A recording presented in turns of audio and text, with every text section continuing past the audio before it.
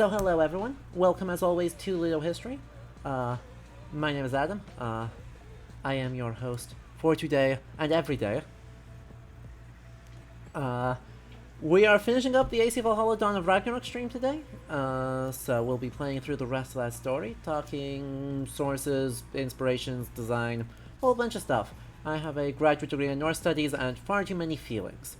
If you miss any of the stream, you can catch it on Twitch for 2 weeks, or eventually it gets uploaded to YouTube where you can watch it as well.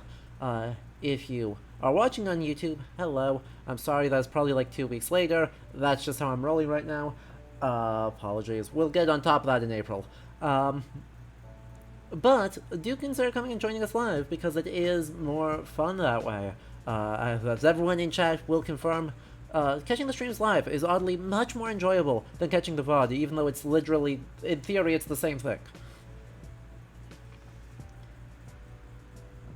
Anyway, before we hop into the game, they apparently released podcasts. And if they release podcasts, that means we need to at least vaguely take a look at the podcast. So, we're going to do that first. We're not going to listen to full episodes because they're 15 minutes apiece, but I at least want to acknowledge their existence. I at least want to acknowledge their existence. So let me pull that up and then we'll switch over to that page. Because apparently they released 5 episodes of this like weird podcast thing that supposedly is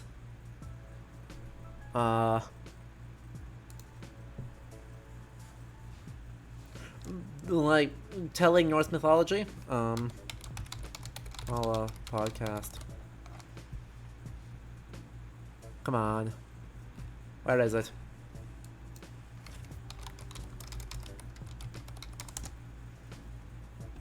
Give me... no. Boo. It's taking longer than expected to locate these. Give me just a second, because pulling them up off of Discord is apparently more difficult than it has any right to be. Assassin's Creed UK. Okay.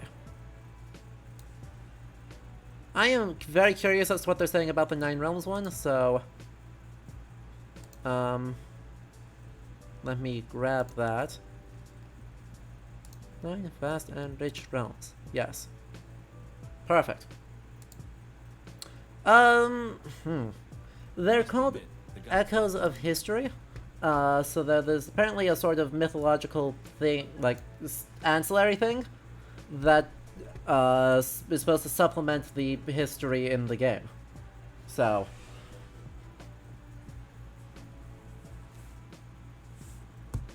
they're not. So they're neither. They're. And this dude, thank you for the gifted sub to Grand Chicken Lord. So what they appear to be meant to be is neither mythology or neither creator commentary nor an audio museum tour. They are instead framing this as the King Gylfi telling us about his discussions with 3 gods named High, Justice High, and Third, telling him about Norse mythology. So let's see. Did I tell you why I went there? No? Well, they dared to play a dirty trick on me. Let's... me, Gylfi, King of Sweden. I fell in love with a woman without knowing that behind her rags was hidden the goddess Geffion. Yep. We had a good time together. Okay. Then I naively proposed to give her the equivalent of land that 4 oxen can plow in 2 days. Except that Geffion cheated. Does this sound familiar? Animals conceived with a giant. Of course, they plowed much more land than normal oxen. As a result, does this challenge sound... cut off an entire region of my kingdom. The gods may have created the universe, but trust me, they are certainly not role models to follow. Okay, so... a strong beginning, oddly. Oddly a strong beginning, because that is the framing device in Chapter 1 of the Prose Edda, specifically the section called Gylfaginning, the deluding of Gylfi. So that's actually just correct. They just, like, paraphrase Snorri there. So, yay. I'm curious what they're saying about the Nine Realms, though. And unfortunately, there doesn't seem to be an easy way to identify what they're saying. I'm Lance Geiger, the history guy, and you're listening to Echoes of History Ragnarok, a podcast inspired by the video game Assassin's Creed Dawn of Ragnarok. Yeah? How much do you know about Odin, Thor, Loki, and their companions? More than you, probably. Dive into Norse mythology alongside gods, elves, magical creatures, dwarves... No, my instinct is that here they're paraphrasing the Prose Edda for pretty much all of their information. As much as it inspired the greatest authors. Right. That is, they seem to just be taking the Prose Edda here. 9 vast and rich realms. Episode 2, chat. Episode 2. Well settled on his throne, Odin can observe his work. He is the creator of the universe. He obviously watches over Asgard, the kingdom of the gods, but he also keeps an eye on Midgard, the realm of men, whom he gave life. Okay, sorry, I am going to be a bit pedantic here. This is an unbelievable nitpick, but I'm going to say it anyway. At this point, if you're trying to at least vaguely reference actual beliefs and present yourself as authoritative, while academic books still sometimes do anglicize Thorn and Ev, really, just use modern Icelandic, Ausgarður and Midgarður. But this is only a small part of his task, because in Norse mythology, there's not 1, but 9 realms. All of them are installed between the branches of Yggdrasil, a Come on. huge ash tree. Tell me what they are. Ymir's body at the moment of the creation of the universe by Odin and his brothers. Tell me what they are. I dare you. So Snorri constantly refers to all the things he is telling us about as being in the sky. Gisli Sigurdsson, teacher researcher. Ignore the subtitles. Gisli, Gisli. I recognize that voice. Gisli Sigurdsson. Reykjavik. I love Gisli. Gisli is great. I love him so much. Numerous animals and the halls and places of the gods. And the halls, we're told, belong to the sun. And Yo. the places belong to the stars. Yo. Since the beginning of time. He is, That's from Völuspá, mostly. We have the Milky Way holding up the dome as the white, transparent tree. And the sun-owned halls of the gods in the North mythology, they can be located. Okay, so, color me actually impressed because Gisli is one of the correct people to be citing here. Signs of the zodiac. Obviously what they are, Before we talk about the reason why Gisli is such a good choice to reference here is that I've actually referenced him several times in these streams. So he is the primary proponent in this century of the idea that Yggdrasil is the Milky Way.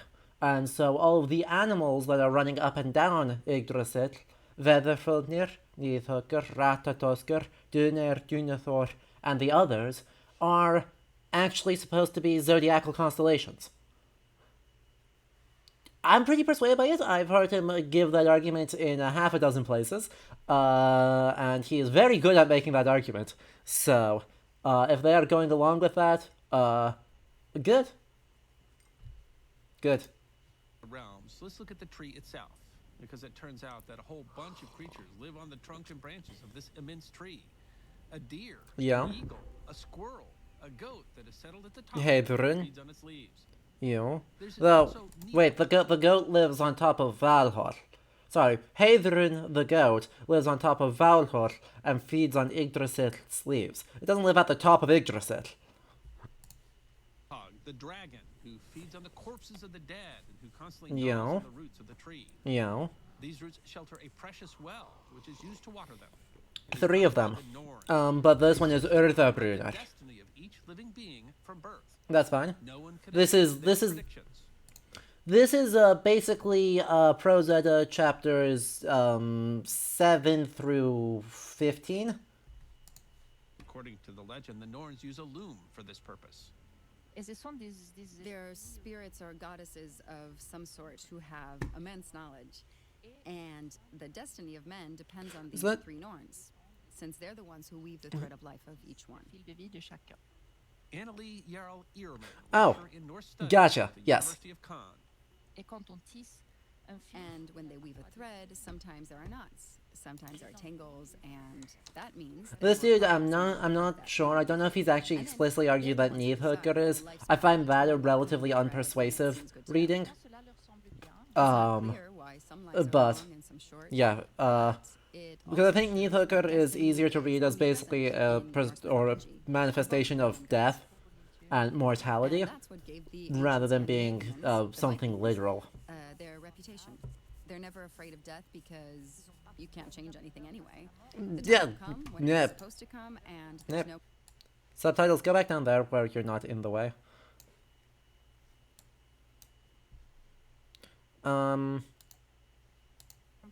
It's not clear why some lives are long and some short. Let me listen to that again. It also shows that destiny is omnipresent in Norse mythology for both men and gods. And that's what gave the ancient Scandinavians, the Vikings, their reputation. They're never afraid of death because you can't change anything anyway. There is one and only one figure in Scandinavian mythology who is completely unafraid of death. Sigurður Fátusbani. That is his whole gimmick, is that he forgets to be afraid of literally anything. In practical terms, while there's been a lot of arguments saying that, oh yes, this is designed to encourage people to not be afraid of death, in practice, pretty much everyone is intensely concerned with their own mortality, and the dominant thread that emerges in the sagas is not one of religious devotion, of being uncaring about death because the Nornir will simply make that choice when they make that choice, but rather being intensely concerned with death because you don't know when your thread runs out, and so your job is to earn yourself glory to live on beyond that point. Right, so, fame is the really, really core thing here that is the counterpoint to fate. And so, what we see in the sagas is that people are intensely worried about dying too soon, dying before they can accomplish great deeds. Or, on the flip side, there's a, trope of the old man who's really pissed off that he just, didn't die, and who tries to goad other people into making bad violence decisions, because they are angry about the fact that they did not die at the height of their glory. So, the only person that this statement was true for is Sigurður Fátusbani, who says on no fewer than 4 occasions he is told that he is going to die, and die quite unpleasantly. His uncle tells him, his mother tells him, Fafnir tells him, and Brynhildr tells him. Actually, I think there's a 5th time. Brynhildr might tell him twice. And every time he goes, I don't care, I would care if I was going to make it out of this alive, but I know I'm going to die eventually anyway, so, who gives a shit? Sigurður is not a role model. The time will come when it is supposed to come, and there's no point in trying to avoid it. Again, that's just Volsunga Saga. The world tree, the support of all things, is constantly enduring the shocks of the universe. Alright, let's see what else we've got here. Asgard and Midgard. The 9 worlds are teeming with life. Eric Lacey, lecturer in language and literature at the University of Winchester. Alright. I know that they had this idea of the 9 worlds that appears in their poetry, in Völuspá, Snorri's Edda. Yo, Hell was given domain over 9 worlds. It's a convenient list of what those 9 worlds are. Probably because it's so obvious to everybody that it didn't need to be stated. I disagree with that. I think because every community had a different count of which the 9 were. So, scholars have taken their best bets, generally following what Snorri says, to see what these 9 worlds are. And I think it's a pretty good stab at what the 9 worlds entail, but it's not going to be 100% sure. There's a little bit of doubt as to what these 9 worlds entail.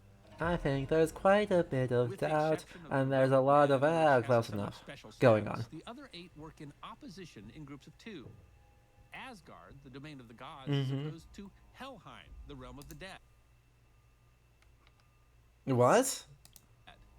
The fertile plains of Vanaheim mirror the chaotic ruins of Jotunheim. That was not the direction I thought it was going for. No? The overwhelming heat of the realm of Muspelheim counterbalances the icy realm of Niflheim. That's The true. darkness of Svartalheim answers the light of the realm of Alfheim. That's Snorri. There's some choices going on there. Alright, so, the 9 worlds that they are listing are Midgarðr, Ásgarður, Jotunheimar, Hel, Muspelheim, Niflheim, Vanaheim, Svartalfheim, and Alfheim.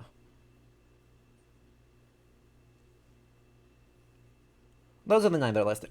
I disagree with this. I think if you have to make a choice, you switch out Svartalfheimr for Niðavellir, which is probably the same place but is an older attested name. So, if you have to choose 9, you choose those 9. Right. I don't disagree that is the most likely list if you had to make a choice.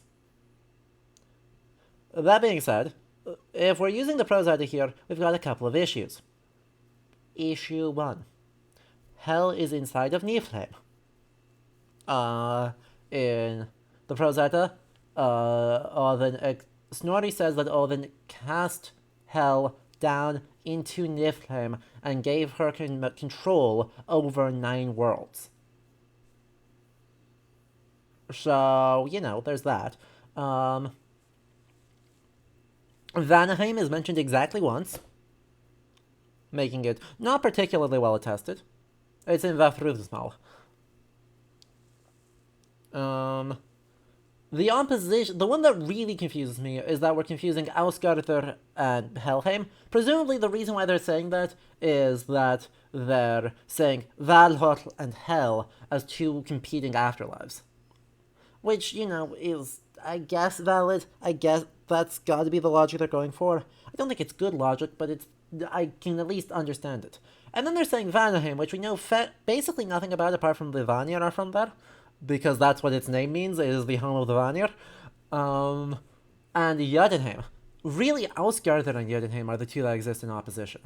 Right? The gods travel from Ásgarður into Jotunheim to do stuff. So, the fact that those 2 are not in opposition, it feels like they're trying to kind of have their cake and eat it too. Right? Ásgarður, Helheim opposed as afterlives. Fine. The other realm of the gods and Jotunheim opposed because we can't just say that Ásgarður is opposed to 2 places. So, I don't agree with that pairing. I don't think we know enough about Vanaheim to actually say anything meaningful about it. Because Freyja lives in Ásgarður. Elfine. Okay. It is precisely in the darkness of Svartalheim, or Niðavellir, according to the Svartalfheimr or Niðavellir. Guys, is Icelandic pronunciation really that hard? Chat, have I just been exposed to the Kool-Aid for too long? Is it actually that difficult? And then, right, if I spell out in chat that, how do you guys read that? Or the other one.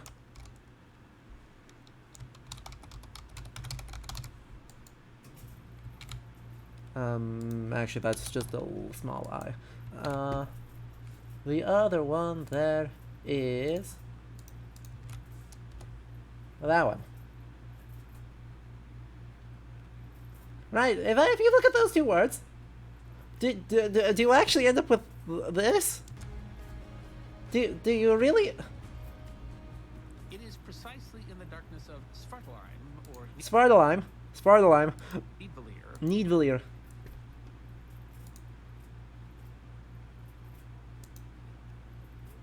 like, is... Have I just drunk the Kool-Aid too much? Because it's... I understand screwing up the in Niederwettler. I totally understand that part.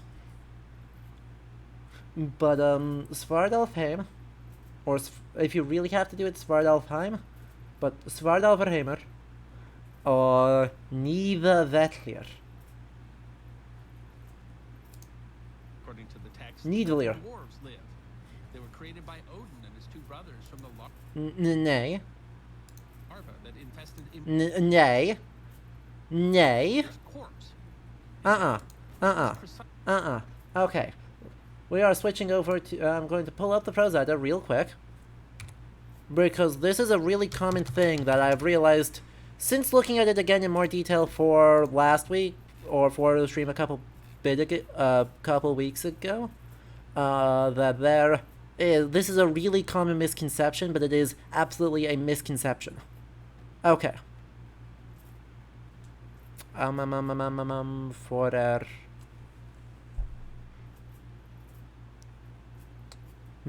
my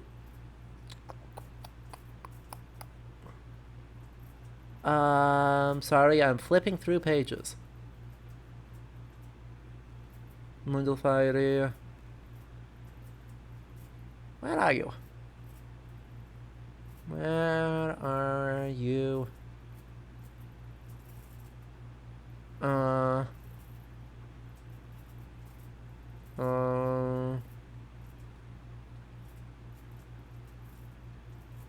on. Bill. Let me tab over in this page. I'll do it in Old Norse. I can find it faster in Old Norse than I can in English, which is not good news. Hanskringler.no/wiki/gilbeginning and Control F. Madkar. Okay. I'm going to highlight the relevant sentence, we're going to read it, and then we're going to translate it.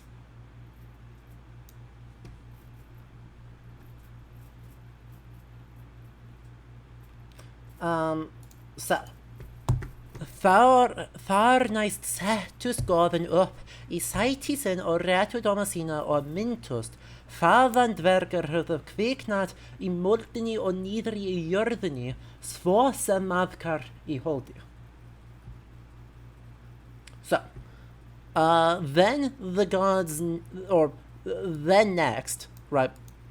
Thar næst is literally their next, or yeah, their next. So then the gods set themselves up in their thrones and began their council, or took their council literally, and considered Fadan, from whence the dwarves had come to life, in literally in the mold, but in the ground and underground in the earth, just as maggots in flesh. This does not mean, as plain as the image is, that the dwarves evolved from maggots. Alright, Amit, go cheer for the football. Good to see you, though. Alright, this 100% does not mean that the dwarves started as maggots. What this is some good old-fashioned European natural philosophy sneaking its way into the Prose Edda. Because it was thought, coming out of Pliny through Isidore, that maggots spontaneously generated in deceased flesh. Right? This is just spontaneous generation. So they come to life out of nothing, because fly eggs are microscopic. So you literally can't see them, and so maggots are thought to just kind of appear. You look at it, something after you kill it, there are no maggots. 3 days later, there are maggots. Boom. The same principle is going on with the Dvergar, not the same event. So the Dvergar seem to be spontaneously generating from the perspective of the gods, not they evolved from maggots.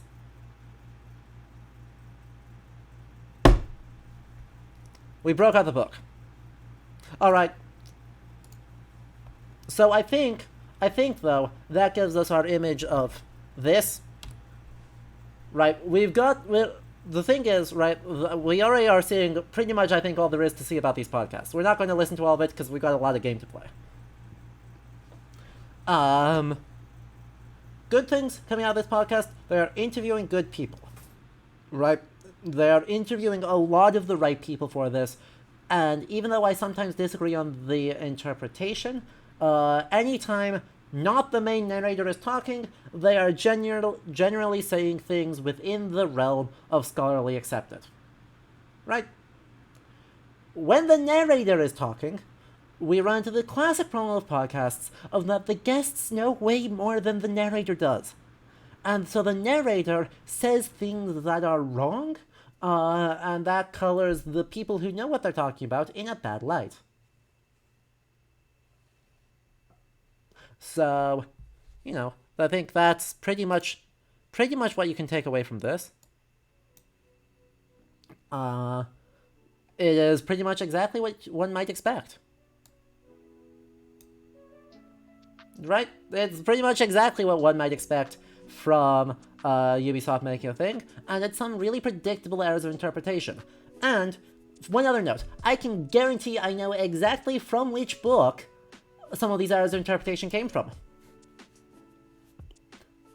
Chat, do you want to take a bet? Do you know what book it is? Because I do. I am more than 50% confident as to which book it is. This dude gets it in one.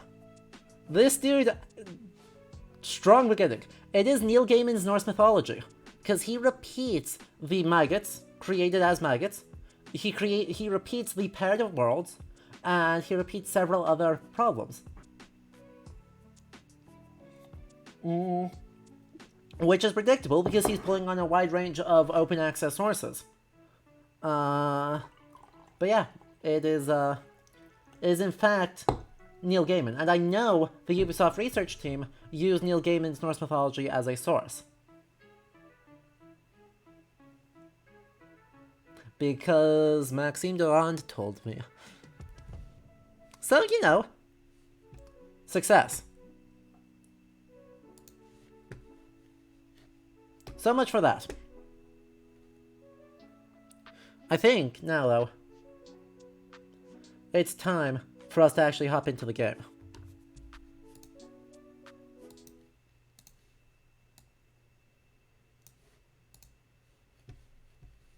Come on. Oh, please. Don't tell me that's not loaded. I had loaded it. Game?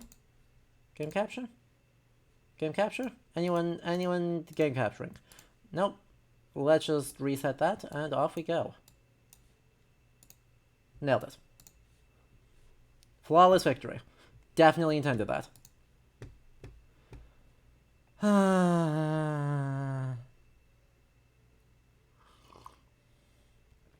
Chat, y'all are like 10 seconds behind me. I was already aware.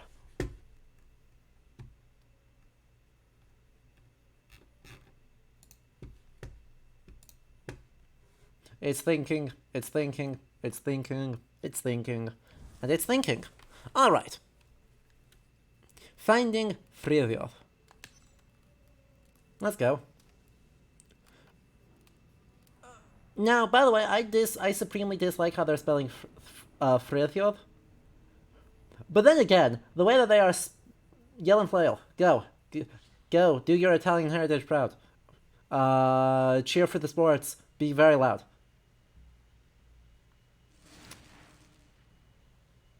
And chat, it's important that we now know, or now decide, what is our outfit for the day.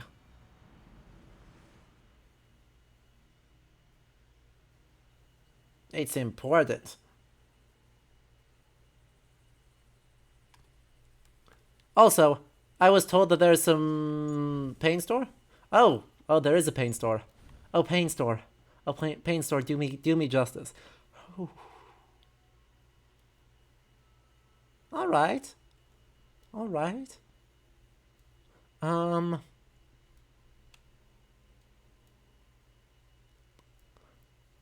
Skyrim out of 10.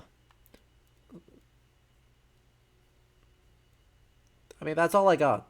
It's Skyrim out of 10.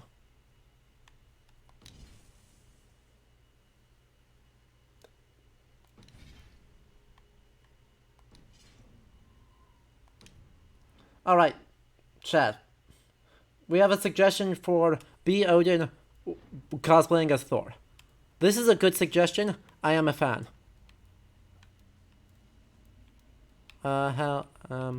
Where is Thor's cape? Thor? Fallen Hero cape? No. Twilight Hood? No. Thor, where are you?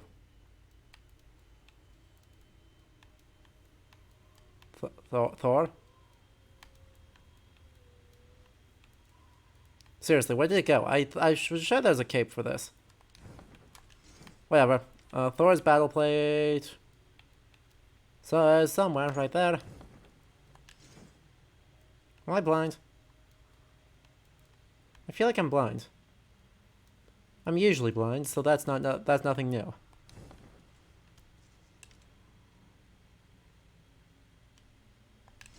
That means we need to be using Mjolnir.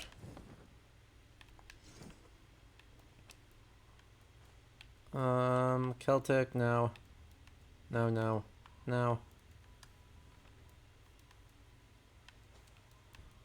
Thor's breeches. Gauntlets. Also of Thor. Thor's helmet is there. That being said, I think we'll wear this to really emphasize the fact that we are Odin, for reasons. And then... Seriously, did I completely miss?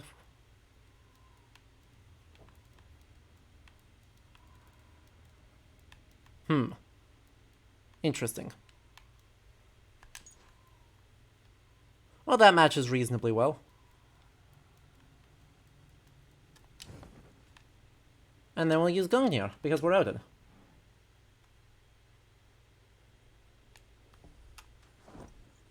Did I just whiff it? Did I just miss it completely? What is wrong with me? Bruce, Egyptian, Brigandine, Huntsman, Galaglag. There it is.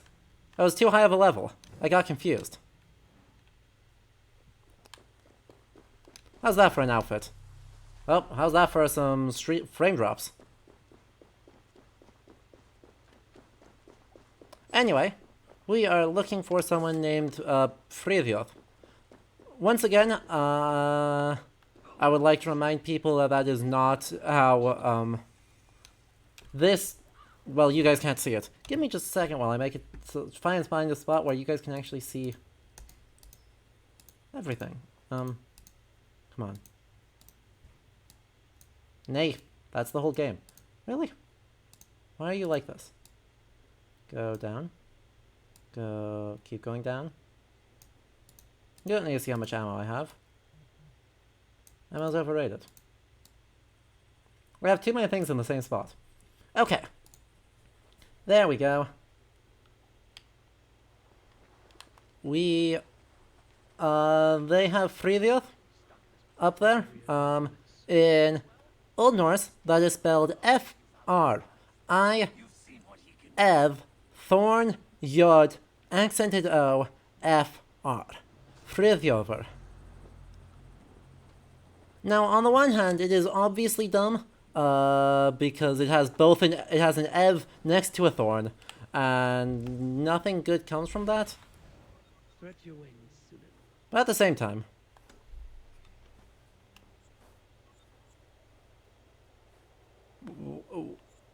it is far better than that. I mean, we do get to this dude in the Asgard arc. We did get to actually do a fighting with Thor, like it is.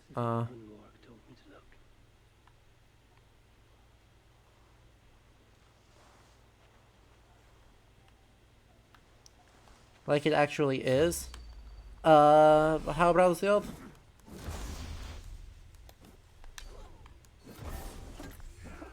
So, you know, that exists. Now.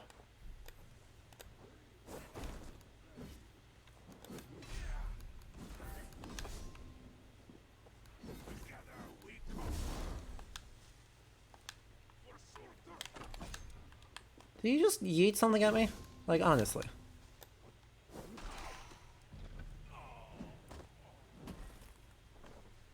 Honestly. They think they can beat me.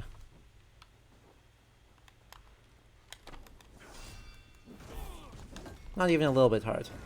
Not that you can actually see, because I can't see. But you know, that's not the point.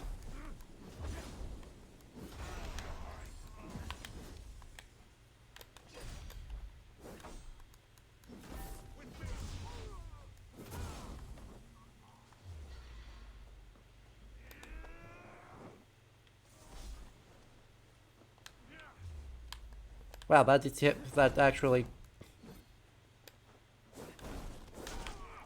Wait, did I just hit someone from behind? With a...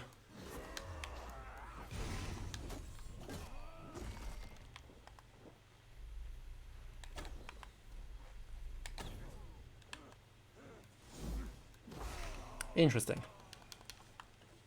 There was some shenanigans there. Ashbringers, worst you oughtn't to invite to a birthday party? Yeah. Yeah. They don't seem all that entertaining, do they? Anyway. Said to look for gold in the streets. Well, there's not a shortage of gold around here. I don't know why it's looking, but that's fine. That being said, I want to go directly up top here, if I can. Because I want a sync point. Because there's nothing I love more than random sync points. Anyway, chat, once again, reminder that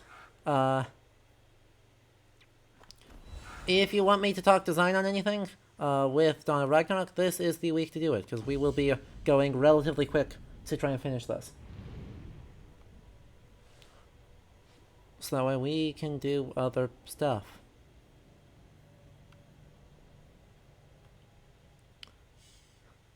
I will say, the game at least is pretty. Right, it has, raw world design is pretty. It just, oh,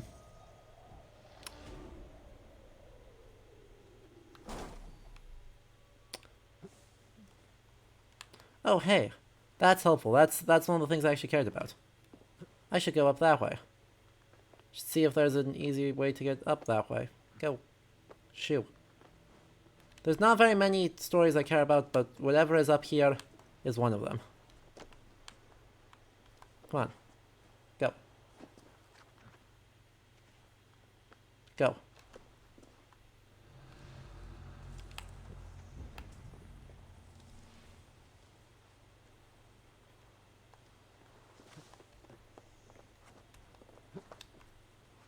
Go farther. Let me walk? Let me walk.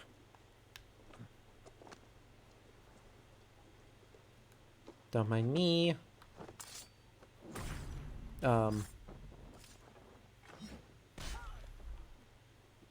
Yep, that worked. Totally intended. Nothing spooky about that. Nope. So nothing spooky there.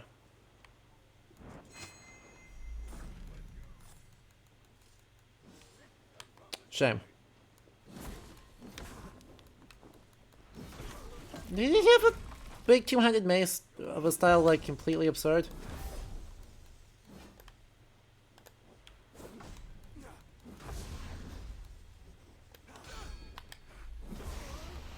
Oh well.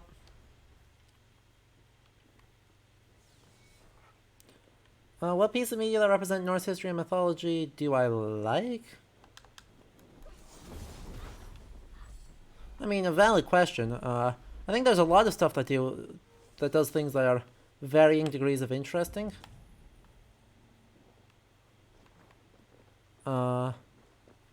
Interesting is Not usually the same as good, but, you know, right, Banner Saga doesn't pretend to be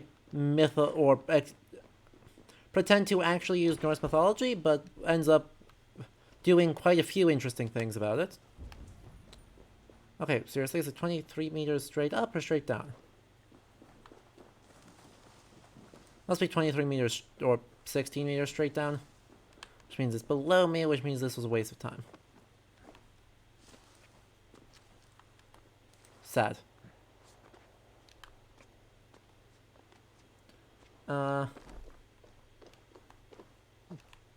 Right, and meanwhile, Age of Mythology goes like all in on the kind of silliness of it.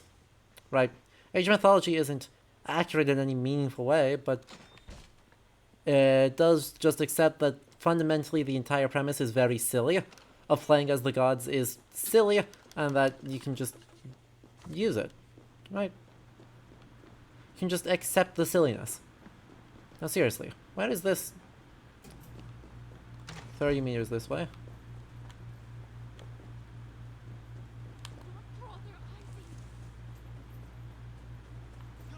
$30 meters that way? Well, what is actually 30 meters this way for me to do? I can't see the thing. Like, where is it? There's another thing that I need to check out. Right there. Okay, if it's right there, how do I actually get into it? It's clearly underground. Do I go through that door and then down? Must go through that door and then down.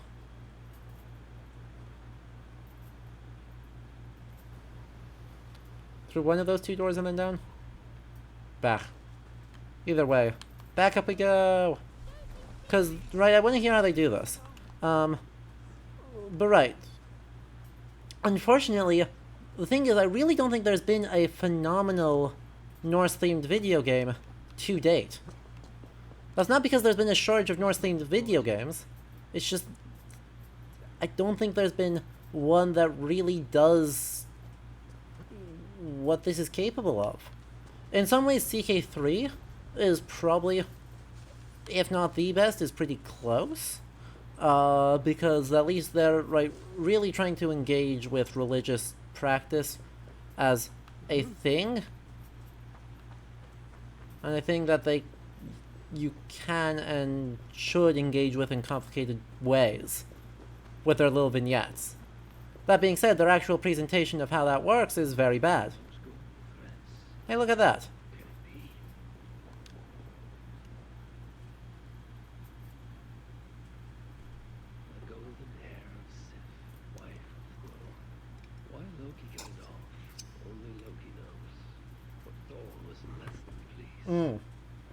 Tried to break every bone in his body.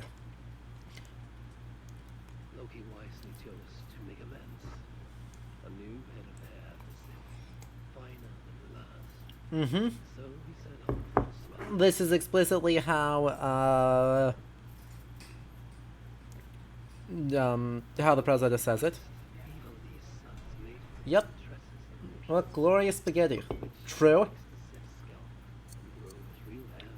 True.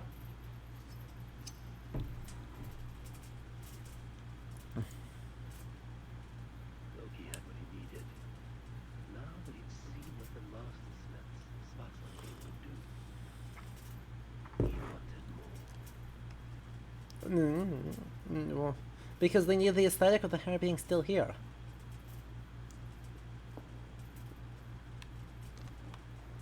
Well, we found it, thank goodness.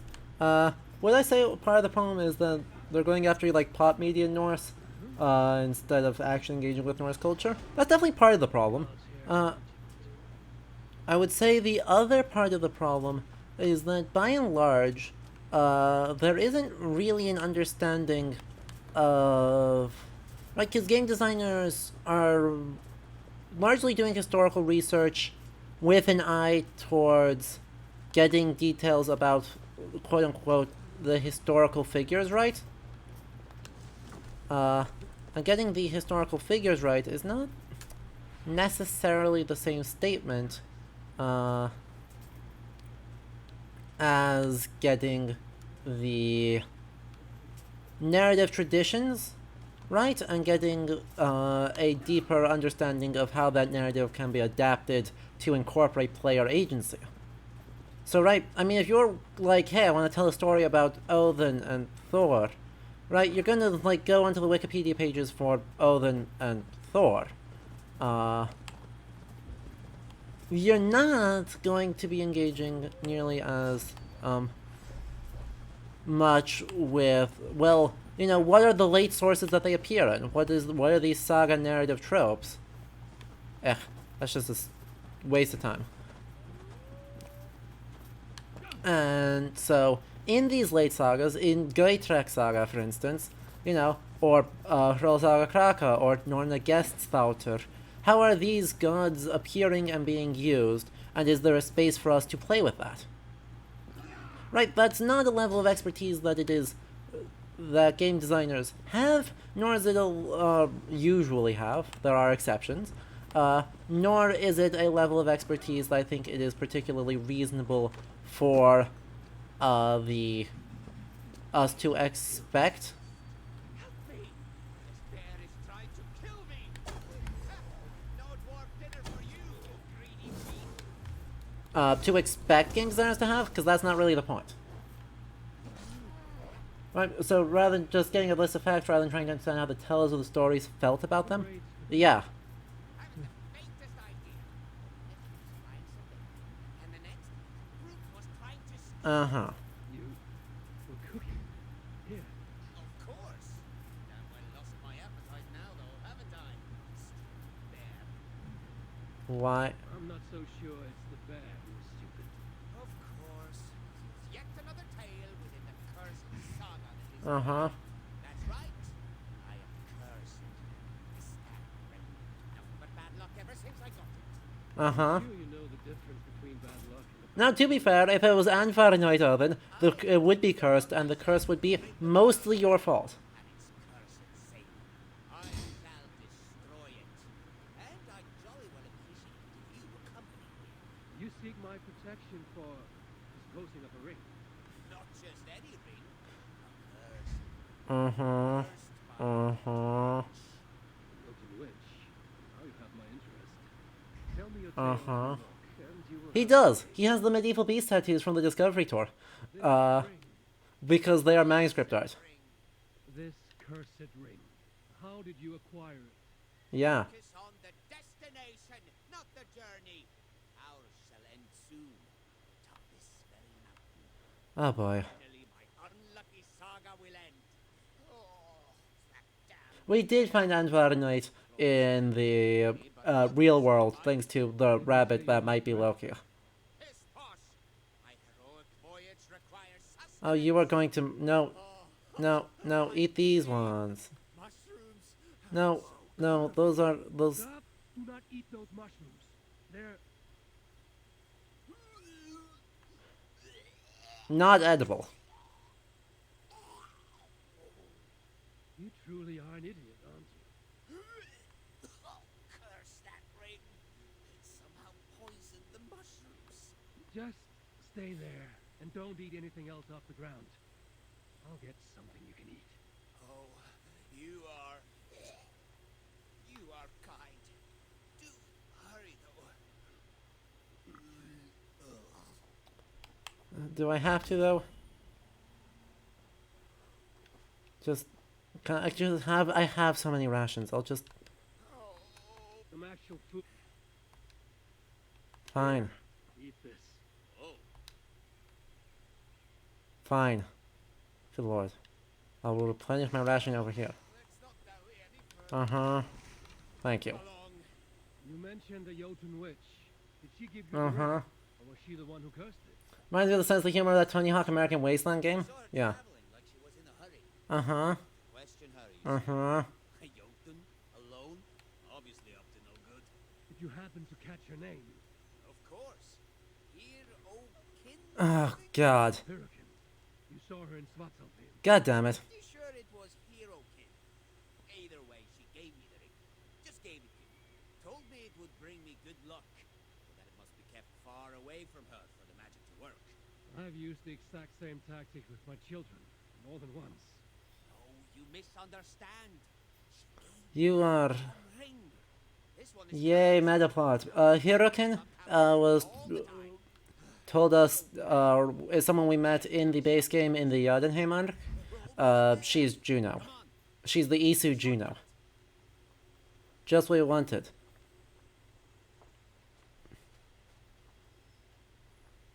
Yay. Yay. What's that? Get away! Get away! Jormungandr himself! There's a... Are you done? I smote it with Mjolnir. You know, I reenacted Hemiskvila. The path is surely clear enough for you now. Well, the land could be flatter, but I suppose this will do. Now, let me tell you more of my Why my bad fortune It will literally help make the... literally help make the meta plot Kool-Aid. Less, chance of being overheard by further dangerous animals. Yes, good thinking. My words cannot be lucky, they are unspoken. That's not how that works, but, sure, yeah. Yep. Yep. Good lord.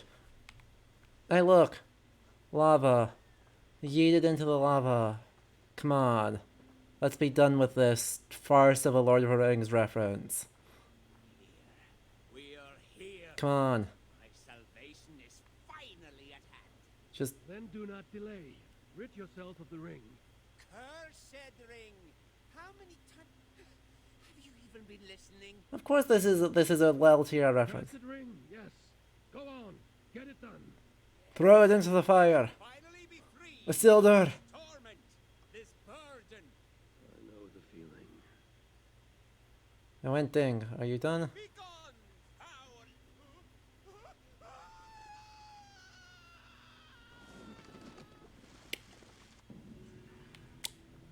Very unfortunate. Well then.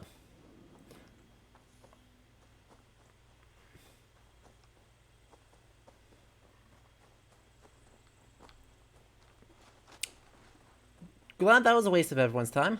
God, was there anything redeemable or interesting to talk about in that story? Or in that world event? I don't think so. I don't think there was anything. So, yeah, let's go meet Friðjolfur, I guess.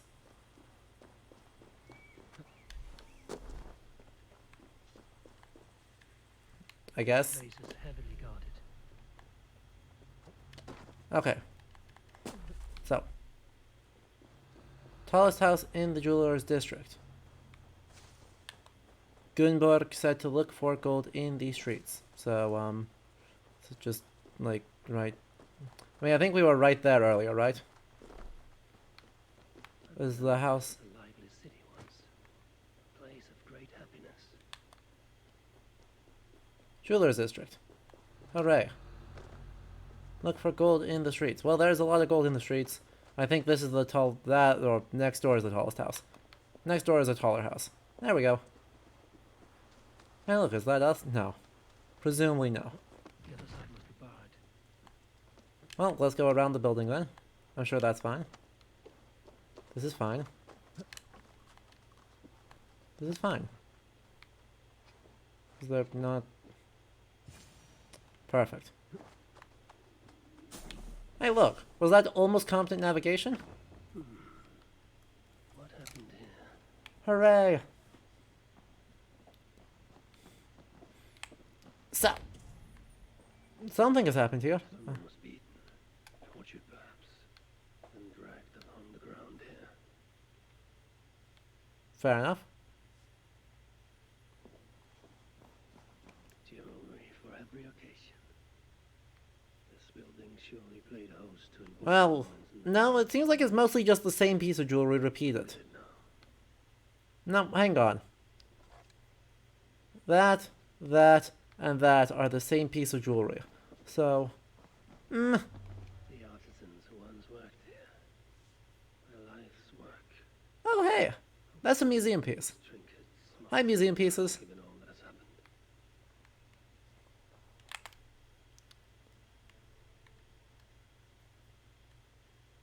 Not exactly very detailed rendering of it, but, you know, pretty sure that was actually a museum piece. So that's neat.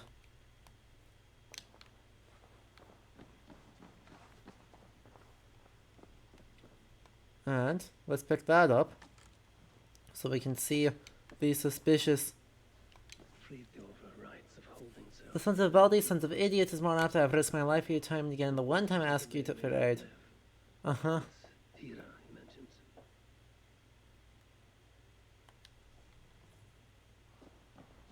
Uh-huh.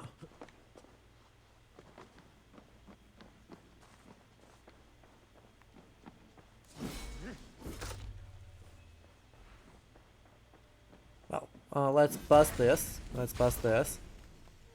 Let's move this. And see what the sneaky thing behind here is. What do we have here? Another thing. Vivaldi tried to warn Freythjokur of increased Muspel activity in Uldar. I wonder, did he get to see this message? Mm-hmm. This place was used to exchange messages, but Freythjokur was careless. The Muspels found out, ambushed him, and took him from here to the holding cells. Then I need to get into the smelting foundry. Yep, we sure do. And we can just quietly run away. This is fine. Now the question is, are we going yeah, we're going in up there. Alright, that's fine. Should be very doable. Just yeet this guy. Yoink. I'm sure that'll help me not at all, but you know, that's not the point. The point is that it might help me a little bit. And I could get away with it for basically free. These relics Suter seeks. I will seize them for myself and use them to barter for Baldur's life, or to end Suter's. Uh-huh. Okay. Well, let's talk about, we're close to meeting Thriviolver, so in the preparation for that, let's actually talk about him. Because he's actually technically a mythological figure, sort of.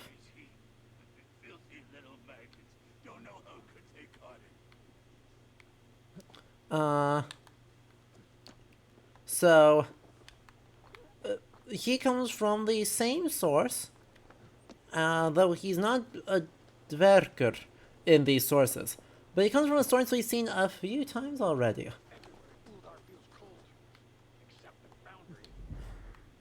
That... Feel the smelting foundry's heat. See why the Muspels keep prisoners here. Roast the hope out of them. Poor bastards. Uh-huh. Well, right, so it's a source we've come across a few times already. It's called, well, it's a series of two sagas. Firstly, Thorstein Saga, Vikingson, which is where the mentions of... Mm-hmm. Okay. Sorry. The two sagas that Thriviolver comes from are Thorstein Saga Vikingson, which is a saga we've heard mentioned quite a few times, because it is the source for Asa and Glöv, the two quote-unquote children of Surtur.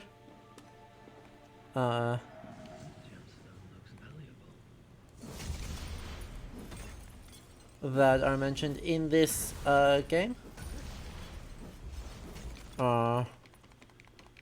The other is Friðjol Saga in Freikna, the saga of Friðjolfr the Bold, which is a sequel to, well, technically Thorstein Saga is a prequel, but you know, close enough.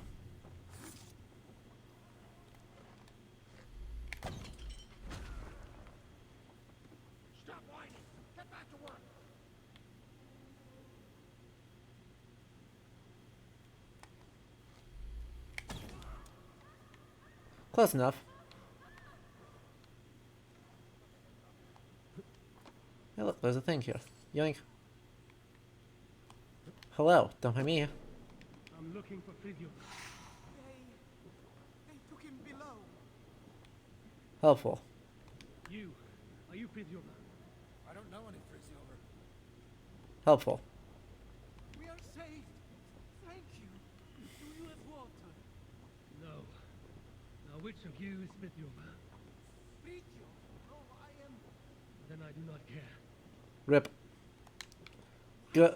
Just say you are Fritjo. Might have gotten us out. What do we do now? We escape. They just captured us. Don't mind me. Hey look, another sword.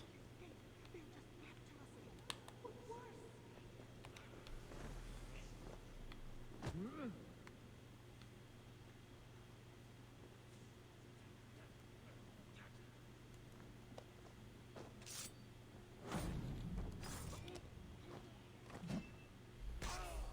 Perfectly sneaky, don't mind me.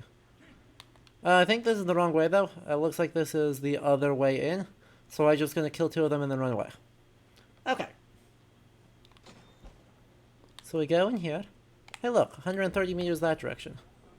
Well, we're gonna have to track that way.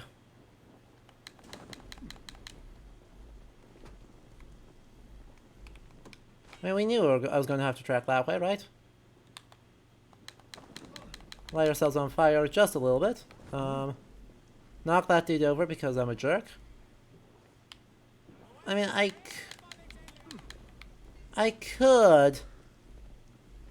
I most certainly could solve this problem by just turning into a Mospec. Oh, that's not even like in this room. God dang it. That's not even like in the area. It's 45 meters through a wall. Heck. Alright, fine. Fine. I guess we can take this shortcut around through here. Sorry, I just missed the compliment though. Compliment request from the game. So, once again, it is still a fairly deep cut.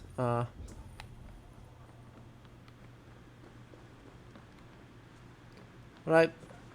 Fridio is not a very well-known figure. In fact, I'd go quite so far as to say the opposite. Whatever the opposite of that is. Fridio.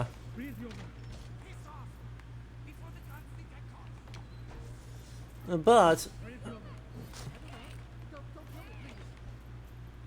we're just gonna cause havoc, don't worry. Fridio. You there?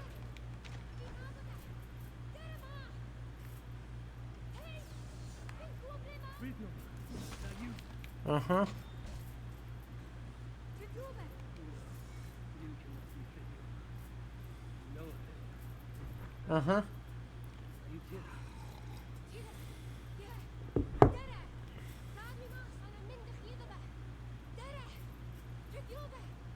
Do you even know where he is?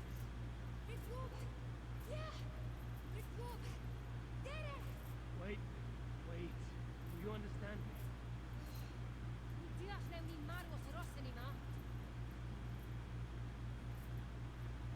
What language is that? Just stay behind me and keep quiet. Hold your tongue.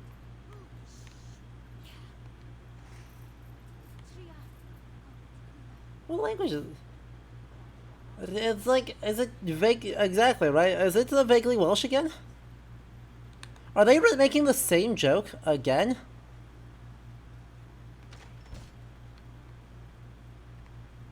Because they already made that joke. It wasn't good the first time.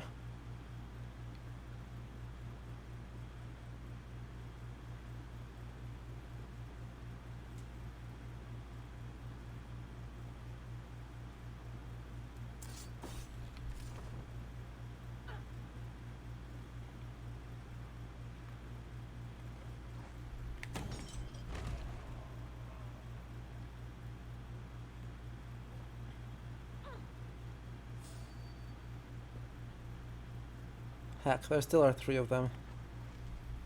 And I can't get a kill on that, so...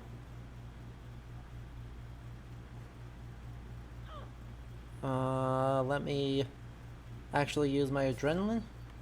Nope.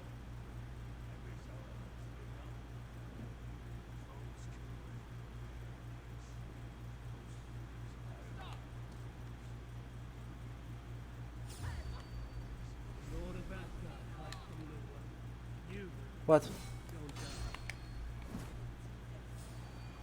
Easy. Not even a little bit difficult. Come on. Where are you going?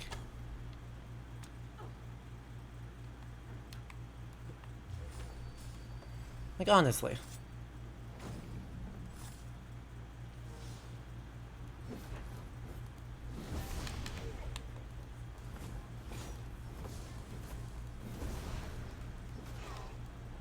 Kill them both in one strike. Let's go.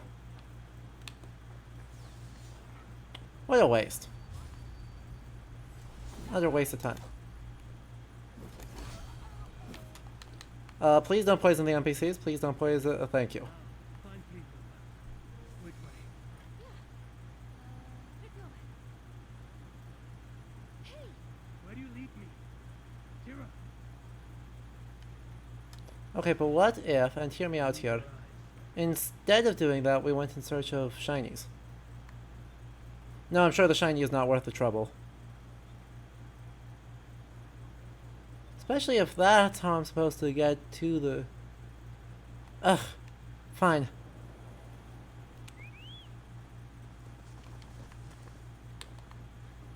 Getting to that shiny isn't difficult, it's just annoying.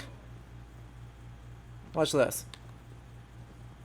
I don't have other milk... Yeah. Oh, you mean Ukan Vasara? The hammer that's probably based on Mjolnir? I don't have another Mjolnir though. Also, yes, multiple compliments in the wings. I hear you. Well, never mind what I said about this not actually being difficult. God. You're a jerk. Fine. I didn't want the things anyway. Vasara, where are you? That's me on here. There it is. Hammer and other hammer. So, compliments. I guess for the first compliment we're gonna talk... You don't know... Friðjólfur, I mean, talking about Friðjólfur is difficult in this situation because there's actually very little about him that's related to the Friðjólfur in this game. Right, Friðjólfur and Freyja. And this Friðjólfur currently have 0 things in common, so that's not really a compliment, so much as an observation. Tira. Good name. Like Tyr of Asgard. Never mind. We should hurry. No, that's not Welsh.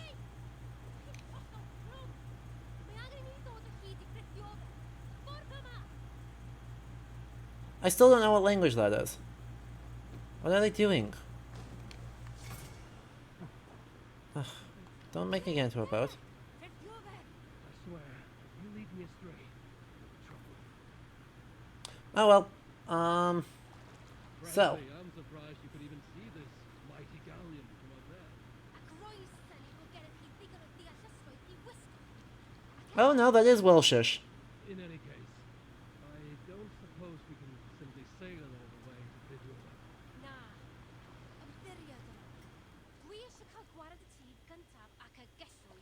Then, the saga of Havi and Tira begins. Don't say anything too noteworthy. That's a good lass. Let us find this relic. Yes. Yes, him too. Lead on. Yeah, I don't know what they're doing. Also, I don't know what the NPC is doing here. I don't know.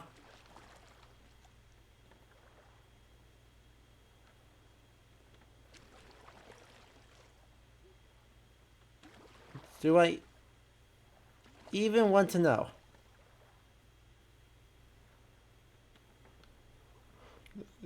Come on, party hard. Party harder. Party hard? Honestly, I'm gonna get into my own boat. I can't... Oh, you are kidding me. Right? This is a bad joke. Right? Tell me this is a bad joke.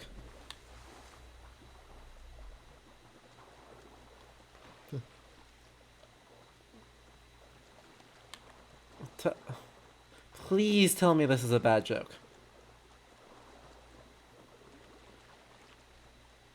Chad, you're asking me to fish out compliments for this.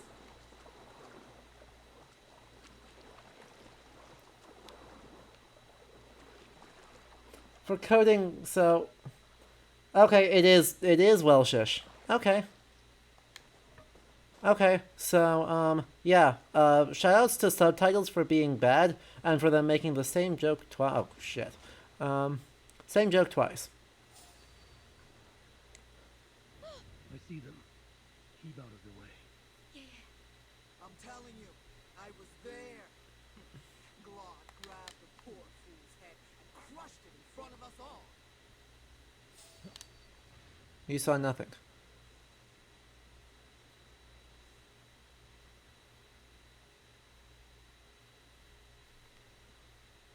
Hello. Sneak. Okay, so, I mean, I guess compliment one is that Tira... Well,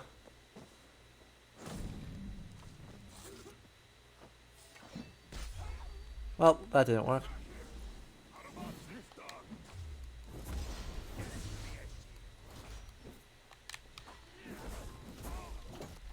Fine. Right, the compliment is that Tira's clothes are fine. Right, I actually quite like...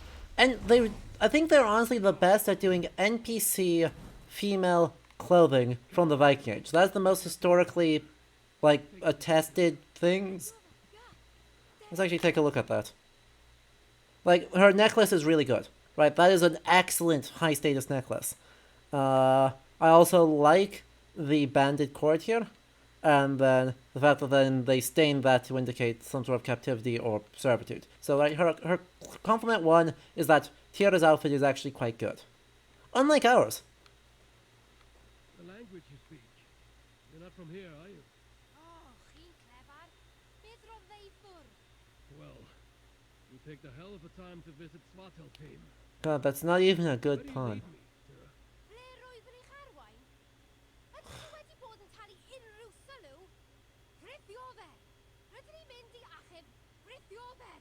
That isn't... very well. Yeah.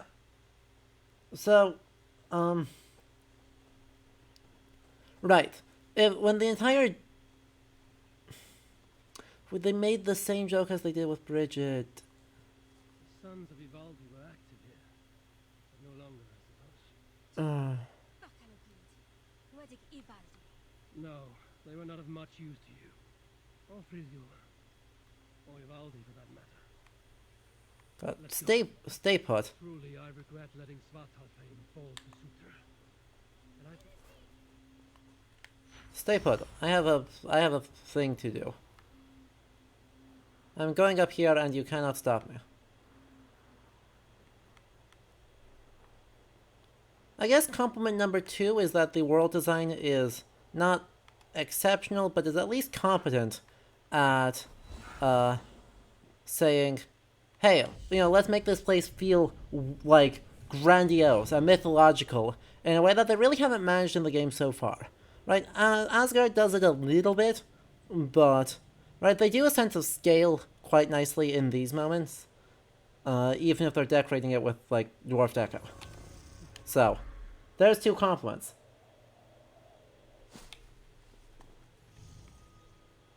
Seriously, if I desync from that, ugh. Again, with there being a thing, and then they refuse to acknowledge there's a thing. This is the 3rd time it's done that to me in this playthrough. So, now we get to see loading screens. Yay. Now, here's the problem with what they're doing with Bridget. It's quite easy to understand the problem, actually.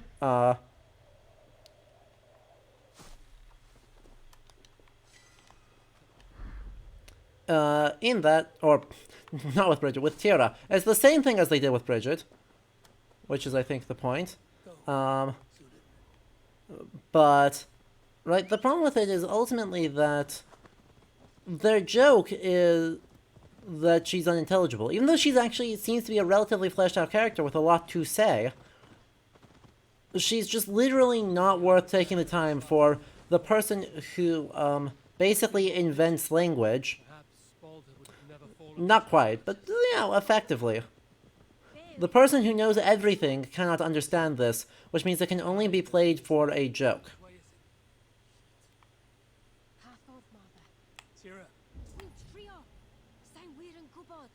That's what I get for trusting a dwarf.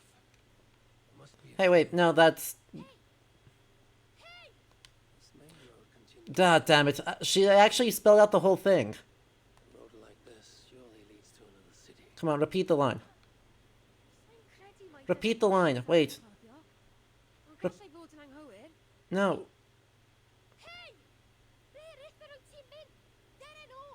Are you out of your mind? Something or other. The road heads west, and there's fresh tracks from a cart.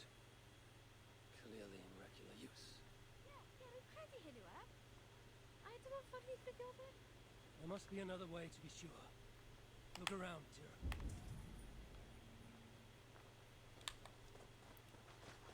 Hey, look at that. There's a runestone. Intentionally damaged and written in a strip. Again, all-knowing. Also,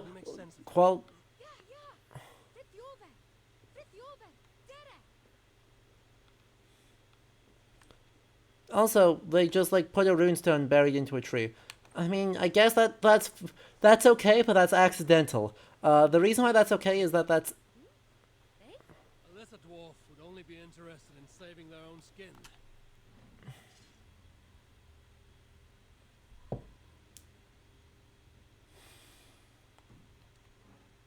This journey, determined to save Frithiof. Let me take a look at that. Where did it go? I just saw it. That is... You know... That's a good question. Runestone... That's some sort of dragon figure. I think this is a Norse runestone. I think this one's from Sweden. But the styling is a bit weird. Right? The styling is definitely a bit weird for a... like, contemporary Norse runestone.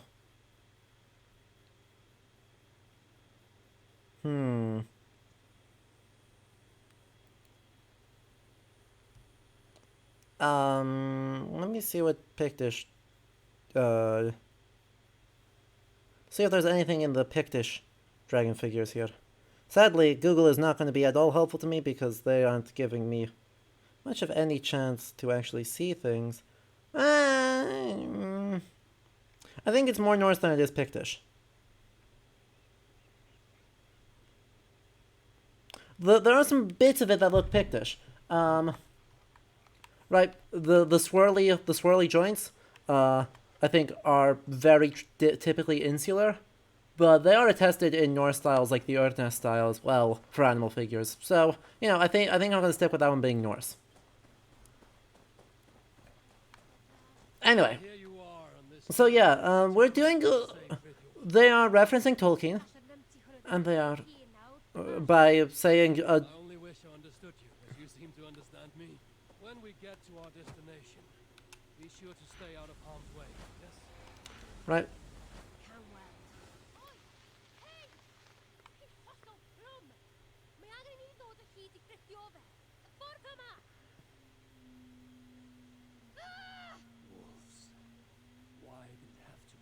You have two pets named Wolf and also Wolf.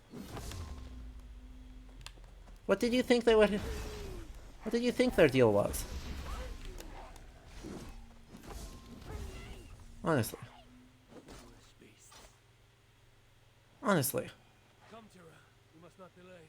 What must be done. The relic is what I seek. And now Frithiover is no more than a stepping stone. So, now, Tolkien in The Hobbit says, you know, dwarves are decent folk as long as you don't expect too much from them. Thing is, Tolkien was doing an anti-Semitism, because the Dvergar are pretty clearly, or the dwarves are pretty clearly based on Jewish people in The Lord of the Rings. And so the fact that they are just repeating that by saying dwarves are not heroes, they are selfish and generally uninterested in others, but as long as you don't expect too much, they might be okay. Yeah, that's repeating some high-value anti-Semitism. So I don't feel good about that. It wouldn't have taken a lot to simply not do that. Right? Make the dwarves out to be actually decent because they have been nothing but okay. And yeah, you could pass this off. You could pass this off as being... Is this where they dig for relics? Odin is a jerk. But I don't like that. You think Frithiover's here? Time to find out. Wait here.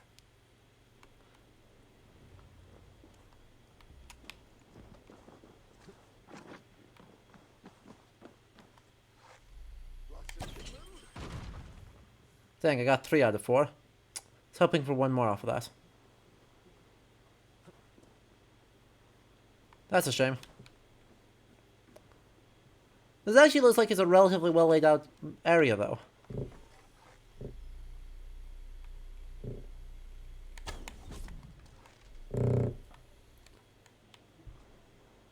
But not a ton of guards. There's a few more down there, a few more over there. I assume if I get careless, there's going to be like 5 quadrillion guards that magically appear out of nowhere, but you know, that's neither here nor there.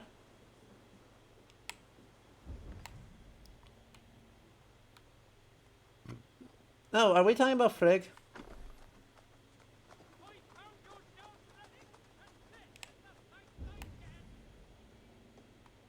Well, I heard him. Ah, I whiffed. Forget her. Wanton little tart. Sinmara. Now that's beauty. She'd sooner rip off your ballsack and slit your throat than look at you, soft cock.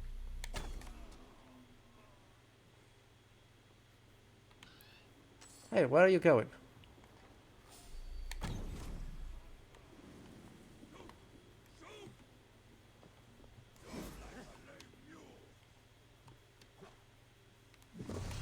Really? I overjumped that?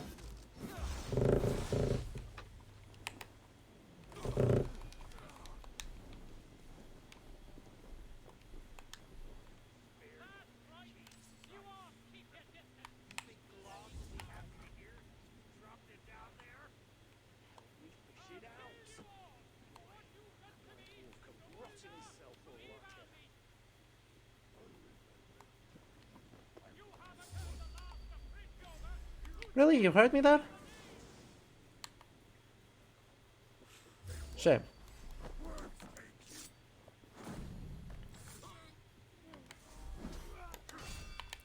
Shame.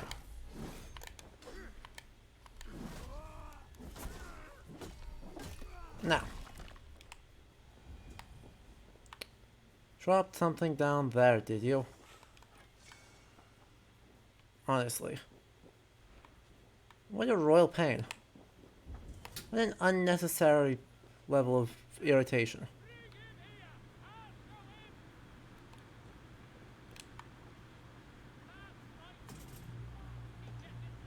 Uh-huh.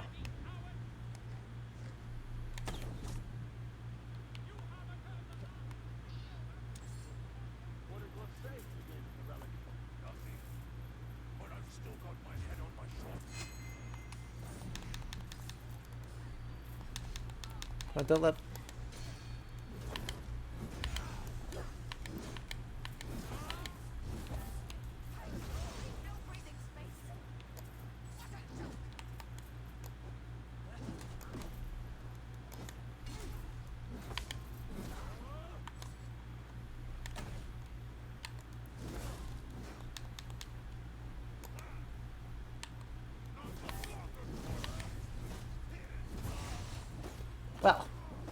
Hello, Valhalla. Good to see you. Yes, the game is treating me like it sure is a video game.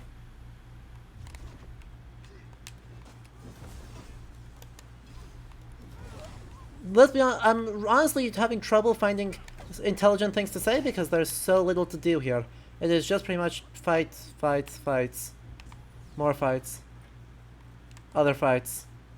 With a bonus of some fights. I actually do need to grab the moose belt power, don't I? Heck. And this dude, with the gifted sub to Vomada. Enjoy all the emotes, friends. That's power of rebirth. That's not helpful. I don't need that one either. I don't need that one. What I do need is a turn into lava power.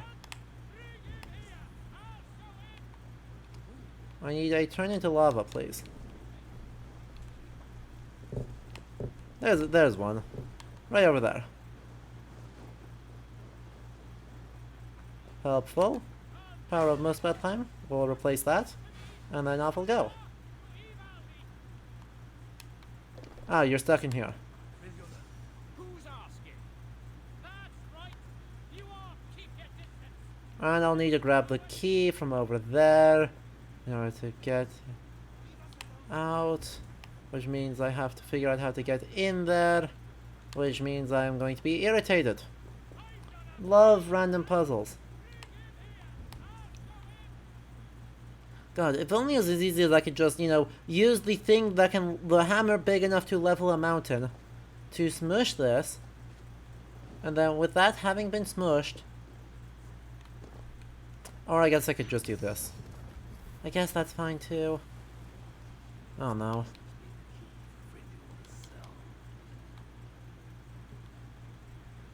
Looks like I could have exploded something over there too.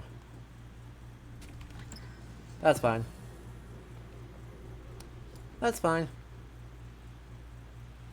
Anyway, you. They've been yelling a lot about Lilith, but first, you know, let's actually meet Thriviolver, and we'll see how this works. Well, I know of only one cursed thing. It blinded me. Where is it now? Get me out of here, and I'll tell you where to find it. Can you walk? I'm blind, not crippled, but one wrong step and I'll be taking a lava bath. Then I shall carry you. Fine. Stay quiet. And you watch your bloody step. Fine, fine, fine. Luckily, we already cleared our exit, so that's not a big deal. Yep, I watched my step beautifully. Okay. So, Freddy Oliver is actually, in the... Ah, heck. You're gonna make this complicated, aren't you? That's alright. I can go out and then I can go around. Okay. That's fine. Are there other relics here? No idea. That's totally fine. So, in Friðil Saga and Fragna and Thorstein Saga Vikingsson, which apparently are two of the main sources that they're using for this, Friðjolfur is actually a descendant of Asa, and therefore a descendant of Haulogir, who this game conflates with Surtur. He is a human prince. He lives in Norway. Wait, where am I? Why am I going that way? Oh well, she moved. And so, right, he does pretty much does standard legendary saga shenanigans, if I'm honest. His saga is not terribly interesting. The thing that's most interesting about it is that Thrivioldur is technically Swedish. He is in love with a princess named Ingebjörg in Norway. Her uncles do not want her to marry him, yeah. And so they put her in a place called Baldursholm, I believe.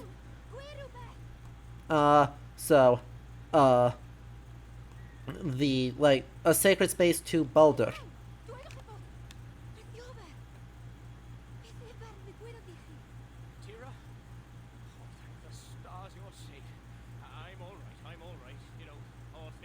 Cutscenes. This one got you out too. Cutscenes. Not one for small talk, are you? Isn't that everything a dwarf says? Not bad. Just keep your breeches on, yeah? That relic I found? A moose took it to the palace, I think, yeah? What is it? Damned if I know. Moment I yanked it free from the ground, there was a blast of bright white light. That was the last thing I saw. That's not what I asked. What does it do? Other than blind, unsuspecting dwarves? Uh-huh. I don't know. Moosefools didn't seem sure either. Hence taking it to that bastard scholar up in the palace. This palace, a Muspel stronghold, I What do you think is the one up right up there? Sharp one. Evaldi was commissioned there long ago. Einar's there now. Piece of shit. What do you think? One who'll have your relic. Aina. Yes, Zoe, it is one of the Discovery Tour tattoos, which are early medieval beasts from the Gospel books. So don't you believe a word he tells you. You get a chance, you kill him. I shall judge who lives and dies. Where is this palace? If it's not the one directly behind Go us. by the dig site, you can probably see it. To the south. Modest little place, sitting atop a great bloody rock. Modest little place indeed. Very well. Hey, look. I shall take this relic for myself. What will you do now? What's it to you, whatever your name is? If I find you have lied to the Lord of Asgard, I will want words with you. You? You're? Oh my days. Well, look. I got nothing to hide. We'll make for the shelter. Yeah, your namesake may have destroyed a sacred place to Odin's son, but you know, that's fine. If you're true to your word, That's fine. we shan't meet cross paths again. That's fine. But yo. So, Ingebjörg, back to Friðrik's saga. He basically goes, wow, you know,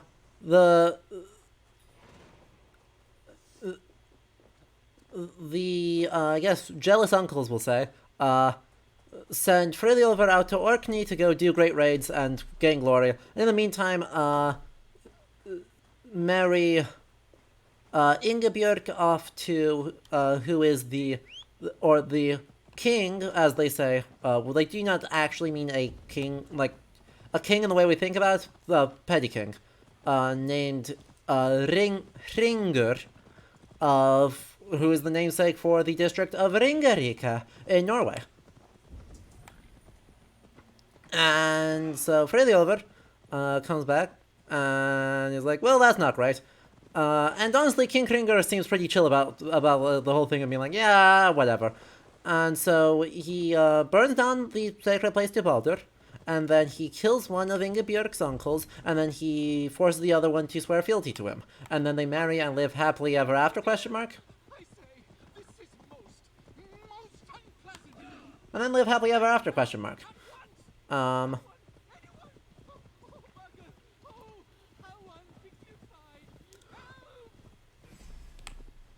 undignified. Let's see.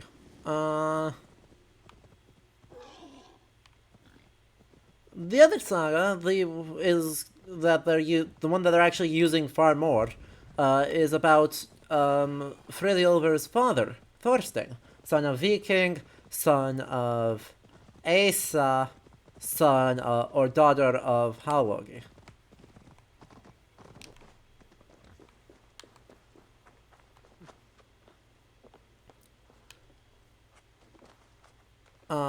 Oh, there's a...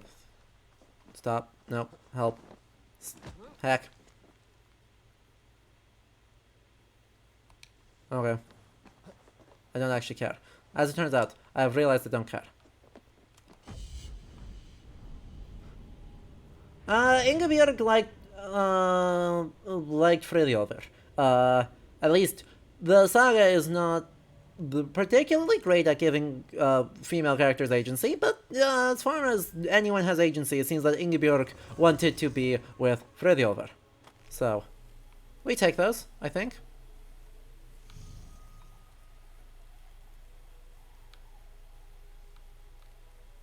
But Friðrikr saga, Or sorry, not Frithios. Which one is it? Words are hard. Heck, there are 2 locks on the thing, one of which is right there. Come on, climb.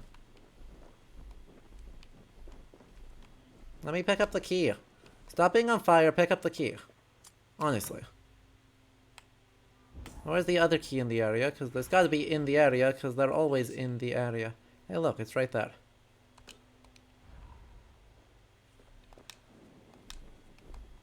So. That's not true.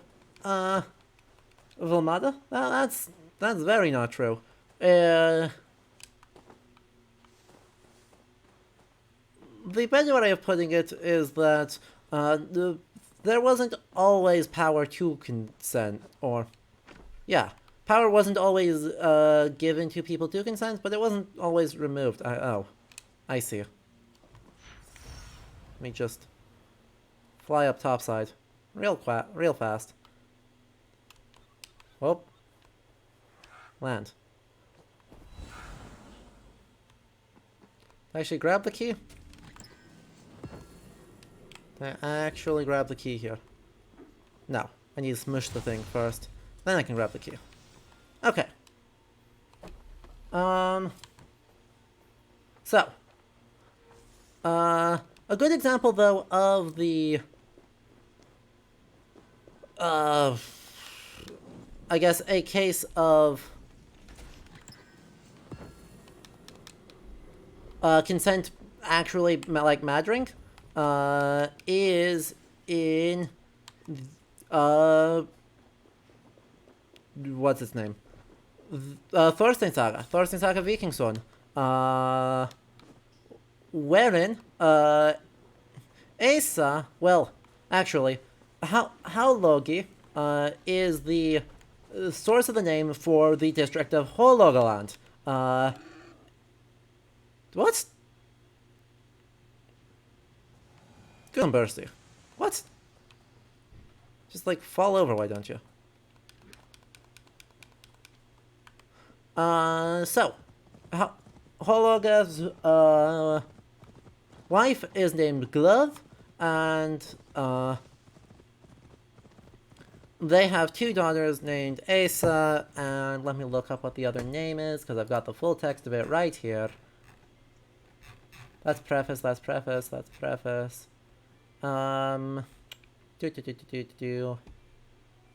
Amiria. Asa and Amiria.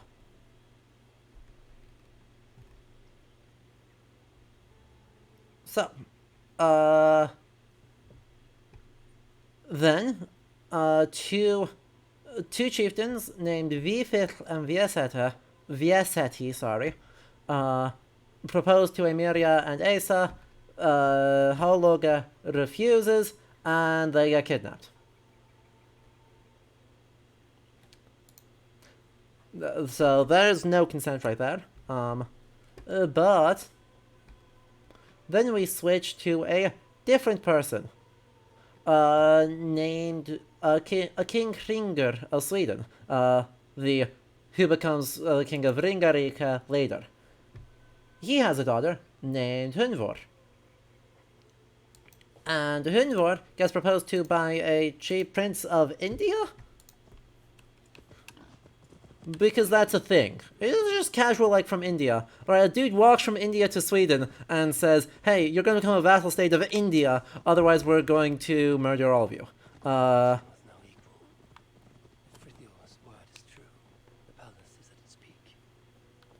To which they're like, okay, but like, so, he's also like, you know, to make it seem legitimate, I'm gonna marry Hunvor, unless if, within 4 days, someone, enters a duel to the death with me, and whoever wins gets everything. To that place, the Hunvor recommends, we should go find the kid of Vieseti and Amira, who's named Vikinger. He'll probably be able to do that, probably, maybe. They live at this point in Bornholm. So, Denmark, technically, but the saga is a little bit unclear where the places are actually supposed to be. God, do you have to climb as slowly as possible? Please. I understand that you're trying to climb everything and being lazy by doing the climb it slowly approach. But I don't have another choice. So if you could make it not be painful, that would be lovely. If you can make it not be totally painful, that would be lovely.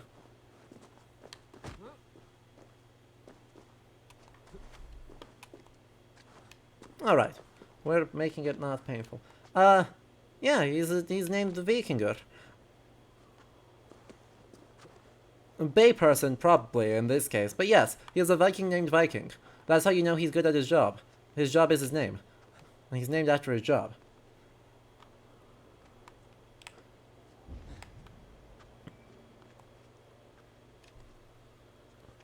But, yes. They succeed, and then Hunvor marries Viking, and their kid is named Thorstein, about whom most of the saga is about. Thorstein is not appearing in this video game. Which is probably for the best, if I'm honest. If I'm being totally honest, this seems like it's for the best for him. Good on him for having the dignity to, skip several generations and just, not appear.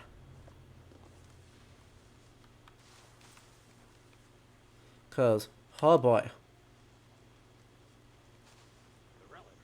Not our place to ask what it does. Gluck wanted it, Gluck got it.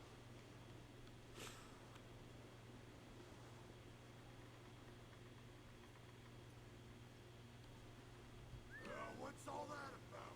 Come on, come up here. Come up here. Thank you. If I miss, I'm gonna be upset. There we go. There's 2 of the 4. There's another one over here, by the way. We'll just, yoink. Let's go around this way, and goodbye.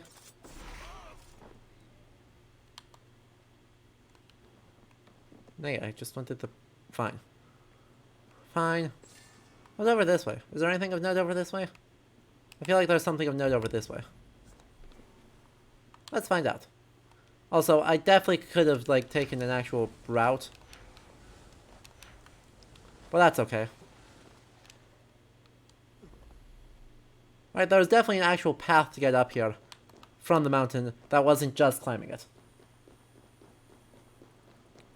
Well, yeah, don't forget, So, Thorstein Saga Vikingsson, despite being more accurately pseudo-mythological than mythological, does basically say, hey, guess what? All those things? Yeah, they're all... Cat.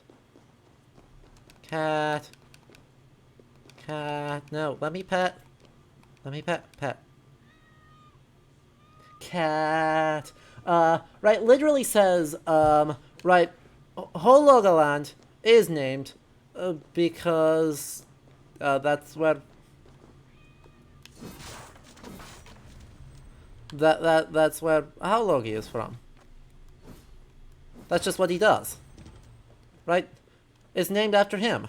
And Alfheim is named, there are 2 rivers. And so, from them, we get, named Alfheim. And so, things and stuff. I shouldn't have grabbed that. I just discovered a new way to polish silica stones into lenses. Okay. Sickness on the other cat did in fact break them. Also, why is your cat named Swan? Who named your cat Swan? I mean, that's not even a good cat name. Cygnus is a solidly mid-tier cat name on its own base. And then you named your cat Swan.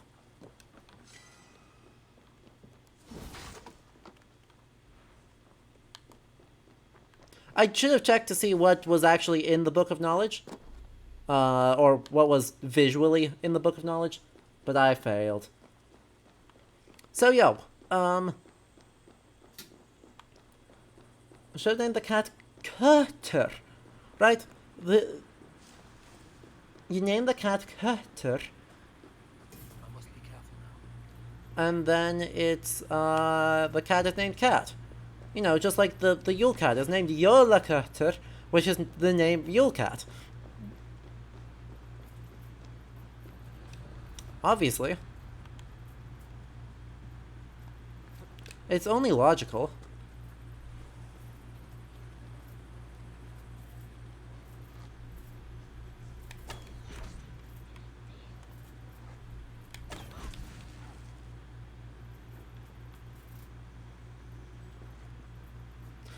Naming cats after food is also a good choice.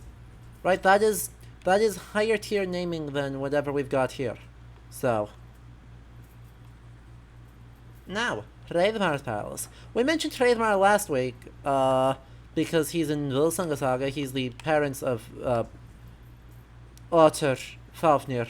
He's the father, sorry, of Otter, Reyn, and Otter, Fafnir, and Reyn.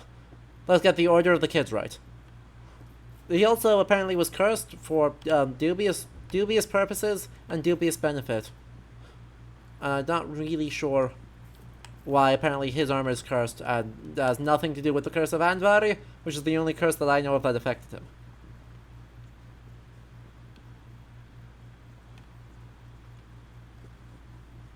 Anyway, this place is in real shit condition, so let's get out of here.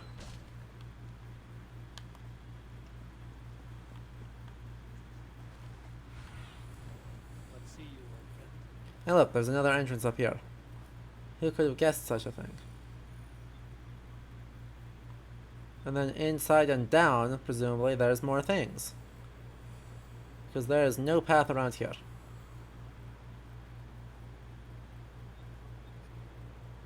Is there a way up here that isn't, like, bad? Please tell me there's a way up here that isn't, like, bad. If I fly all the way around here, find that the only way up is to climb up the exterior of this mountain. Oh good, no, there is a second way. Okay, but like that's a dumb... Peter, that's a dumb reason and I refuse to acknowledge it. So, I don't count it.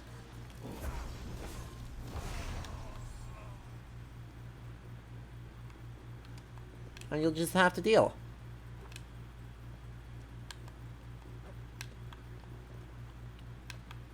Yes. It is in fact exactly that, stylistically, this dude. It is, well, it's actually three different things combining here. The two dominant ones are actually Scandinavian styles, done up, it's a Scandinavian style, sort of, done up in a, Gothic material, sort of, with, decorations in Dwarf Deco, definitely. So, right, what's going on in the building here is basically, right, we take a look at this, and let's get above it. This is, a not, I guess, impossible, but not a very good reconstruction of what's called a god house. A sort of, Viking Age building that's probably a predecessor to the Stavkirke, but would be this kind of hall type thing with a raised central roof and a palisade construction. That's vaguely what I've got going on here, though these wings are a little bit big. I would prefer them to be a bit smaller and the rest of the thing to go out here. Instead, what I've got is like this classic T shape, which is a specific variant of cross. So, accidental Christianity away. We've got the dragon shell shingling from halls and Stavkirker from Scandinavia. And then the big thing, though, is that those should be wooden. Everything about this should be wooden. The fact that this is stone primarily communicates that this is mythological, but also practically communicates a sort of castle-like design. Right, that this is in some way more I guess a good way to say that is, I guess, more mythological and more fortressy, because it's been turned into a castle by being stone. And since it's a castle, we end up getting vague bits of like Gothic influence in it, on it being a castle.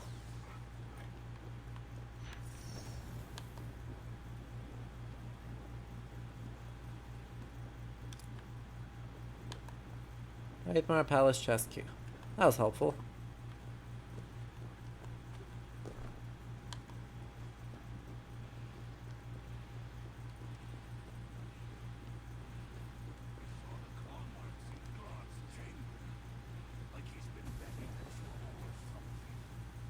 What?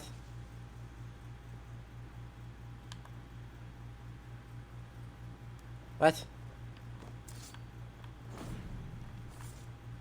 Okay.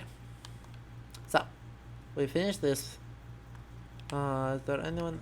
Oh god, there's 2 more up there. This. Uh-huh. Yeah, obviously yes. Remember, glove means embers. It is a feminine noun. The one time it appears as a name in the mythology is for the wife of Hologa.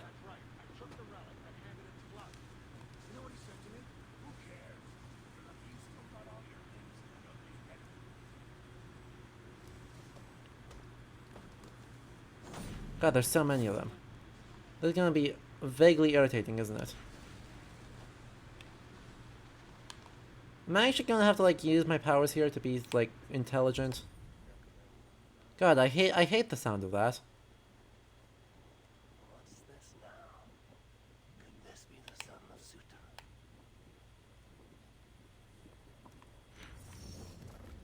Oh well, nothing for it except getting into a big fight for minimal benefit.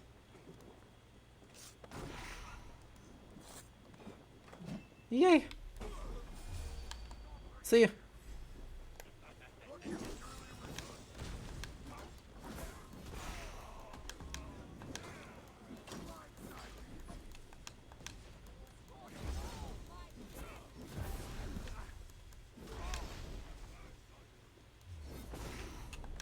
Good. I have the honestly optimal. The optimal person to be using for this, which is Mjolnir, whose whole point is very good at murdering Jötnar. And I'm sorry, I don't care what this says. These are a variety of Jötnar. Hey, look! Is that another? Is that another hammer? Is that another hammer we see? Look at how dumb it can be.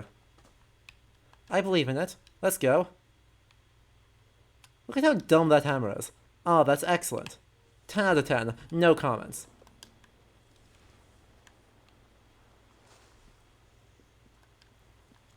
This palace was built by Hreithmar, beloved king, as a testament to the resolute will and unsurpassed wisdom of dwarven kind. Well, that went well, didn't it? What the heck? I got someone over there? What? Remember that dwarf we caught with Boromir? Kept screaming he had the keys to the treasures of Valhalla. That liar died so. Gotcha. Ah, heck. That was such a good idea, too.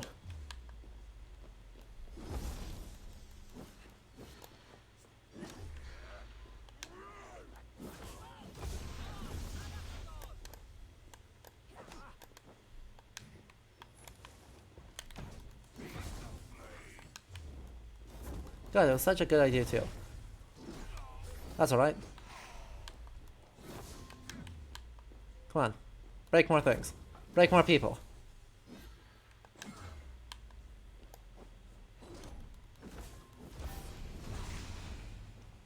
Break everything. Hooray. We did it. Is that a mini anvil on a stick? That is precisely what it is.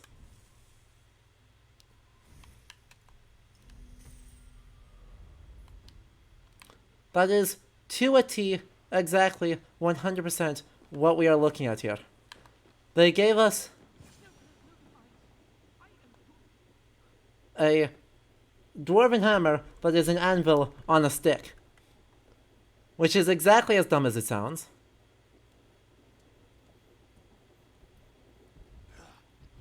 You have failed me for the last time. You don't understand! Uh-huh. Now it lies dormant. Useless. Uh-huh. The only means to awaken it. I've searched everywhere, but of all these records, rest assured I will... The purpose of the... The only purpose it has served is drawing out vermin.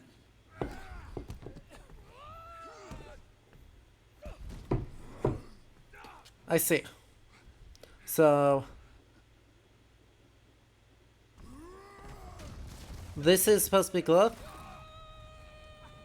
Ooh. Ow. That hurt a little bit. Oh, come on, I've already killed them. And those aren't those are more modern tough pieces.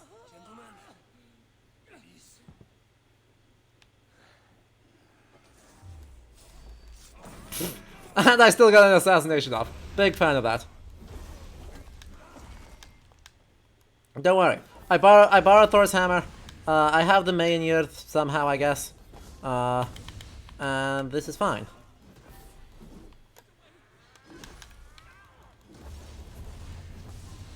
This is fine. This is all fine. See? Totally fine. Do you work together? Do you though? Because it seems to me you just kind of die.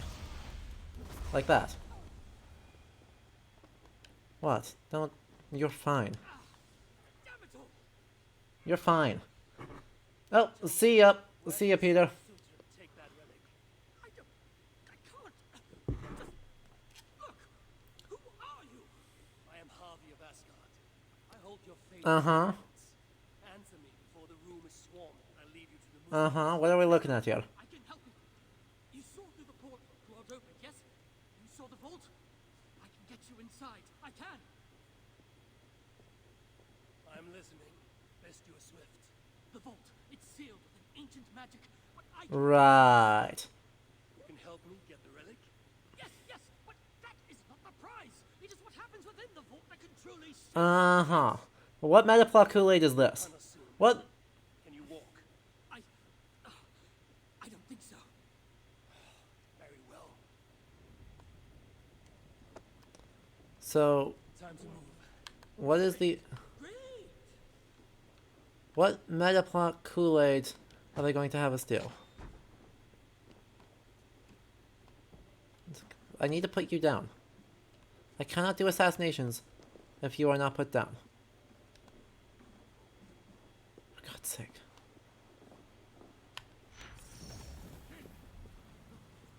Fine. We'll cheat. Just move fast. You said you could be evade. Tell me how, traitor. Would you stop calling me that? Mm-hmm. I may well have worked for the Muspels, but that does not make me a traitor. You wrestle with reason like a rabbit wrestles a boar. Uh-huh. I can see through your lies before you even think of them, traitor.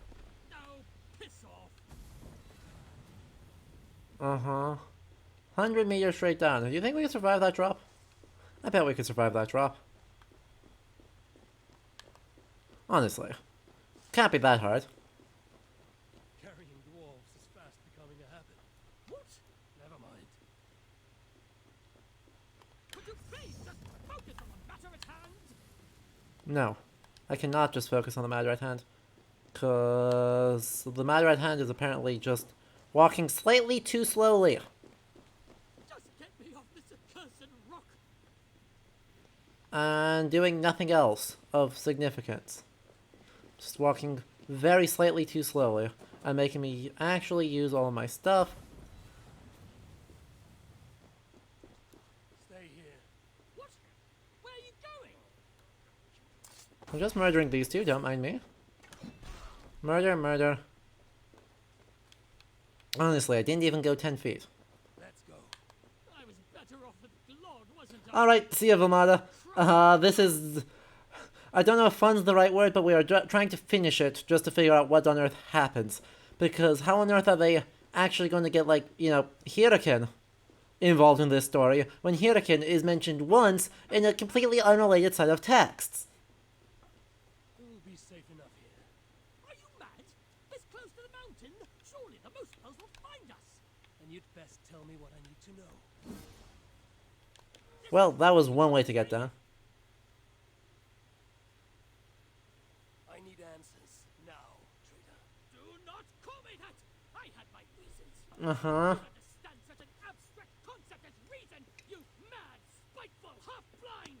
Choose your next words carefully. They may be your last. They have my boy. The moose pelts. I only did what I did to save him. Oh, hey, wait, is this thematic resonances? You save him, I'll do anything you ask. I'll damn well walk you into Glod's vault myself. Stop! My boy.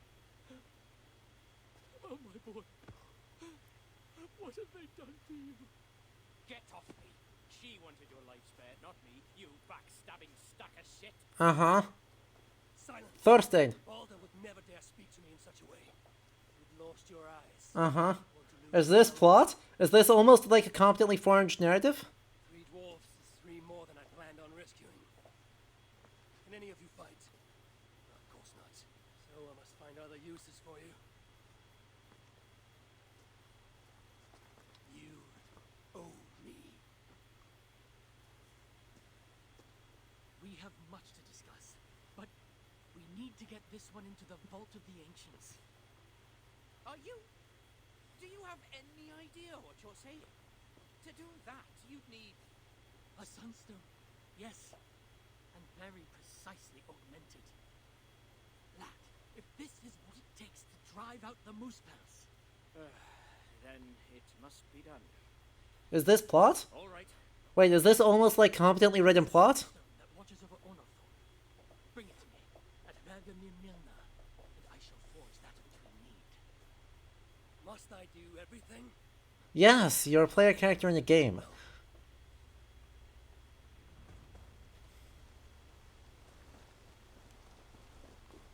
Fine. 600 meters.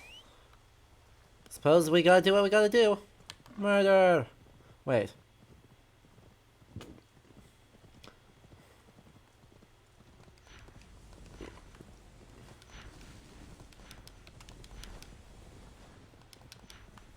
Okay. Recover all of our things. You know, I do bet the script did say unintelligible in it. I'd be willing to bet a not insubstantial amount of money that the script said that the line was unintelligible and the voice actress just did stuff.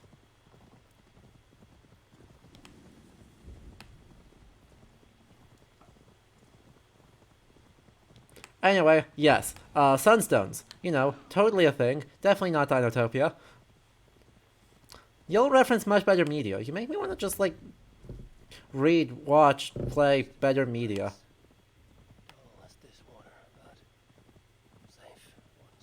Let's see if this is anything interesting. I bet it's not. Shush. We'll let you read your line again, don't worry. I need to see what the shiny thing is, and whether it's not something I care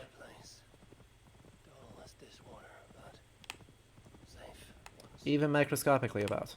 A simpler life, one that has been denied to me, thanks to Loki, not to mention my own occasional foolishness. Do you actually have like an interesting thing going on? Hey, what is it? Why the wailing? I don't know. The dead person next to you. The dead person next to you might be. Okay. Speak freely. Uh-huh. I never got to say goodbye. Fixing the roof in these days. When he slipped and fell, and now he's Uh-huh. I see. Perhaps it's not too late to help him. It's a bit too late to help him. Nothing I can do for him now.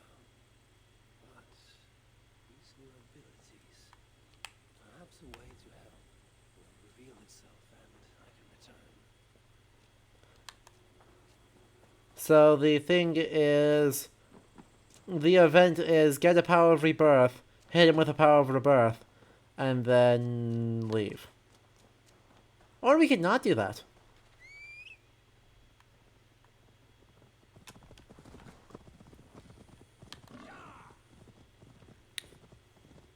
Role-playing as the jerk we were always meant to be. Look at this go! This... yeah.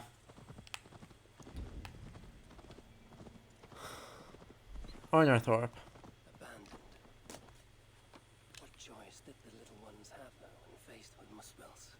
Mm-hmm. Now, Aina said the Sunstone watches over the village. Hey look, it's right there. Are those rats? You wound me, game. Thinking that I would play your nonsense involving rats even one more time. Oh heck, that was not what I wanted to do. This tiny village. That's that you. What? No, let me land. Let me land on this. What? Honestly, what a waste. Just, like, not registering my button. We'll have to climb up the old-fashioned way. Hey, look, it's gone. Nothing. Whatever stone was here has been carefully removed. No scratches, no scorches. So it was not taken by Muspel hands. You're gonna make me play... When I was a child, my brothers and I would rob the fairies. What? Wait, what? Such innocent times. No? I remember how the fairies sometimes got wind of our approach and would try to hide their What? treasures. Fairies, dwarves, they all think alike. What? I must search the nooks and crannies of this village. Leave no stone unturned. What? This shows promise. What? Huh?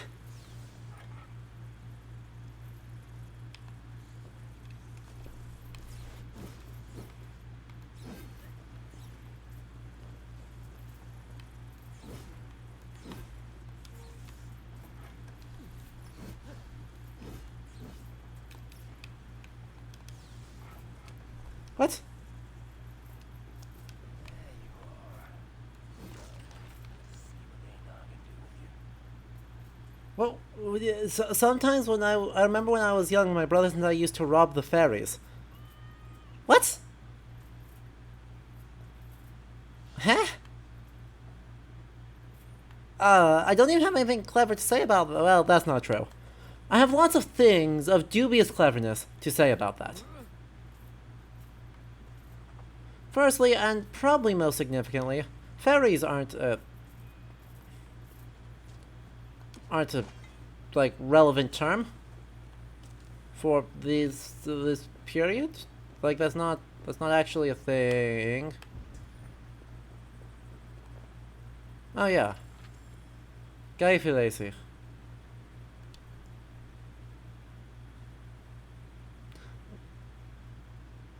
Shrug of every wound except those caused by what? That isn't a heroic deed. That's like not even a parody of a heroic deed. It's just not a thing.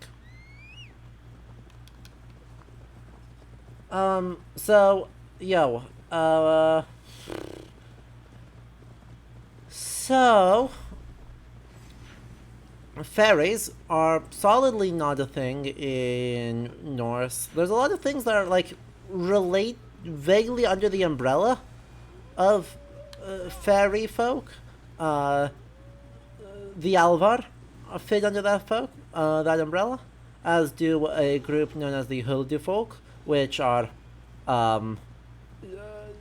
the ways in which they are distinct from the Alvar are not entirely transparent, but they are literally the hidden peoples. And being hidden, they are appear only in certain cases, usually when someone disturbs a rock, or they show up in prophetic dreams, or something in the saga corpus. You could also say that something like a Fylgja, if you think of like a Fylgjukona as a like familial spirit, should be seen as something separate. You could read that as a fairy, I guess. And then there's a series of like weird figures, along the lines of like Jaungrimr in Jarl Saga, who appears, figures that appear in prophetic dreams to tell the future of dubious supernatural status. Where you may have met with resistance. Those who resist me are not long for this world. Indeed. And we're not short of foes in this area, so I'd be glad for your company. Come, my workshop is close. Here, Ina. The sun's down. This is where you worked before the Muspels invaded. One sight of men. Now, Vergelmir Mirna. Vergelmir is one of the... is the river that flows out of Mimmisbrunner, I believe. So I allowed myself to be captured. My services to rescue your son. There's more to you than meets the eye,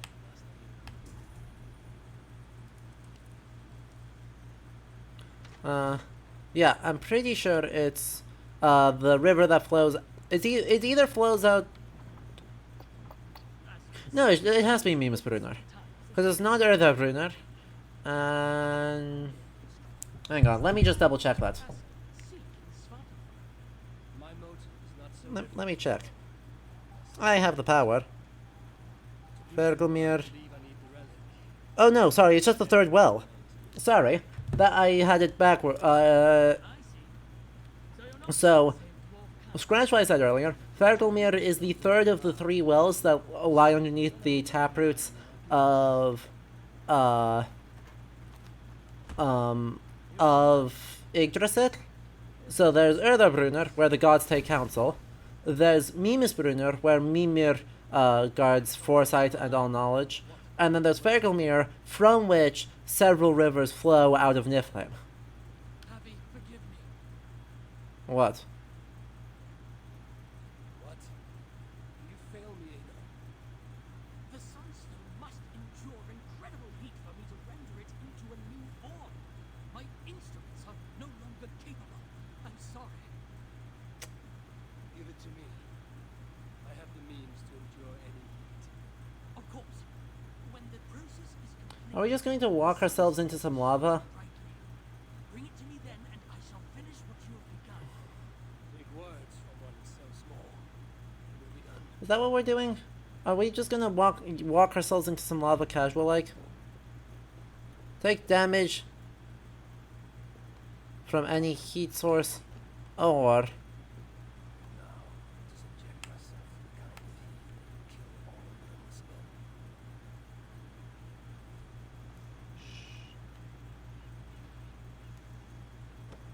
don't mind me. Yoink.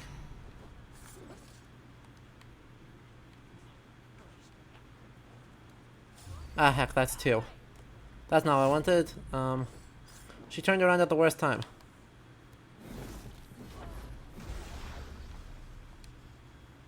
Shh. I'm sneaky. I'm sneaky still. This had better work. If this is an elaborate deception, Ada's death will be considerably more simple. We're doing great so far. We have a power of Muspelheim already. There's a lot of Elthers are there. That's just a death. Dang it, he saw me. Tragic. Starting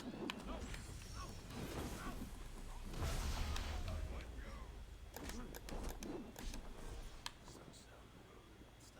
change. I must continue. There. Just a little more. It is done.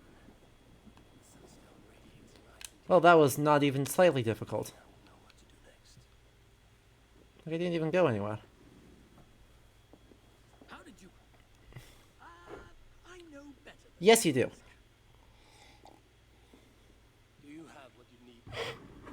Yes, I believe so. God, just draw random ass Galdrar on it. Of course, just random ass bits of Galdrar. But I do not know how to interpret most of these, but these are not medieval. These are not medieval. These first are attested in like the 15th century, but they really pick up popularity in the 17th century in Iceland based on translations of French grimoires. These are not Viking. None of these are Viking. Stop doing this. Still hot. Just keep holding it. Get yourself those first degree burns. Get yourself third degree burns. Sorry, I just... I've only ever read The sacred texts! scriptures. I've never seen it with my own eyes. Luke Skywalker.meme. I believe so, but Claude is no fool. He'll surely have made preparations. Let me worry about Glod. Glotha. Now, if all has gone to plan, Fridtjof and Tyr will be in position by the time you arrive in Uldar's own city, the great cavern at its heart. And you? I must catch my breath and calm my nerves, but I will join you there as soon as I Famously literate Viking culture. That you don't fail me. have I thus far. I'll do as I've promised. The vault will be yours.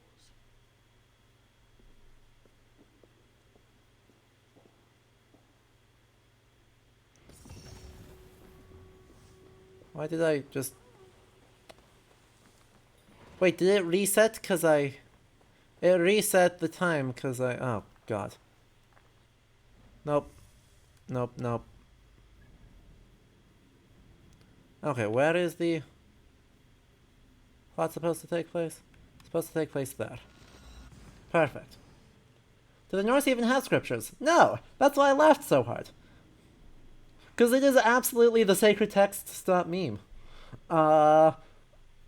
Because there's nothing that resembles a scripture in the Old Norse corpus.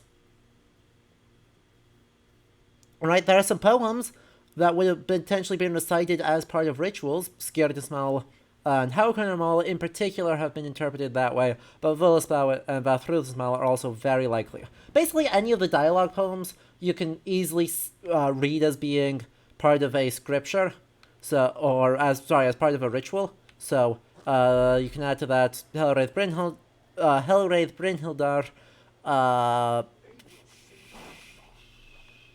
We shall bring Surtur the one-eyed head of Happy and become lords of Muspelheim. Shout of your success when the deed is done. Until Happy is dead, shut your god. I'll wager that won't go. Einar said Fridtjof and Tyr would await me somewhere beyond these gates. Uh-huh. Oh, Raven not available in here. Well, that makes sense, I guess. But yeah, right, where are some of the other poems? Völuspá and Skama, Völuspá. Grimnismal you might see, because it's a cosmological list. Alvismal I know has been interpreted as a ritual dialogue. At least a ritualized dialogue.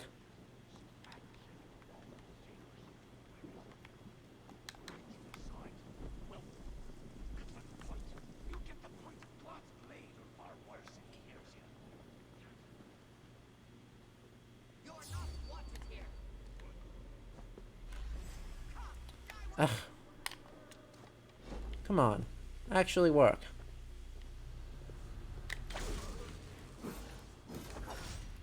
There we go.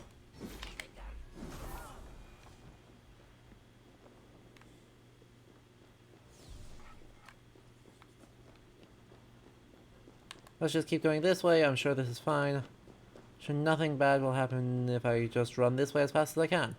Wow. Wow. A letter to Claude. Seems he has been fighting for his father's approval. These were made to withstand some manner of beast. I seem to have... Clearly failed. I seem to have sequence broke. Just a bit. What is this bitter inheritance you inflict upon me? Unfinished. Father, to say our father still wants to share to place you, his princess.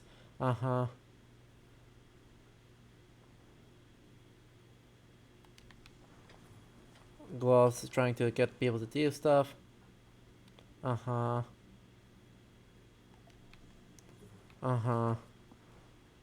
Big giant scratch marks of some flavor. Hey, look. What the hell is this filth?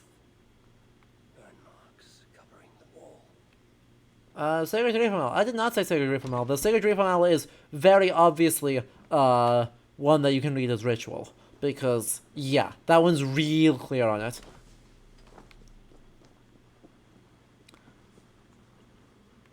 So, good shout, reminding me of other poems.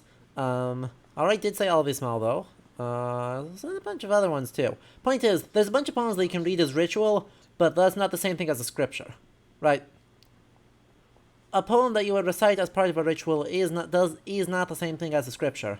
And that is pretty much the best we get. Because there isn't a unified religion with a religious head to decide what is the canonical to create something that looks like a scripture.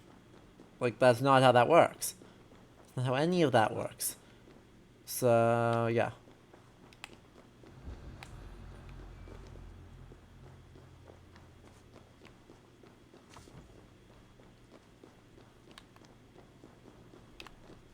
I don't need those. Those are all bad.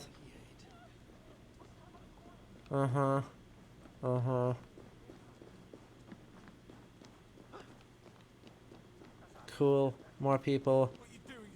More stuff. Doesn't matter what I'm doing here. What are you doing here? Go away. Yeah. Yeah. So, yeah. In lore right now, Glove is not, you know, the wife of Loki, and so fair that that fire itself is named after her. Her name means embers.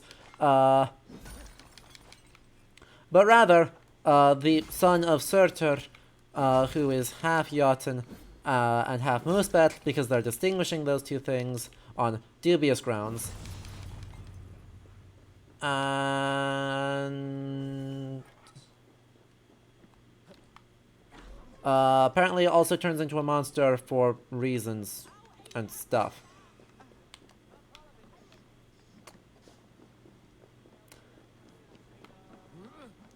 Have I mentioned that I hate this? We'll see actually what happens when we get really into it, but my instinct is that I hate this. Really a traitor. We're all experts in bloody hindsight, aren't we? What is the room? I'm not really tad. What? I acted on what I heard at the time, and this was. Yoink. Throw in a coin for good luck. Yep, throw in a coin for the Javi War Chest. Yeah. I'm a fool. Tin hustle backward. Oh, will you give it a rest? We got there before Javi killed. No harm done. Finally, you made it. Hey, your eyesight's back. Welcome back. Careful. That sounded like you doubted me for a moment. What of your eyes? Are they mended? Getting there. Recovering. Hooray! Only bright lights. Welcome.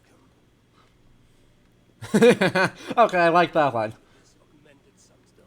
Dr. Baby, Ubisoft doesn't give a damn about some franchise. Yeah. Hopefully they'll be able to kind of refocus themselves a little bit. Because yo. There definitely is right, this game doesn't have a shortage of ideas, it just has a shortage of executions. Expert in these ancient relics, but how hard can it be? And this dude, with the gifted sub to Dr. Baby. Enjoy. What even is... But right. Surely it cannot be so simple. No. Metals and... What was it? I think yes. So we need more light to convert this spot. Leave it to me. Stay outside. Activate it by putting the shinies in the thing. But right, I mean... the thing... Light reveals. Yet the sunstone hungers. Hey look, it's a Vavasir. I don't even need to finish to recognize that one.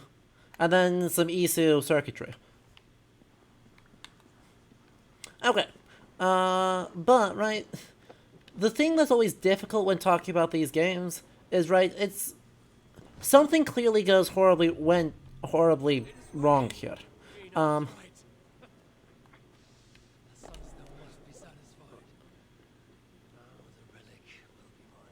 But I can't really accuse them of that being the case due to bad faith on the part of significant parts of the design team.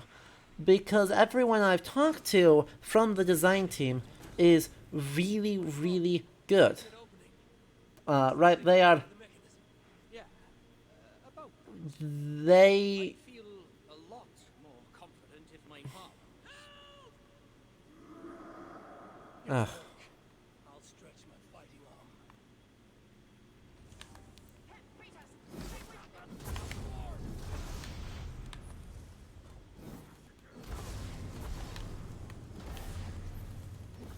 Turns out,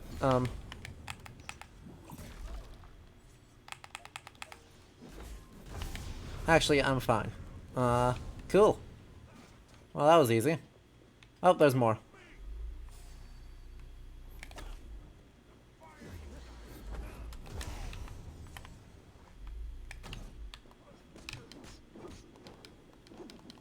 Hang on, throw that weapon. Yeah. Got it. Nailed it. Flawless. Flawless victory. But yeah, right, right, I've spoken with, both Darby and Maxime Durand on more than one occasion,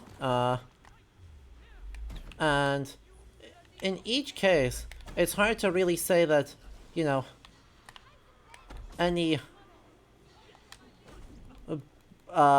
that they do not know what they're doing, or that the people involved are not extremely talented, right? The thing is, they are, and whatever consulting they do, they know they have one of the best working relationships with academics of any publisher in the industry. Certainly, right, any publisher making historical games, Ubisoft is probably the best relationship with them. So that is not... You can't really assume bad faith on their part then, because they know who they should be working with, and they are making sure that they are working with them. And they're very thoughtful and have a lot of discussions about the history that they're using. Took you long enough. But somehow that still results in this, and I don't know how. You one-eyed shitbag. Seeking a relic. It's somehow grown more wrinkly and ill-tempered since I last saw it. Fuck off. Hey look, he's not dead. He does not appear in the mythology. The sons of Ivaldi get mentioned on... Got all the good stuff already. What? Then we shall take our leave. Get way out this little front. You look like you've been to Helheim and back. Claude may be a mongrel bastard, but he knows how to torture a dwarf, that's for sure. Are we just going to not look around this room first? We're going to look around this room first. I'm sorry. Okay, there's actually nothing of particular significance in here. Well, that's exciting. Do love nothing of particular significance.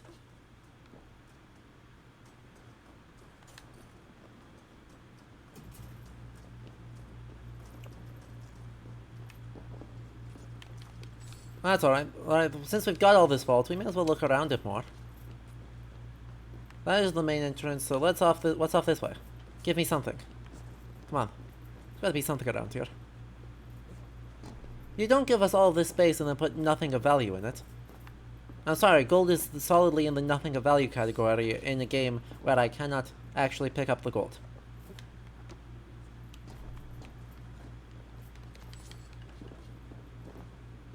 But yeah.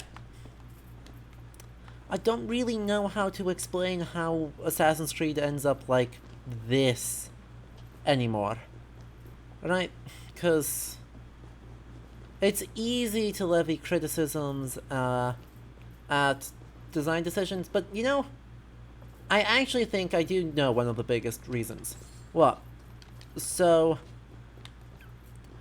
there are two things that I think is going on here that, without assuming bad faith on the part of anyone, will hurt the historical quality of the game. Firstly, it is too big. This area is off limits. Right? Point one is that it is much too big. And what that actually means is... Oh, hey, look, it's Sinmar. What do we have here? The High One. Stealing again. Yeah, we do that all the time. Don't worry about that. And with Um... my stepson takes his mongrel eye Yeah, don't be horrible. and look at this mess. To think his father expects him to rule Muspel, I wonder. Oh no. She's one of the bad ones. She's nothing. She has League's blood on her hands. Must be. Find another way out. The way we got in! Quick! Get to the shelter. I'll see to her. Alright, another boss fight. So, right, not only too long, but...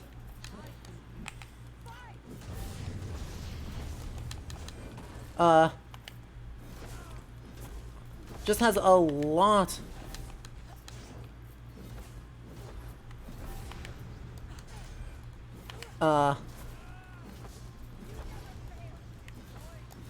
Hey, wait. What do you mean disappoint? You've hit me once.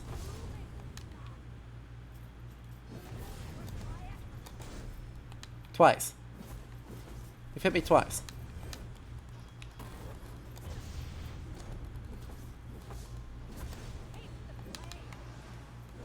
Ow. 3 times. Rolled. Rolled. Anyway, so having rolled a boss real quick, let's take a look at what I think is going on. So, right, it's not the length of the game that I think is the problem. I think it's the open world design of the game that's the problem. Because the promise of the open world Assassin's Creed, at this point, is effectively they are able to make several hundred square kilometers, actually scratch that, about 100 square kilometers of a historical setting that is fleshed out to the best academic, or to a relatively high degree of accuracy. And in so doing, they are going to let you play about in that world. That is not humanly possible. Right? There is literally no way to do that. So... right, because in order to make something historically viable, or that level historically plausible, you need a high number of unique assets to make every place on the map feel in some way different and lived in. That's an enormous amount of effort, and it just isn't actually sensible to say that we are able to do that, or that we ought to do that. Right? It's simply too big. And the corollary to that is that since they are trying to make something so enormous, rendered at such a degree of visual fidelity, that they have an enormous number of people working on it. Right? The author of this game is not Darby McDevitt. It is not any of the directors for any of the DLCs. It is not Maxime Durand. It is a team of getting close to 1,000 people all over the world. The number of discourses, right, the number of competing understandings of the time period, and the number of competing researches that are being done is ridiculous. And at that point, without an extremely strong creative vision, there's not going to be a way to create all that coherent historical argument out of that scale. Did you, Ember? She escaped. Come, I've been cooped up long enough. Right, so that's thing one that's really going on, right? That makes the game too big to really make a coherent argument. And of all the faces I left behind in Asgard, yours is the last I expected to see. You sound disappointed. I'd have preferred you sent the buxom Valkyrie, wearing nothing more than a mischievous smile. And carrying a barrel of the good stuff. Now you're talking, but when I saw you in the palace, through Blood's portal, I knew you'd come for me. Thank you. Anything for a friend. But each teamwork in each part of the team, the game was not communicating, which caused problems in all the parts of the game. Yeah, exactly. Right? When there are so many people working in so... Never did understand poetry. Hey, Elvis Mel was an okay poet. Wood is good, and Harvey is still an arsehole. Hey, wait, Elvis was okay at it. About as good as you smell.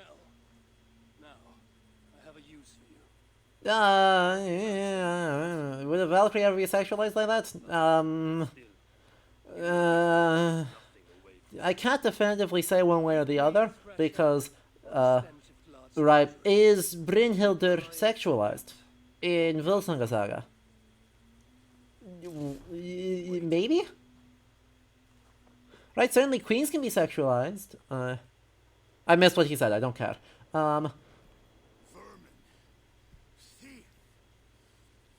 Oh good, we gotta do another boss fight. Be warned, I will finish what you start. Oh good.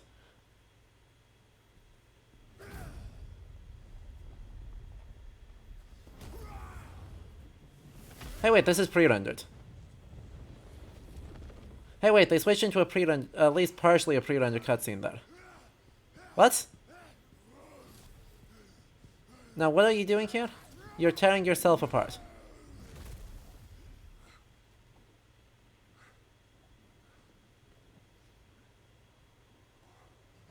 What on earth? He's a... What?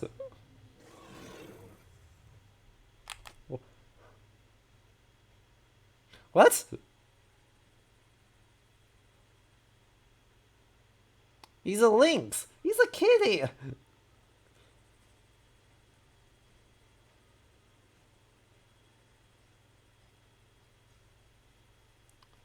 Based off the beard, I think it's a lynx. It's just an obscenely big lynx. What on earth is this? This is the strangest... Out of very many strange things I've seen, this is suddenly very strange.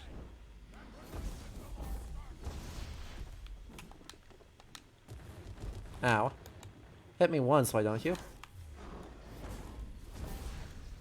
Luckily, Mjolnir is perfectly tasked for that job.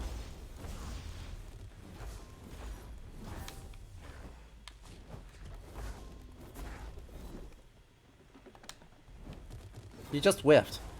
Like, that wasn't even close. You just whiffed. Now, there are shape-shifting... Right. So, on the one hand, the idea of just being a shapeshifter isn't that weird. On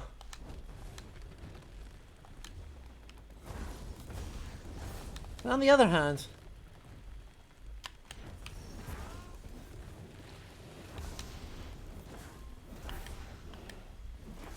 This is very silly.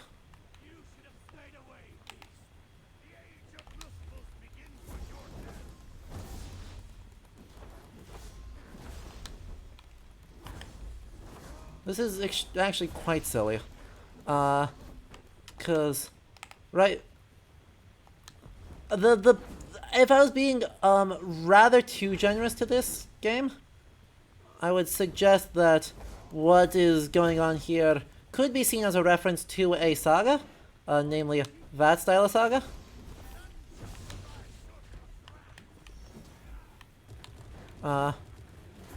And in that style saga, there is a meeting between,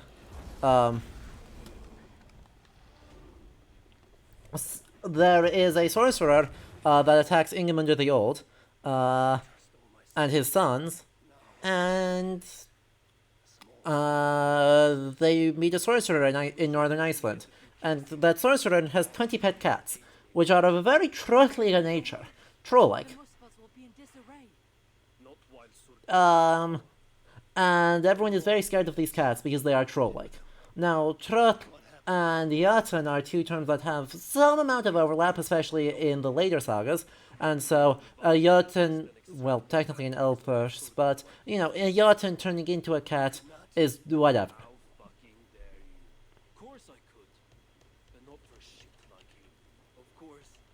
So,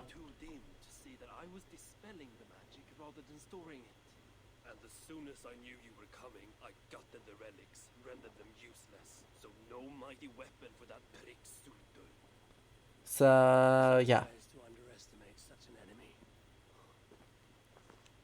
But you were short-sighted, Ivaldi. I could have made good use of that magic. Well, if it's items of power you seek. During my imprisonment... Yeah. They just made a cat-shaped, vaguely cat-shaped thing and didn't think about it. So... Yo. Highly valuable to him. So valuable that if it were to fall into your hands, you might Who's surprised?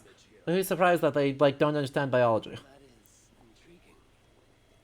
I will seek out wisdom on the subject, more ancient and advanced than even my own. There's only a couple of figures that do that. Starting with the hammer and maybe a Motsognir, Durin, and Odin!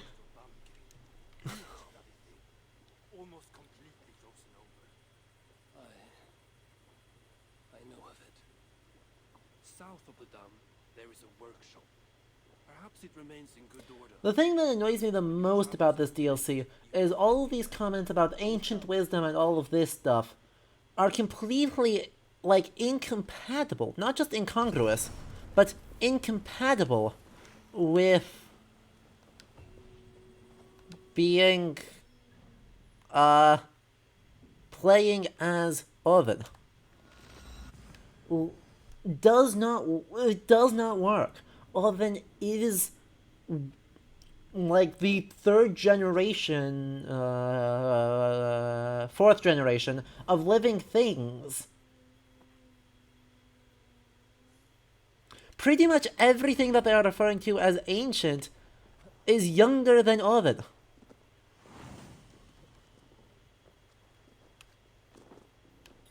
So...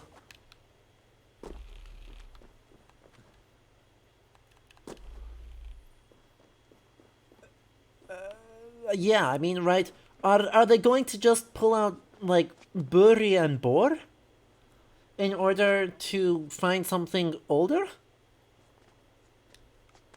Because that's, like, the only options available. Have Bor just ring up Bestla and then see if that works? It's absurd. Hey, some time has passed. He has a beard again. This will have to do. Soon you can put them to good use. I think the Avalti are, yeah. Is that a Salakar? I never knew they actually existed. So they didn't, right? I never said my people. What other people? Light elves. There aren't many who remember the children of light, or Are they just saying the Leozalvar are just kaput? Are they just saying the Leozalvar just like went kaput? invaded their lands. They begged me for aid. The war with the Vani had only just ended, and I was wary.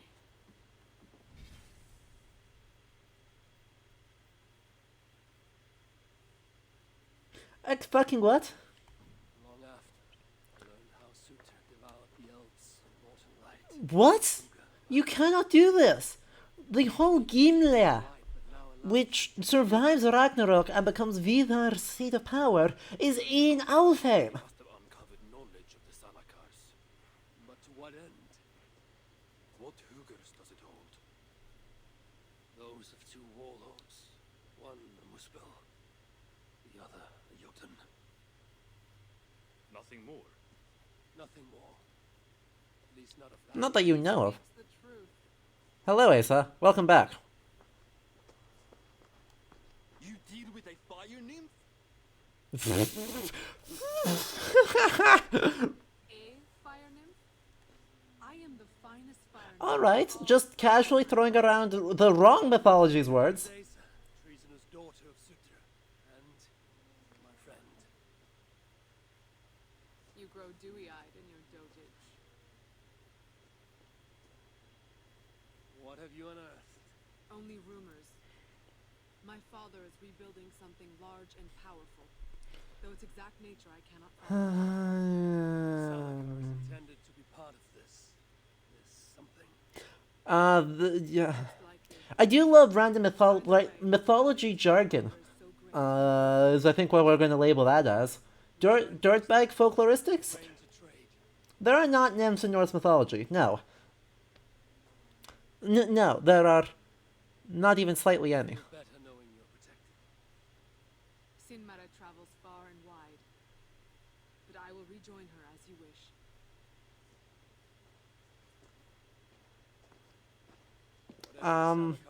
So, yeah. Back once Baldur is safe. Why? Ragnarok comes. I've made plans, but they are not ideal. Perhaps the Salakar offers another way. Uh-huh. One that will allow me to truly... True, the Yidnat are Roman, but no, wait. Remember, they've said that most Bethlehem is North Africa for reasons. To unlock its secret... Alright, they've said that the Yidnat are Greek and Rome. Wait. Oh no.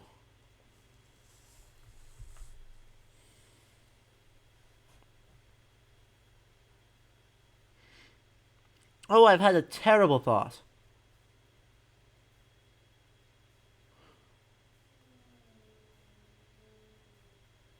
So, Glove is supposed to be somehow monstrous because he is half Jotun and half Muspel. The Jotnar are Greek, right? They're the Greek gods.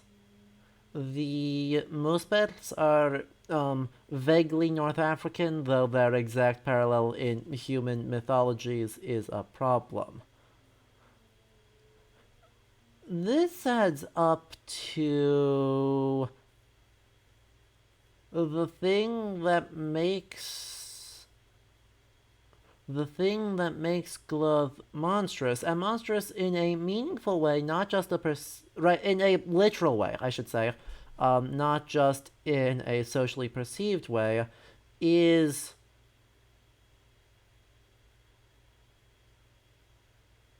effectively interracial marriage. Given that a U.S. senator said, what if he would be okay with making actual human interracial marriage illegal again, this is problematic. This is what I call a big yikes.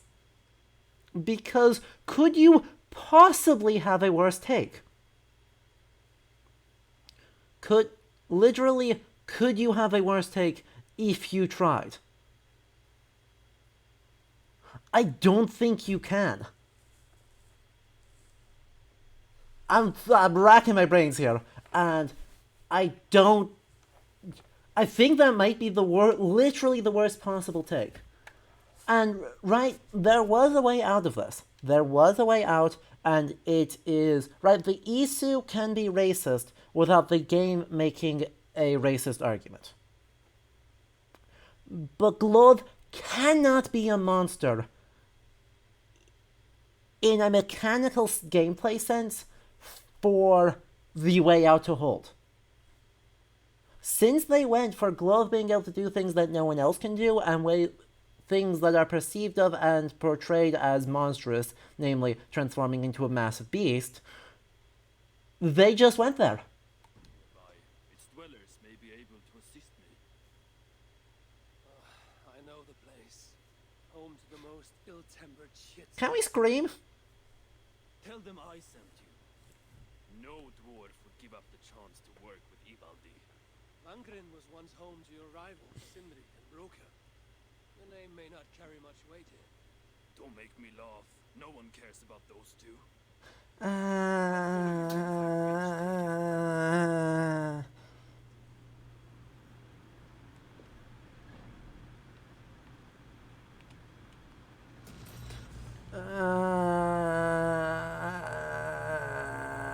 And this is why this is going to be the last stream, because literally there is no way out that doesn't leave me just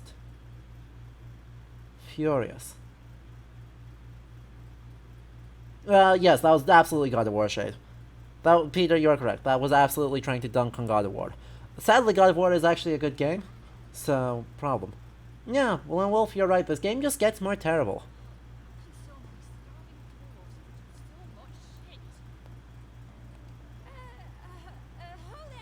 Half the price. Well, I doubled the prices yesterday to make a profit, but You haven't been doing. it's my second day. Are you the only? Someone. No, I saw a gap in the map. No, don't. I'm awful. This is a ploy to persuade me to buy something. Maybe. No. Goodbye. What the waste. Good to see you somewhere. Good to see you again.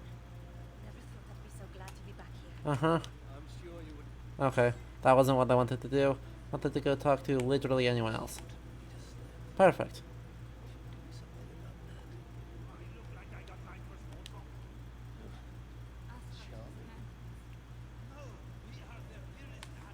Uh-huh. Are you going to be horrible? A word, my friend. Ivaldi requests your aid. Ain't my concern. Go talk to Orgren. He is the master of this workshop. Master? Nah, boy, he's cheap. Who's singing? Masters ain't here. Wait, this music actually is kind of good.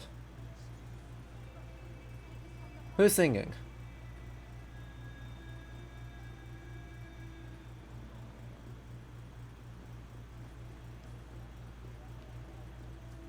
Can't you see I'm busy?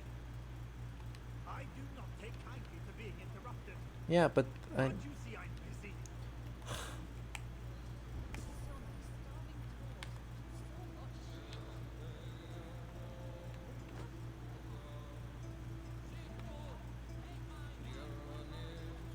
this music is the best thing we've seen in the game so far, honestly.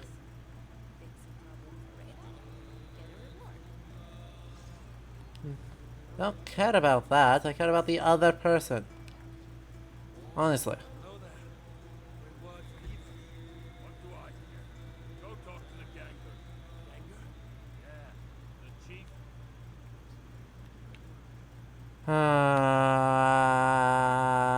I've talked to him several times. He says I'm a terrible person. What do you want? Rolled. Ivaldi says requires the help of a skilled artisan. A meeting of minds, huh? Well, it ain't up to me. You'd best talk to Brocky or Sindri. Mm-hmm. Where are they? No idea. Sindri went off adventure. He does that. I'm Gengar being technically the Gaungir. That is absolutely. So an Old Norse word for not my business where we go. the goer of the one who goes things. Bit of a So weird way of saying chief, but okay.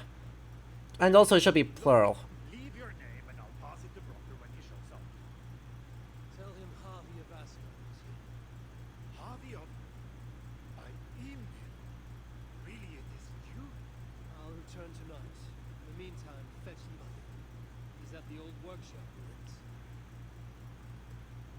How do people not recognize us? We're not even, like, we haven't even changed our name. We have not changed our name. We have not done anything. Right, it's...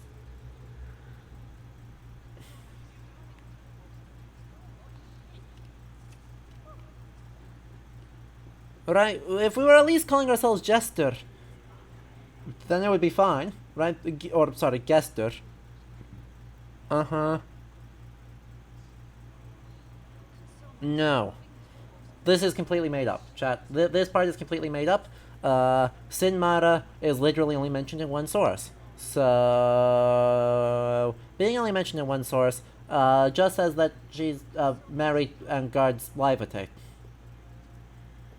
But yes, let's see how they do Broker.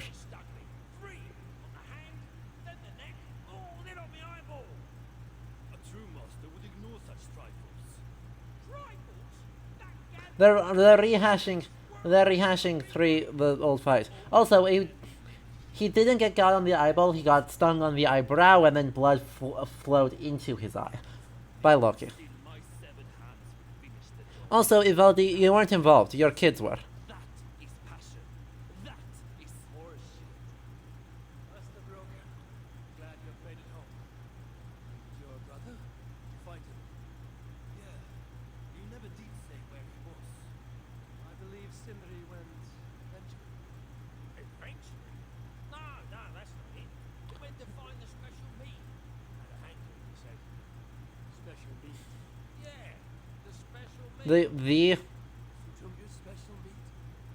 So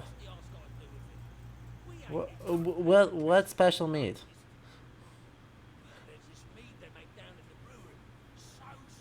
Okay, good. Other got debated. Other got debated. So that was only a week.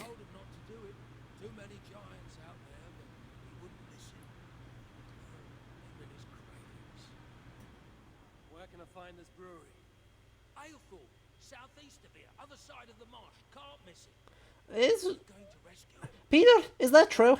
Yes. And afterwards, you and he will repay me by helping Evil-E with the job that you've done.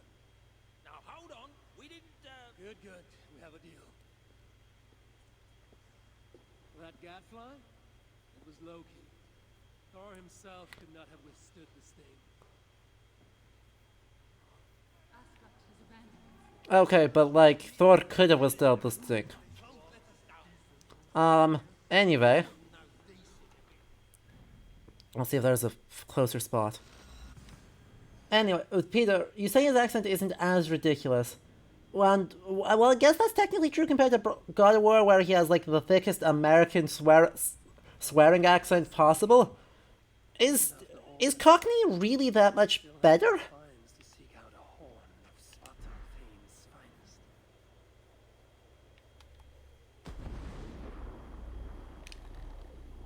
Is it really that much better?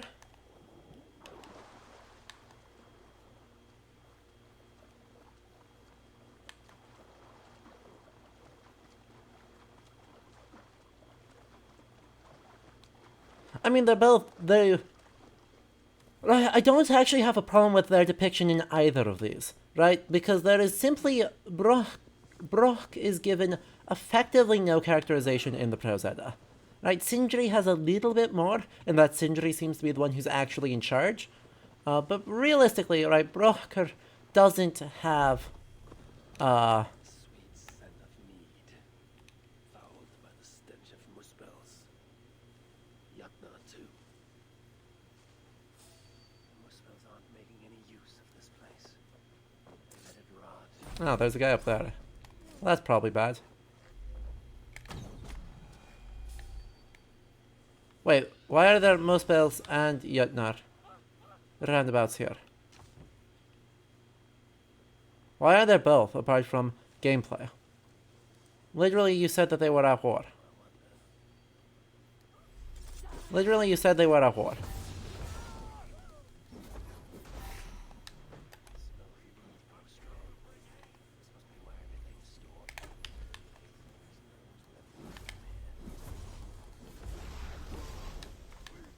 Like, come on.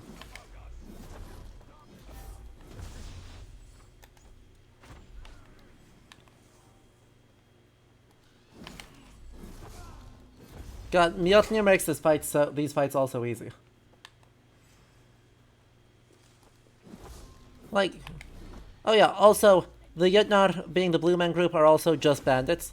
Literally Cutthroat being one of the categories from the base game for the bandits. So that's cool. This dude with more gifted subs. Oh man, another gifted sub to Solaria. Oh man. Have a good night.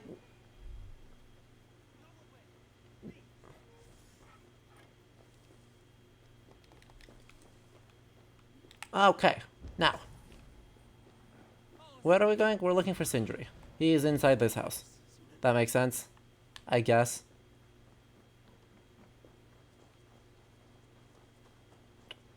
Ah.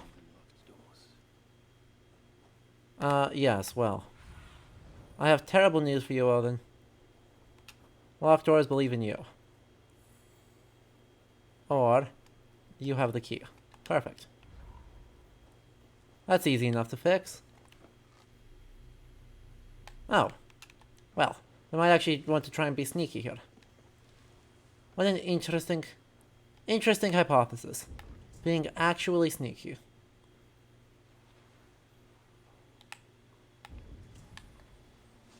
Let's go. I'm out of meat. Bring me another barrel. Shh, don't mind me. Yes, got him. Got him on the first try. Bye.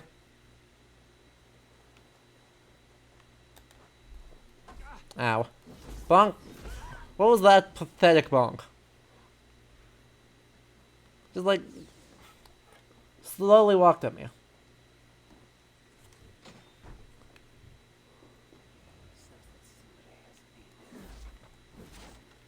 Has he? Has he actually been?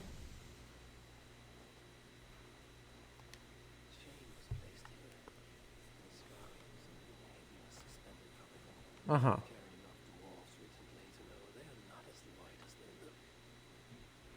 Uh-huh.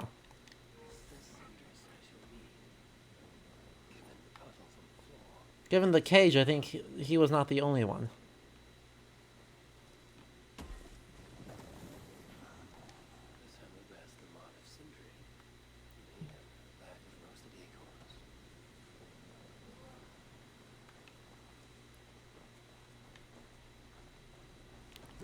Okay, so, what is that it? A note. Hello, note. Yorsus, Iron House.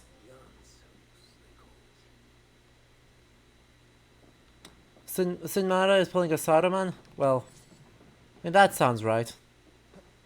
That seems, I'm sure it won't be an issue at all for anyone. Totally.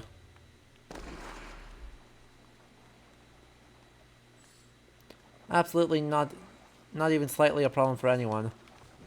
What?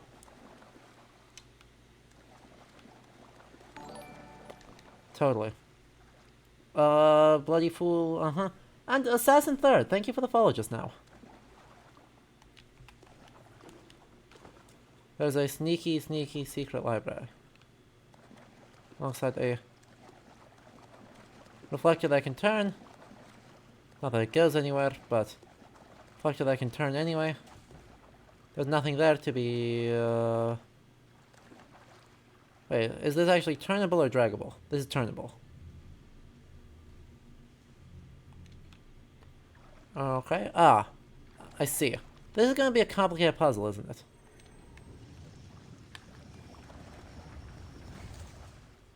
It's gonna be a very complicated puzzle, isn't it? Oh, stop it. Slide. Slide. Go straight over to here. This one goes from here over to here. Hooray, technology.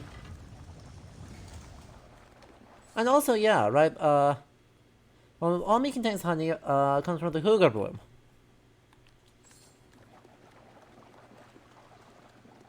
Okay. I guess. Sure. Have fun. Hack.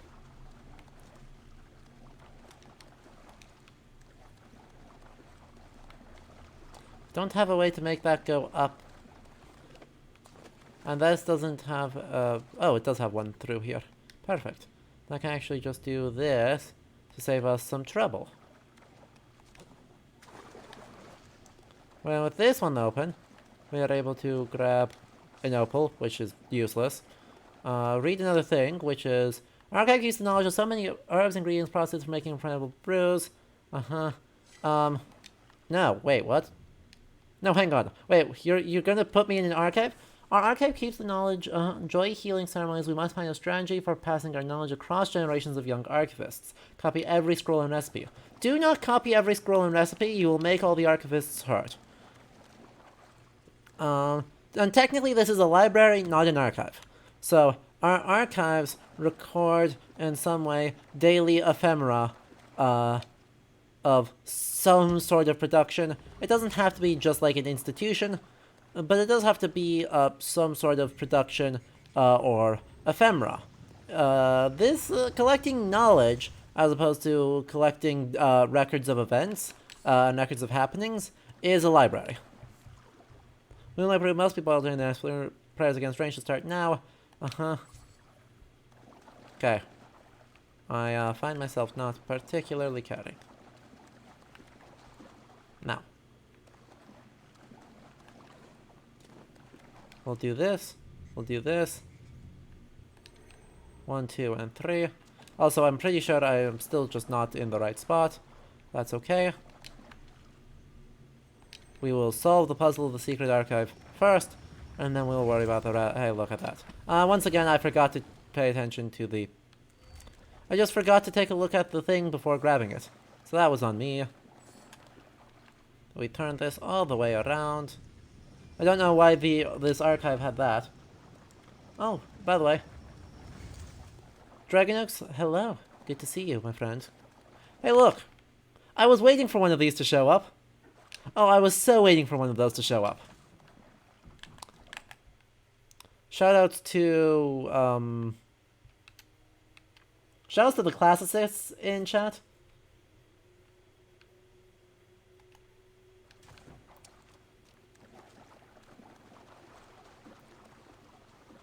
I guess.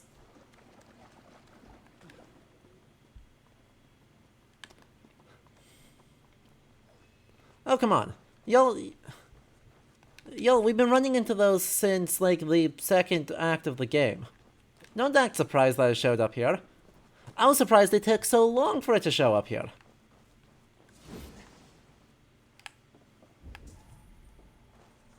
Oh, I just missed a bit on the floor. Okay.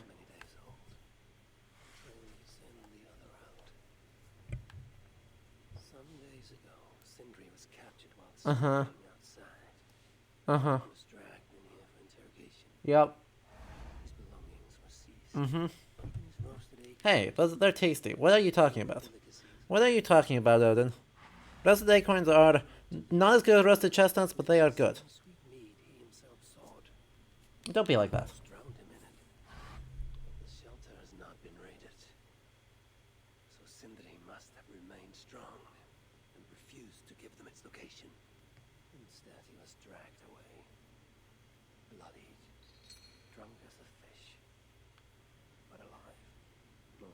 Cashews all the way? Cashews are good. Cashews are pretty good. They're certainly higher tier than, like, peanuts, or, you know, the spicy take is that pistachios are low tier. Oh, come on. Excuse me, that was clearly an assassination. What plan was that not an assassination?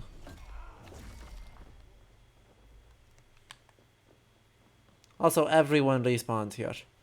God. We're just gonna run past everyone because... reasons? Don't mind me.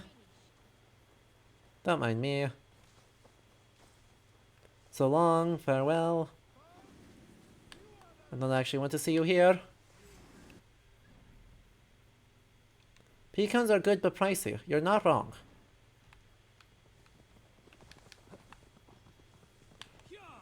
Alright, when you can afford them, they're great. Pistachios are too much work for such a low tier nut. See? This Chat gets it. Apparently my take was not as spicy as I thought. Because low tier... macadamias are solidly... right. Macadamias are low tier outside of things, but inside of things they're very high tier nuts. Right? Macadamias and cookies are extremely high tier, and like every other context, they're meh.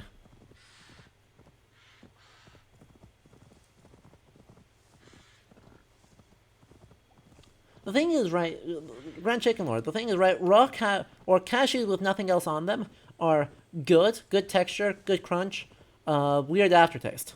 But cashews roast with everything incredibly well. So you can do like a cinnamon covered.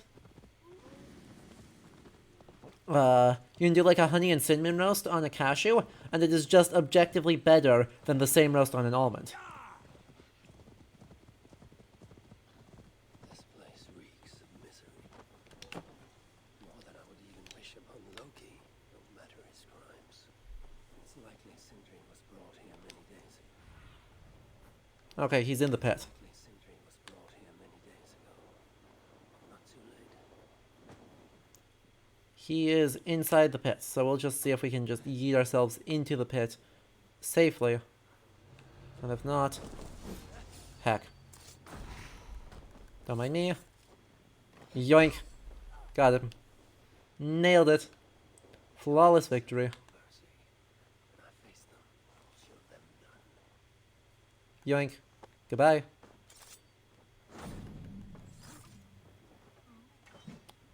Goodbye. Most of the dead have been roasted upon the flames. That body over there. I hope it's not who I think it is. Huh. Getting in and out of this will be interesting. We'll have to kill them first and then... I should switch out Raven for teleporting. Is what I should do.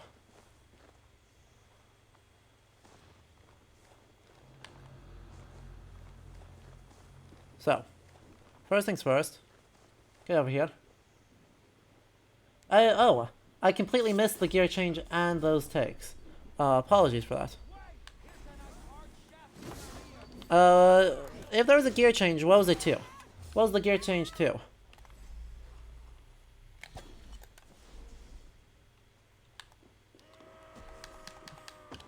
Ow.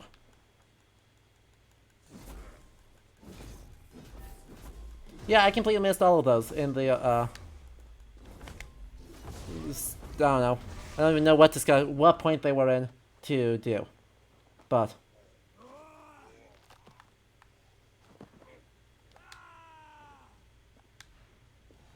Ah.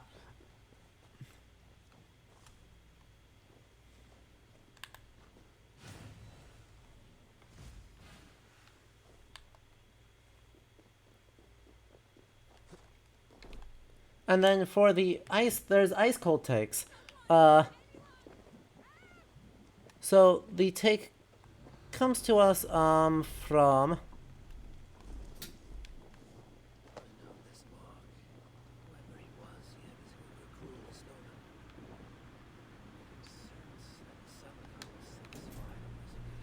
oops.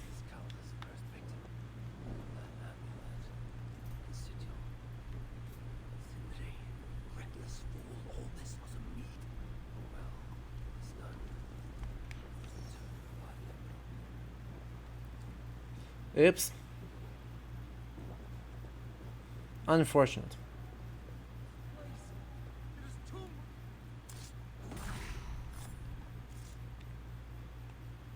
Ignore the fact that I lit it more on fire. Anyway, in the meantime, Ice Cold Take 1. We're going to go back to our source material for this, and say that while Thorstein Saga Vikingsonar, the source from which they get most of their relevant stuff from,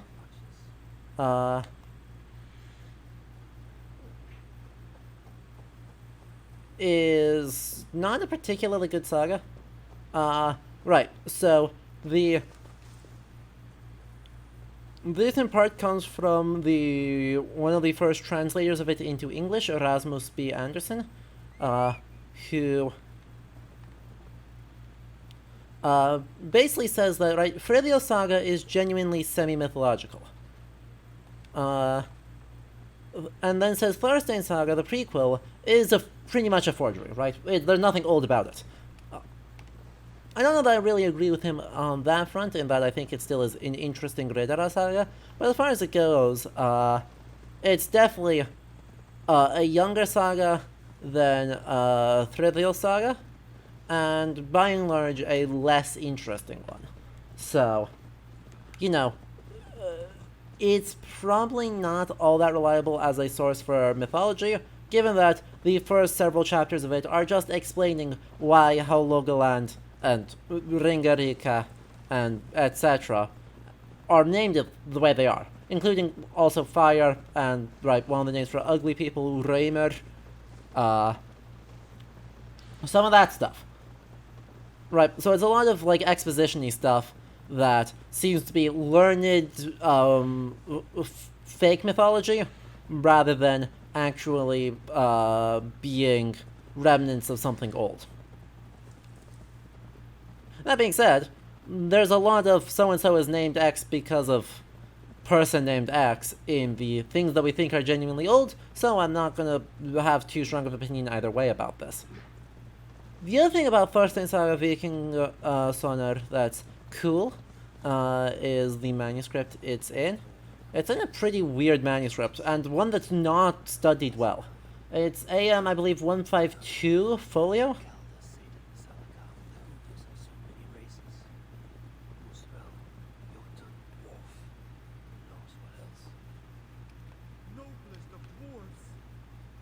Unfortunately, it is. He's very dead. Let me pull it up. Let me pull up the manuscript here, because the manuscript has a lot of fun stuff in it. Clicking out of window, don't mind me. Continue to not mind me. 100.is. Also, my Icelandic keyboard. And, of course, come on. Thorstein's Saga, Viking Sonar. Okay, let me find it. This manuscript is kind of bad, in that we don't have a good read on when it's from. So, the dating on it is anywhere from 1300 to 1525, which is absurdly bad. Let me click over to here so you can actually see it. But it has in it Grethe Saga, one of the best studied and, broadly speaking, favorites of the sagas. Halfdanr Saga Brunefostra, something I've never read, but another sort of legendary one. It's talking about King Hringur of Ringerike. Floven Saga, which I have a friend who was doing a critical edition of. Sigurðar Saga Þögla, a very late strange saga, that's part of the Riddara Sigur, has some funky stuff in it. Þórðar Saga Hrebu, something I've never read. Gunnar Saga, the saga of Rollo the Walker. Thorstein Saga Viking Sonar. Ektor Saga, a translation of an Arthurian tale. Shoutouts to Troy at the start of the saga. Hrol Saga Gautrek Sonar. Maugus Saga, and Gautrek Saga, another one that is very important among our legendary corpus for legendary and semi-mythological material. Starkaður in Sterki comes to us partly out of Gautrek Saga. And Hrol Saga Gautrek Sonar is, I believe, a sequel to Gautrek Saga, sorry, even though it's two before it in the thing. So, yeah. This is a weird manuscript. I love it. There's so much weird stuff in it.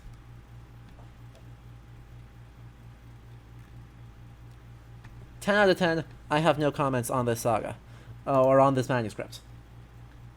But, right, I guess the cold take, or something that should be cold, is, you know, the context in which these sagas are found does kind of matter.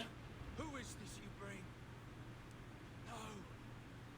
It can't be. Right, this is pretty much a take that is popularized by,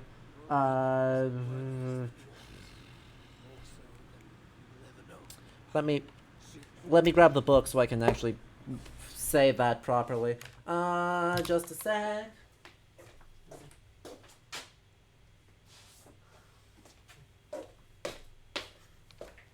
One of the best applications of this idea, that, right, the context in which a saga appears in a manuscript actually should matter, is Hans Jakob Ortning's The Reality of the Fantastic, which deals with a series of sagas known as the Hrapnustimannasur, the sagas of the leading men of Hrapnista, an island on the northern coast of Norway.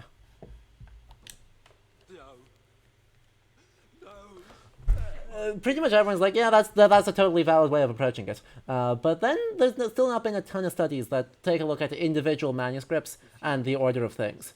But it is a... Ew. Olin, do you have to be a jerk? But right, it's something along that is, I guess, said as part of a broadly new philological approach. That, you know, attestations of a story do matter. And so the trend in scholarship is actually trending towards making additions based on individual attestations of the manuscript that we think are particularly good, rather than focusing quite as heavily on how... or rather than focusing on inventing a best text version, like the big Islandsk Fornrit, Ancient Icelandic Writings, text series does.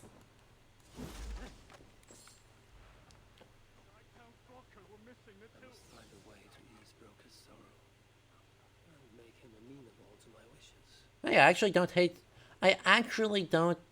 this setup. I'll cut down that oak tree now Sindri's gone. Can't stand the sight of it. Wait. Do I not hate this? Wait, oh no, I don't hate this. I mean, this is a bit of a question mark. Sindri, you son of a rock, where did you hide your tools? Wait,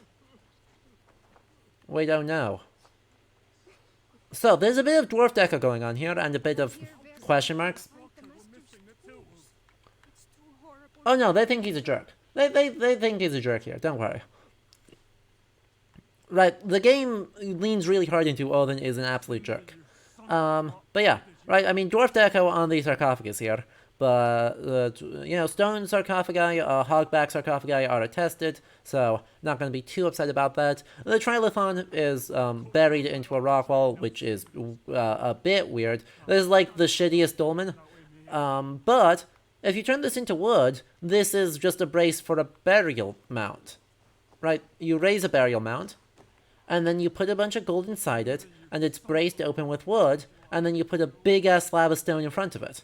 That's like an attested form of burial. There's a bunch of stuff. Sarcophagus goes in. You put a big-ass slab in front of it. This is just a... What if dwarfs did a burial mound? Wait. I don't hate this. I feel bad that I don't hate it. You lied to me. You said you would save him. I said I would find him. That ain't my brother. Not anymore.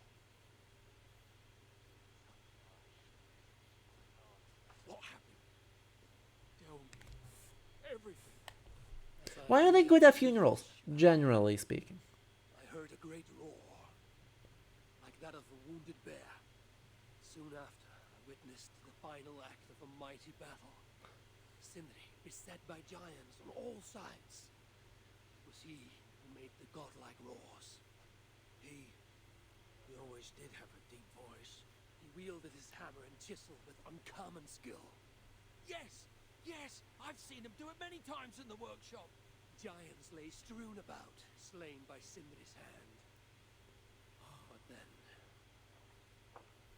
one of cowardly aspect struck your brother treacherously in the back. Yet even as Sindri succumbed to the blow, he lopped his chisel and struck the coward dead, right between the eyes. Good. Thank you, Zoe. It is a good book. I like this book a lot. So it will be written. Lol. So I like that. So it will be written. So it will be remembered. I think I would like that a little bit better. I would like so it will be remembered very slightly better than so it will be written.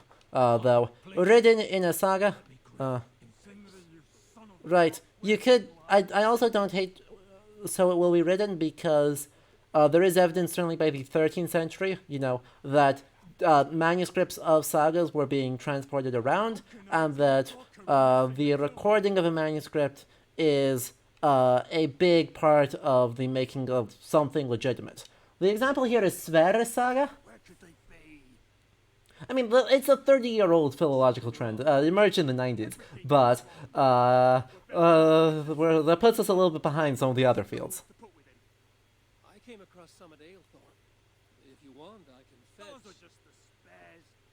He never took his best ones from the shelves. Anyway, right, the example of the composition of a written saga as a tool of sort of constructing memory and changing the truth, probably, is Sverre Saga, part of the text Heimskringla now, but not written by Snorri. Well, they're inside the shelter, I can tell you that. Well, they can't be too far.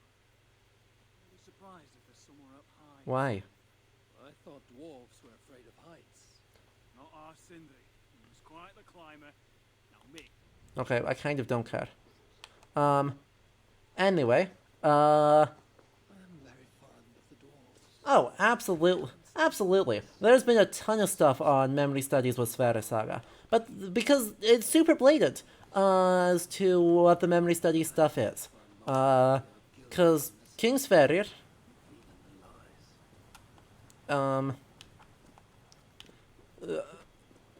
ordered the composition of the saga around 1202.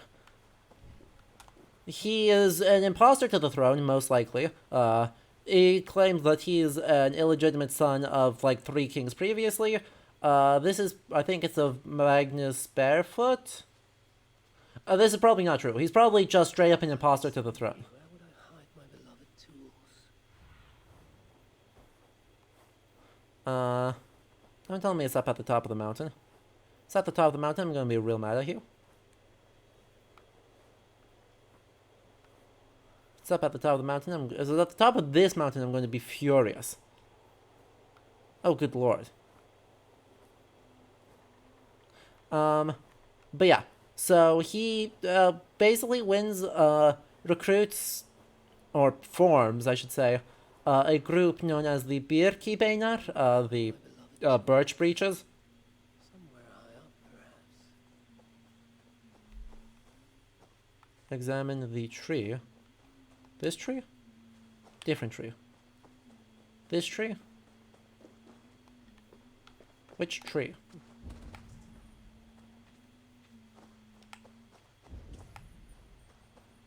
Wait, which? Oh, presumably this big fancy tree.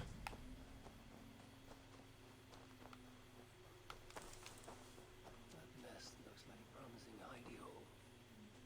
If I had wings, I could reach it easily enough. Okay, forcing me to actually use bits of the game. Darn.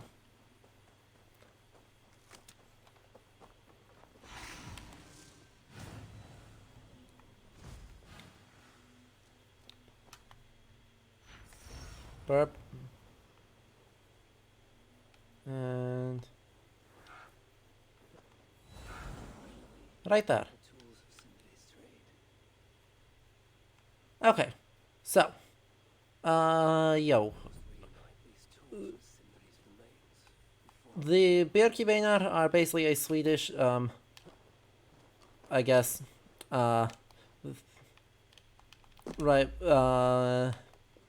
they operate in kind of Norway and Sweden, and run around and basically are like these vagabonds, that are supporting Sverrir's claim to the throne, and Sverrir eventually wins the Civil War, and then does some legal reform, is generally okay, not incredible, but okay at being a king.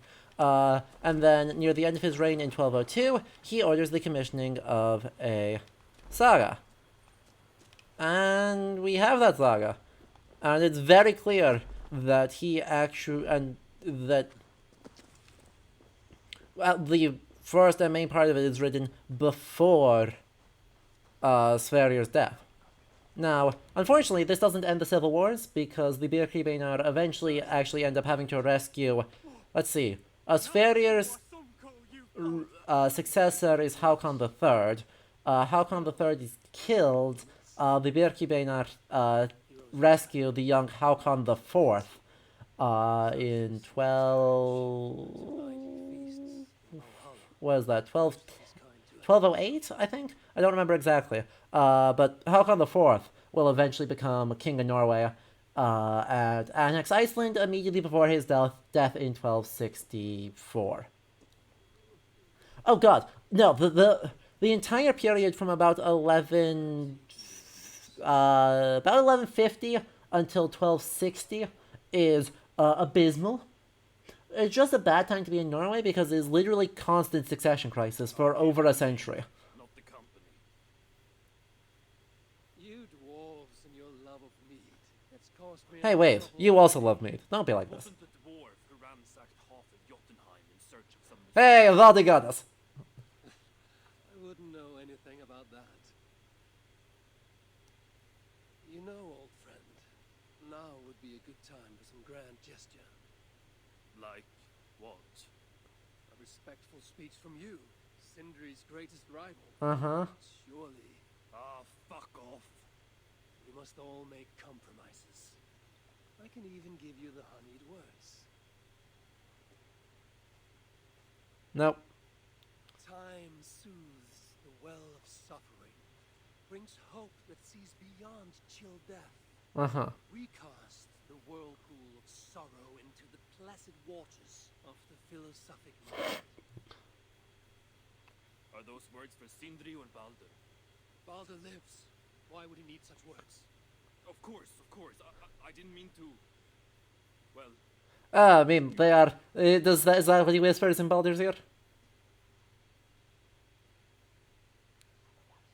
Fine, I'll do the speech. But it will be one of my making, not yours. We dwarves don't care much for poetry. Still, we can't set about making speeches until the torches are all lit up. Don't tell me we're gonna have to do that. Seriously? It will take before the dwarves get around to lighting the torches. It will be faster if I do. Hello? Let me actually light them. Run. Run. Run. What? How did that not count? Walk slowly? Walk slowly but with purpose. Apparently the arm swing animation is enough to regularly make it miss.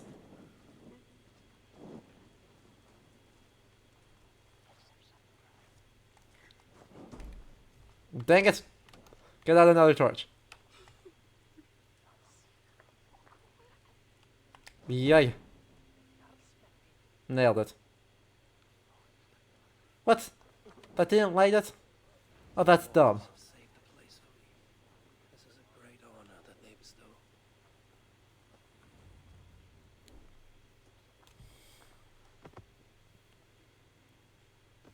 Ah.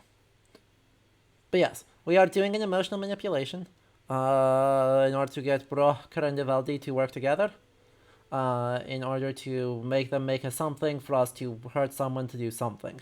I'm not really clear what the details are. My brother! A true master. He was,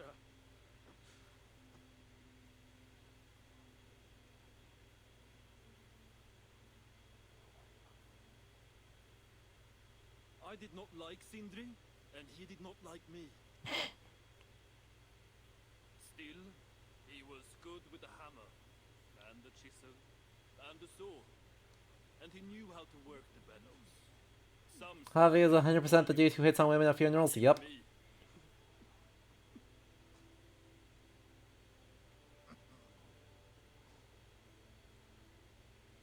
Broker, your brother was a very fine smithy. I admired him greatly. Cheerful. Random knowledge. I don't know. I mean, the Dvergar don't exactly have a great track record here. Murdered by Loki. Bullied by Loki. Kicked by Thor into a fire. Tricked by Thor into being turned into stone.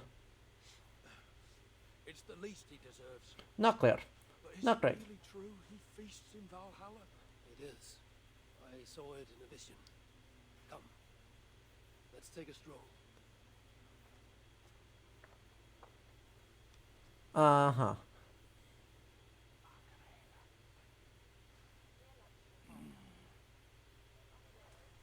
What was that about?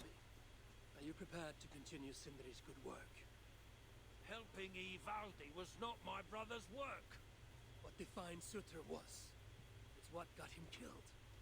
Greed for mead is what got him killed. It took courage to go after that mead. A direct challenge to Sutter's authority. This is crooked thinking. I mean, yes. He is the crooked one. Now... You know, I don't reckon I owe you a bloody thing. I risked my life to retrieve your brother's body. Now I'm prepared to risk it again. For you and all of Svartalfheim. Uh-huh. Bollocks! You ain't doing anything out of the goodness of your heart. I know what you're after. I know all about your lad Balder. Well, yes. I have ears, you know, even in my grief. So, don't pretend you're here for us, because I know... You have me abandon my own son, and strive only for your salvation. Okay, when you say it like that... I need time. Still grieving, you know? Let me... It's been 3 seconds. How dare you still be thinking? Little old thing. How dare you still be grieving? It's been 3 whole seconds. Honestly.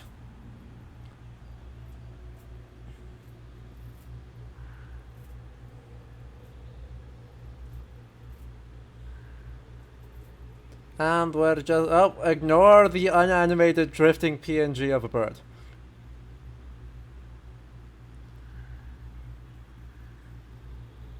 Ignore that I just clipped into a wall too.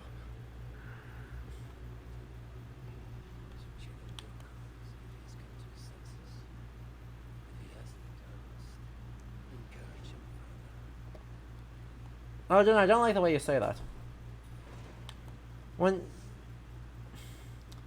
Yeah, right. This is a point, this is a thing where I actually don't blame them in a Norse context for this, because I think it's actually relatively well done, in that, right, family, right, the Eicht, the family, is the basic unit of, like, the social order. So abandoning them is, bad. From a modern perspective, their logic does not hold together. I forged better in my sleep. Good to see you're getting along. So, Broker, you accept your duty? Gear change, yes. Which was it too? Something laughable. Yes. We will do that in a moment. Let this be the start of a beautiful new friendship. To study the Salakar, I'll need the very best tools. Too bad this workshop is lacking. Bugger off. I got more stuff here than you can wag a finger at. Okay. We can do that. We can do Goofy. Hey look, it's Asa. Just like walking in. If you find something you don't know how to use, just ask. I'll be giving you lessons on how to use your own. Also, how on earth did you locate here? You deal with Like, fire nymphs. Not this again. Ah. Stepmother is stubborn. I cannot push too hard or she will grow suspicious. She has no interest in the trade. Interest, yes. But not yet the will. I don't understand. The Salakar is all but indestructible. You, on the other hand, are not. She assumes she'll catch me, kill me, and retrieve the Salakar. Time is on her side. And I must strip her of this illusion. Why would you make a nuisance of myself? Yeah, you do that very well, Odin. Sinmara prepares to lead my father's next major invasion.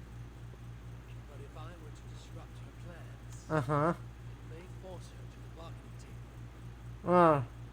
Sounds risky to me. Well, yes. I once plotted and carried out the murder of Ymir himself. What do I care at risk? Well, since you put it like that. Where must I strike? Oh, good. My stepmother develops a strange army. Wow. She breeds beasts of Wait, Jöfr, isn't that a name? her supplies help. Drekkathorpe is the dragon town. In the meantime, I shall return to Aether. I will send word once my stepmother has become more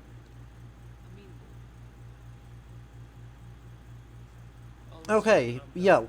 Wild boar. Jöfr is the wild boar smith, I guess.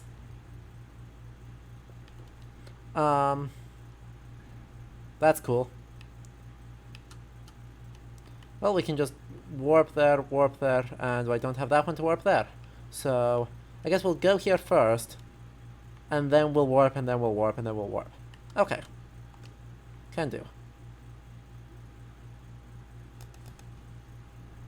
And then goofy stuff. What is something goofy to be wearing?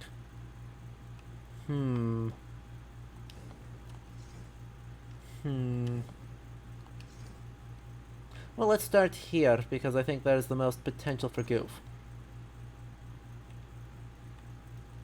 Strong beginning. Strong beginning right there.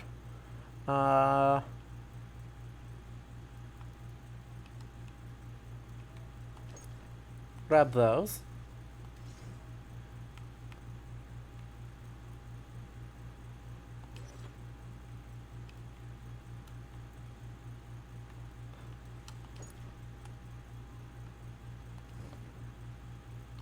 It's beautiful. I have solved all things.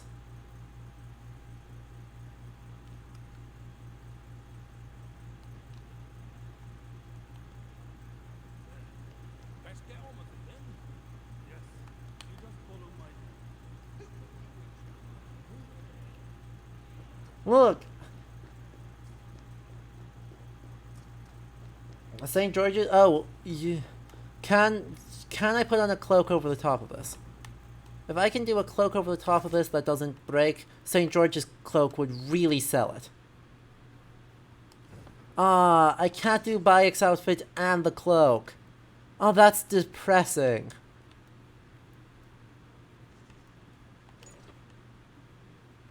That's extremely depressing.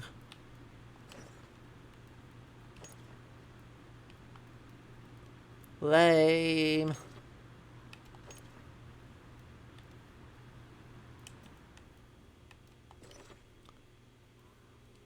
Fine. Valkyrie armor it is. Valkyrie armor with a dumbass hat and being a good Christian.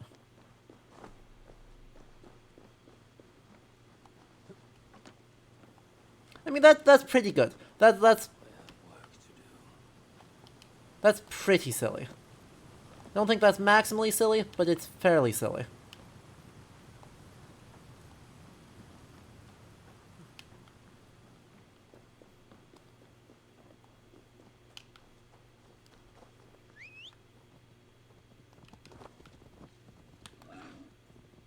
There we go.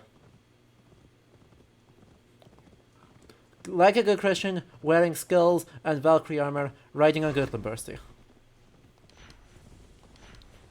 Absolutely flawless.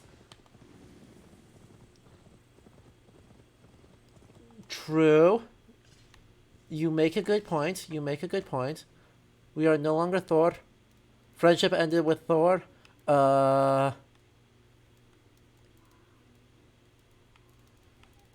Hell's something or other scythe. Come on, give. Give me Hell's dumbass scythe. Where is it? Am I blind again? I feel like I'm being trolled by the scythes. Because it's the only legendary scythe I've got. There it is. Hell scythe. And the God, we totally forgot sickles existed.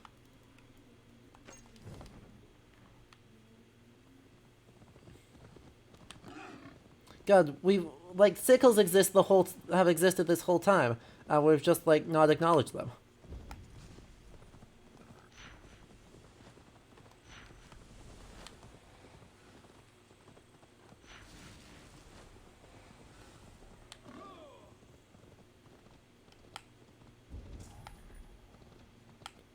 You know this game is bad when one of the silliest weapons possible, barely even gets acknowledged as existing because of how silly it is. I really don't care, actually. Will Marty will turn in... What? Uh-huh.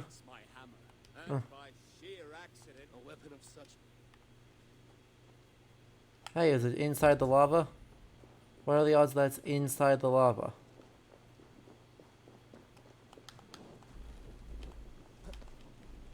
Ow. That is on fire. Can I be not on fire, please? It is done. A trip. Yes, I can see the lava. Damage? Yes. Look, you have passed the trial, High One. Trial? What trial? Ah! Are we dumb? We just got punched in the face. We took worse than that walking through the lava. We took worse than that. My head. What the hell? We literally took worse than that. Wait, you. Come here, quick. Uh-huh. We've only got one shot. What are you checking? Uh-huh. We don't tell this Muspel who you really are. And helpless. Shut up. There's no time to explain. Are you the guard? You. What? Are we dumb? Hey, you! Yeah, you! Come here. I got some information your chief is gonna want. Go on then, enlighten me. What drivel will you spout this time? Your mother stopped by last night. Paid me a visit.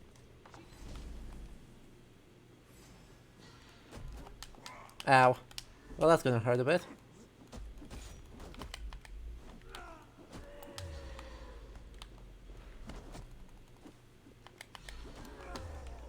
What a dumb fight. Well, don't think it was even a hard fight, it just... I wasn't leaving you here.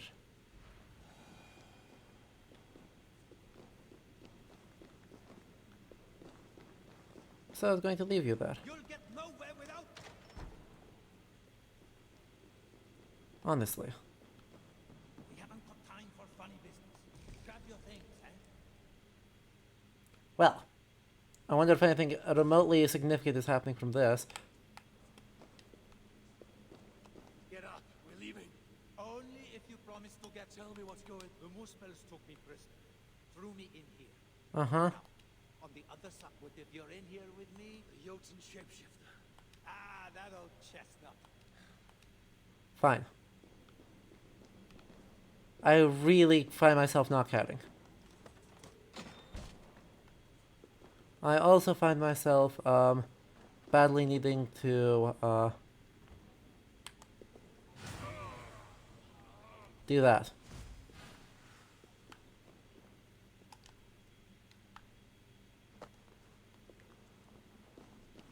I mean, I did take care of the lava the old-fashioned way, but I guess I can do it this way too. Oh good, and a convenient source of a large quantity of hooger, actually exactly enough hooger, for if you need it, and then... What? What? What? Shut I mean, I already did that. But, that was not what I intended to do. So, oops. Now. Are you actually going to take me to the thing? Or are you going to suck? Are you actually going to take me to the thing, or are you going to break again? Come on.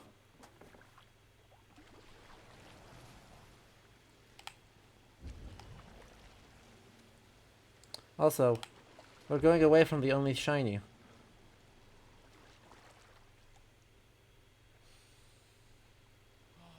Smell that, high one? The sweet aroma of I am so far away from everything that matters. Wow. What was your crime? Other than being a dwarf and fighting invaders? Fighting invaders? I'm a blacksmith by trade. Just before the invasion of our lands began, I single-handedly armed an army. Bravest dwarves you ever saw. Clans dropping long-held Yo. joining to fight the Muspels and the yacht. Yo. Anyway, all came to nothing. I was lucky. Where are you taking me? Told they'd let me out if I made weapons for the Muspels. Told them I'd sooner die. Now, about that hammer. I know. Nothing more than a tall tale. Not a bad one. You did all this knowing there was no mighty weapon. I see now. Okay, but could you give me a nice reward of some flavor? Because this is dumb. I am very bored. I could use some entertainment. And I'm afraid the strategy of cause mischief is going quite poorly. On the grounds that he got knocked out by one punch to the face. Just one. Like glass jaw Odin right here. Just yeet. Come on. What are you doing? Is that it? Are you just leaving now? Are you just gonna wander away now? Oh no, there you are. There he is. Safe at last, brother. I've never thought I'd be so happy to... Ugly! Have you looked in the mirror lately? Father should have dropped you from the cliffs. Well, well. Aye, brothers from another mother. Our father was Travi. Mika is not directly, it's Mikkel. But And another brother that is, well, half bear. I see. Yep. You have our Enjoy your free. okay. Goodbye. I find myself truly unbothered. I don't know, right, half bears exist. Bulvarbiarki is one. So I'm not horny bird aside, Bulvarbiarki is technically half a bear. So like So this is where the meh. stores her precious supplies. I'm gonna do this the old fashioned way. Dracathor. Perfect. Oop. Got three. 3 with 1. That's a good deal. Ah, dang it, that wasn't what I wanted. No.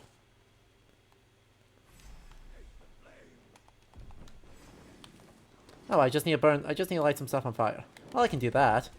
That's easy.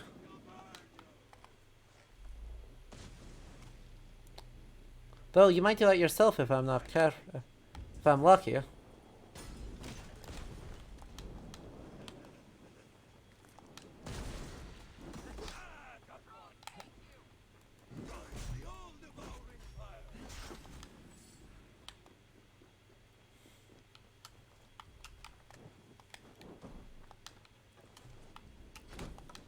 Ow.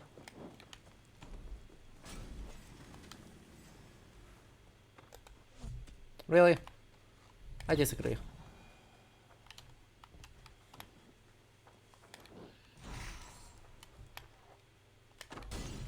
Kaboom, kaboom, kaboom. Kaboom, kaboom. And kaboom. And kaboom. Really? There's still that many more supplies to do? Wild. That's a lot of supplies, my friend. Soon Sutra's warriors will have grumbling bellies and only sticks with which to fight. It's an awful lot of...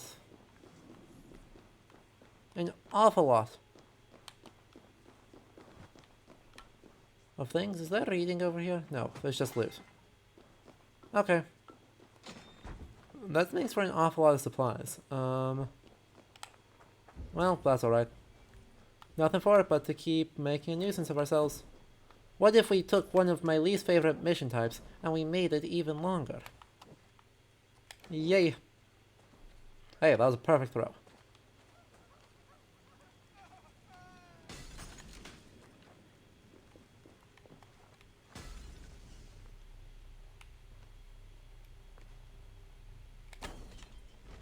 Oh, that's a whiff.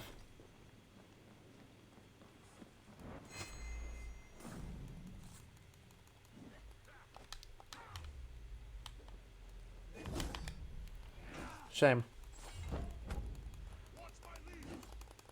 There, I feel like we are in the second to last story act, so I think we're not super close. Right. Get the sense that we're not that far, but we're not that close either.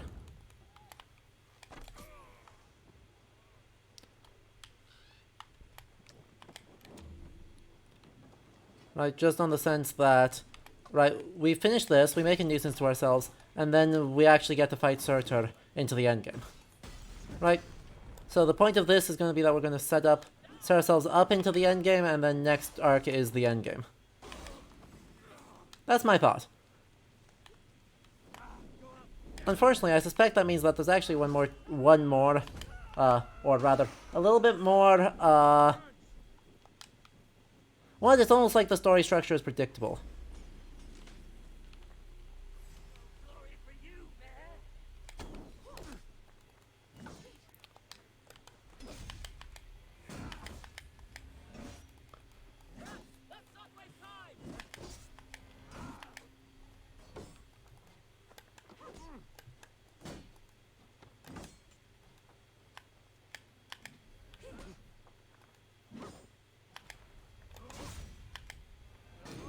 Just die, please.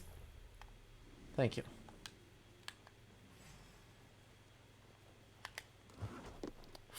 Bye. Just yeet ourselves.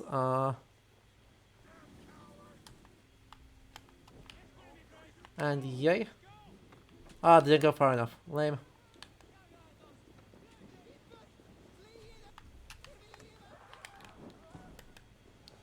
There we go. That's the last supplies destroyed. And now you kind of don't matter. I'm sorry. I hate to break it to you, you don't matter. I wait for Ragnarok. I bring my own. Yeah, I suspect, right, there's not a lot. We're just gonna rush main story. We've seen pretty much everything that could be interesting. So we're just gonna rush main story here to the end. I expect probably like another hour or two. I suspect like an hour or two and then we'll be out of here. Especially if I can get some good luck on the when and how we can warp to places. I'm getting distracted by a story that I thought might have mythology and then did not have mythology would not help our cause, but hopefully we'll fix it fairly soon, because there's nothing actually interesting in the wealth. Even the armor sets have nothing mythological behind them.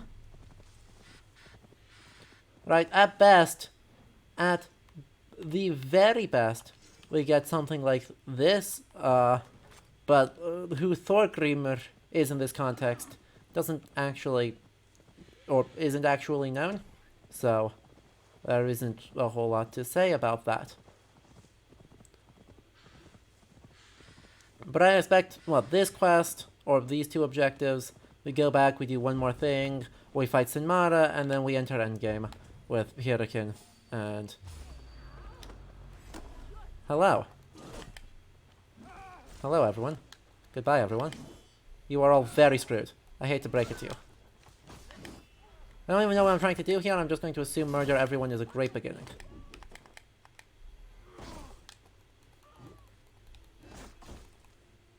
God, this is so painfully slow.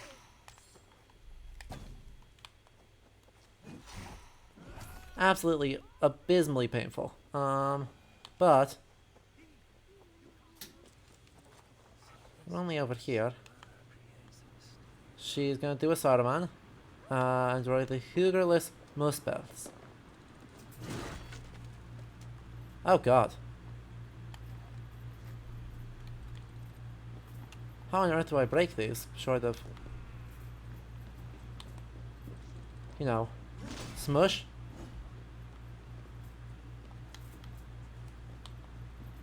Alright, terracotta soldiers, apparently. Apparently we're getting hit by the terracotta soldiers, of... you know... some sort of famous Viking something or other, I'm sure. Lots of plunder here. With the crew's help, we're getting back to the ship.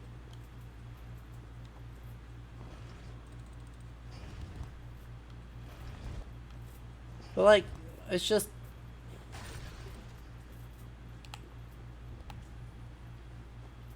Oh gosh, there's a whole bunch right over there. Okay, well. So be it. We're gonna go over the ice wall. Oh, I can't go over the ice wall.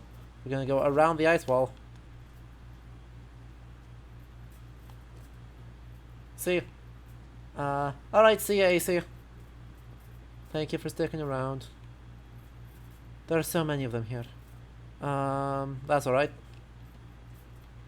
We'll kill all the ones with Hoogers, and then we'll kill all the ones without Hoogers.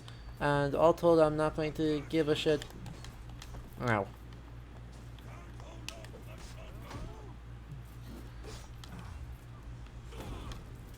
I feel like using something that does fire damage.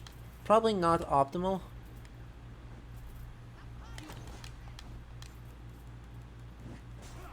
Just a thought. Also, you just ran through the lava, which means you are super on fire. Which is very funny to me. But you know, so be it.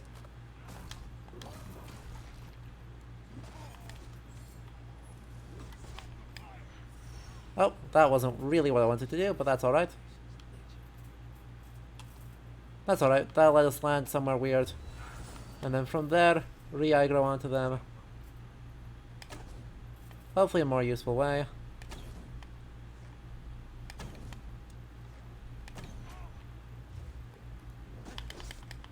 No. Drop off. There we go. What? How are you only just like... Seriously? You have hit me more than anyone else has. Okay. Well, that went well.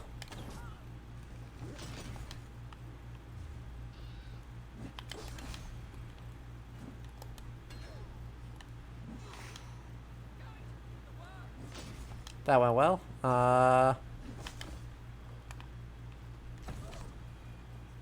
Death, death, death. Murder. Moosebed form. Murder. Murder. Murder. Okay, where's the last group? There's one more group of them around, apparently. Inside these doors. There may be more than one group around. Feels like there may be more than one group around. Because there isn't a group around here, so, read.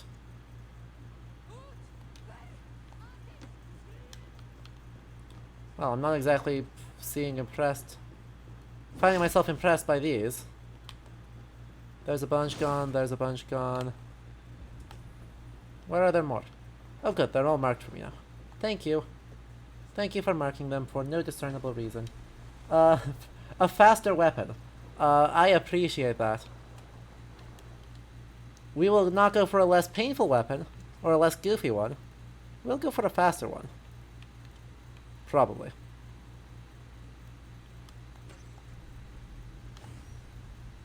Maybe.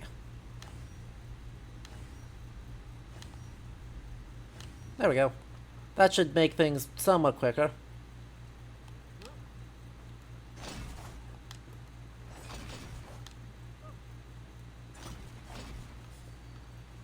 Is that all of them? Is that all of them? Where are they? There's a bunch right there. Understood.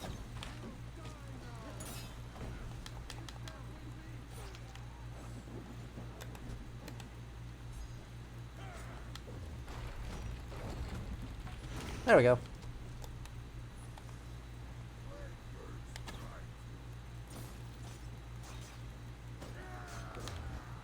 Well, that still is low damage, but that's fine.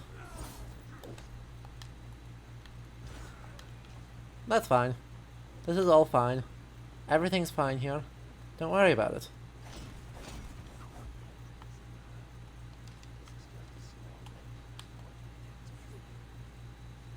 This weapon is very appropriate for ritual reasons. Yeah, just ask the game that says that we use a golden sickle to harvest. That Norse people use golden sickles to harvest mistletoe for reasons to hurt Baldur.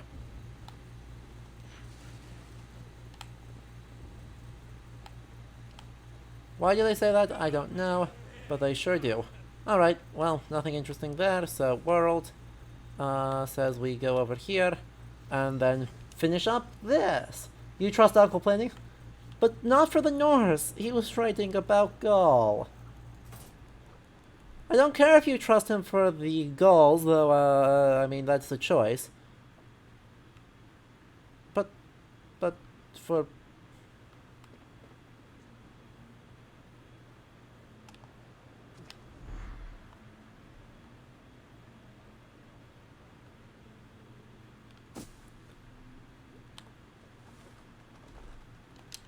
But the Gauls aren't, the Norse. By any metric that I can understand. Scandinavia, Gaul, what's the difference? Yeah. Yeah, totally. Stop it. Clifton stop being a jerk. Stop. Jump. Yay. There we go. Go. Faster. Off in this tangent. I believe in us. Go tangent, go. Exactly, right? They're non-Roman, therefore who cares?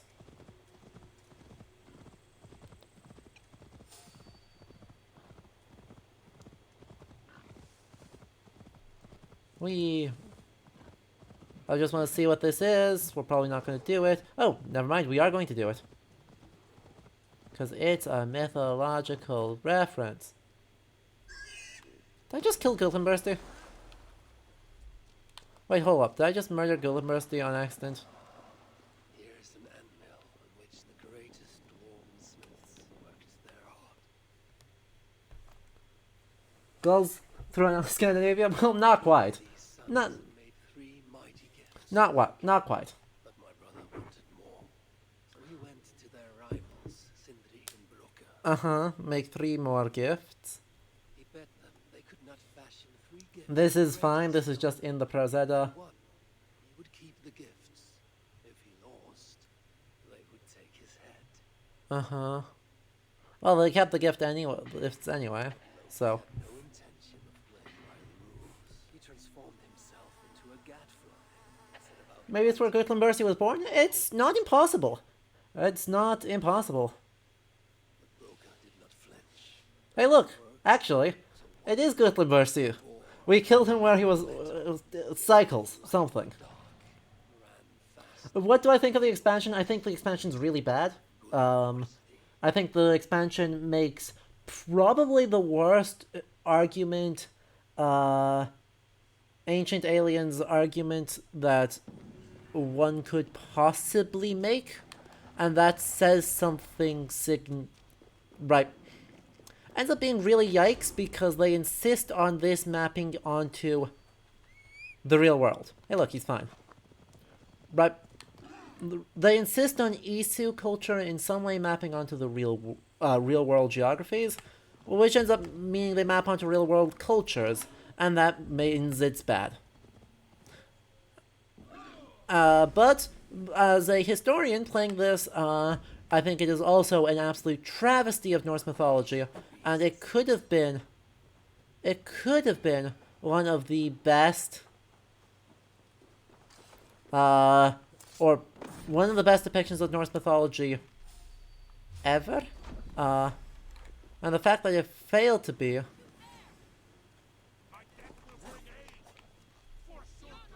Nay. Ow. Don't do that. Hey, Flamekeeper. Flamekeeper.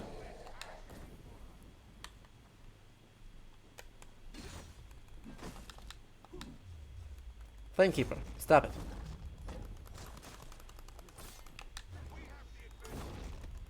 But right, thing is, what are the problems with this DLC? Firstly, the fact that the story, is in no way, shape, or form grounded on literally anything in Norse mythology. Apart from the location being something that Snorri talks about in the Prose Edda a couple of times, I guess. There is no grounding for this to work with.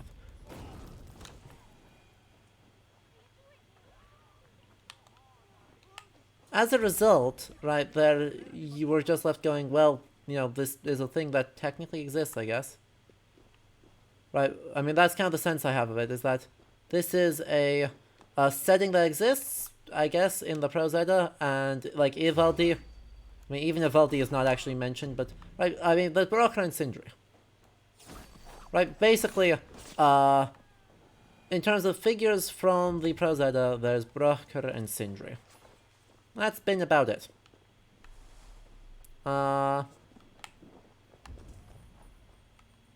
Where are the wild boars to release? I do not see them.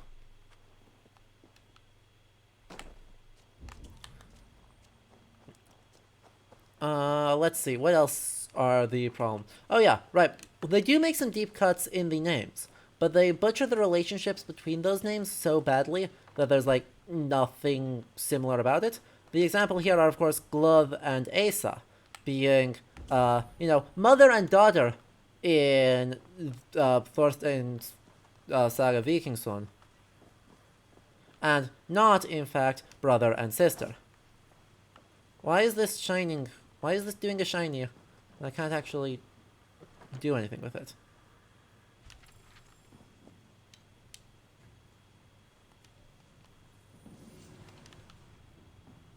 Stop being shiny if I can't do anything with this. Okay? What is the point of saying that this is a shiny? I cannot interact with it.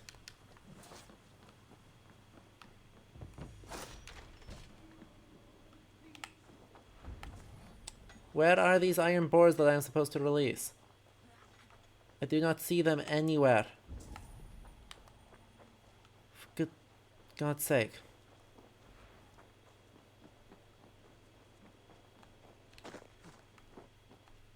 In here. I assume there's a bunch in here. Yes?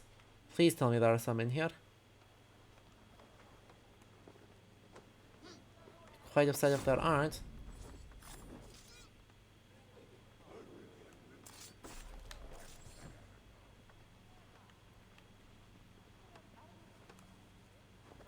Are you just seriously gonna keep looking the wrong way? Gonna keep looking the wrong way for long enough? Yeah! There we go. This is the way. Hey look, there they all are. Luckily these people screaming will mean nothing. I will let us do this. Right, the game does seem to play decently. And that it was fine. But yeah, right, we could have had just like enacting stories from Norse mythology as a important part of the whole cycle, right? That we accomplished something by, you know, actually... Ow. Stop it. I'm just trying to release you, not kill you. Must I? Must I? They do kind of suck. So, like, why do I have to release them? And where are they? That's the other half of this. If there are more, I must release them.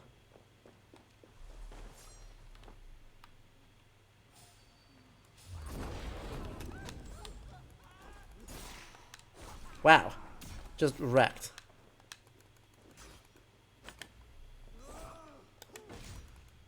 Completely and instantly wrecked.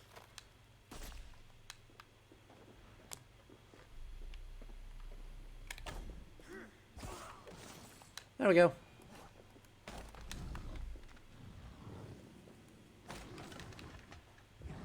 By the way, the word Jöfur here actually does mean wild boar. So this is the place where they make wild boars. Ah, so that's what I knew. I was too ahead of the game. It doesn't want me to burn the schematics until, oh shit. It doesn't want me to burn the schematics until after the fact.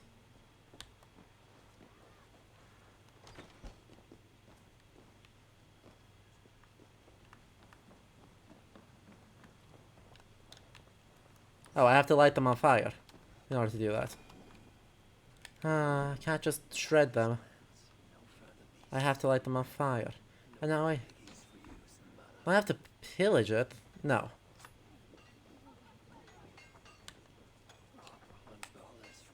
Okay.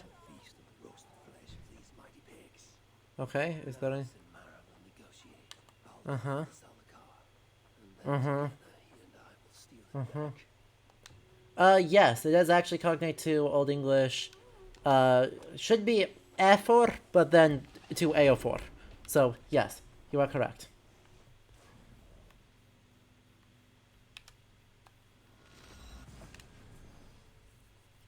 Odin releases 30 to 50 feral pigs at his enemies? Yep. Sounds about right. Well, we need that AK-47 and not just a sickle. Now, in the meantime, have they actually done something? Have they actually done something with no more?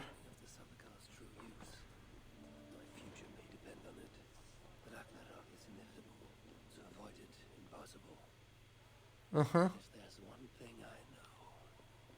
Impossible is impossible. Uh-huh. Oh, you're back. Yeah, I am back. Have you learned anything? Sinmara's plans lie in ruins. Have you learned anything? You know what you're doing. Surely I should be asking that of you. Now, tell me, what does it do? Please, give us exposition. These light elves and they're sneaky. You've learned nothing? What a shock. The power it contains. It holds more than what you said. Such as? Well, for a start, there's a bloody dwarf in there. Anyone we know? Nah, and it's not important. Dwarf hugers don't carry much weight. Not even mine. I mean, it's So, what does it contain? Sindri, but that's fine. All I know is that it's more than Malvigr, Kaldar, and some dwarf no one cares about. Ouch. Fine. In the stories, what was the actual point of the Salakars? Great question. Were what vitalized them. Uh-huh. But it was the magic that gave them their purpose. Uh-huh. That magic was different to each one. By the way, I hate this in Metaplot lore. Nah, some elf shit no one knows anymore. Except Sutra. That fire nymph? She sent word. And? Your plan worked. Shinmara's ready to bomb. So, right, I mean, I hate what this means in Metaplot lore, because that means that the Isu... that... Leading to Feygarden. Light the beacon, and she'll come out with your lad. The power that the Salakar holds. It must not fall into Surtur's grasp. I'll reclaim it once Baldur is safe.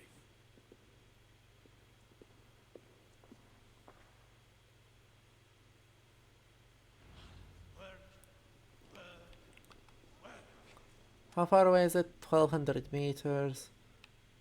Down there? What is it doing down there? What are we doing down there? But yes, the ancient aliens have ancient aliens. That's the thing that's garbage. The ancient aliens have ancient aliens, and I hate it. I do not... Right, I assume it's just previous generations of Isu, which turns it into quote-unquote merely, the decline and decadence and fall from knowledge of the current generation. Which is still a garbage narrative, and one I don't enjoy. But I suppose it's technically better than the ancient aliens having ancient aliens.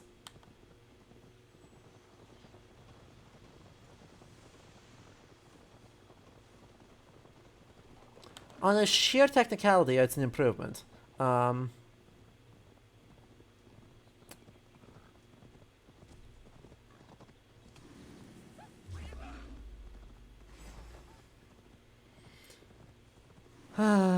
But there's no way to get around that, right? The Isu have no idea.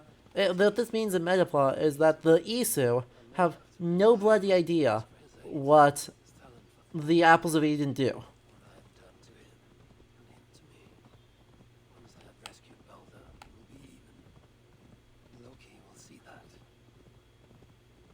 No, he won't. Oh. On what planet will Loki actually see that? Bold of you to explain they're going to assume they're going to explain shit. Yep, that sounds about right. By the way, Fey in this term, by the way, means doomed. Fayer. So it's when someone enters a Fey state, they're about to die. So Feygarður being realistically doomed castle.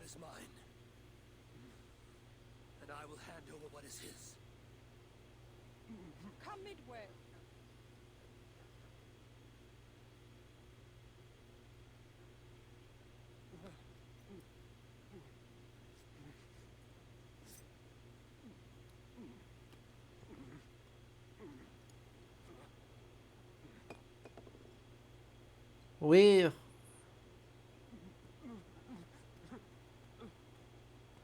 Alright, 3, 2, 1, backstep.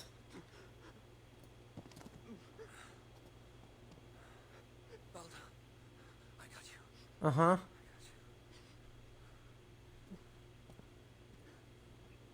Three, two, one, step.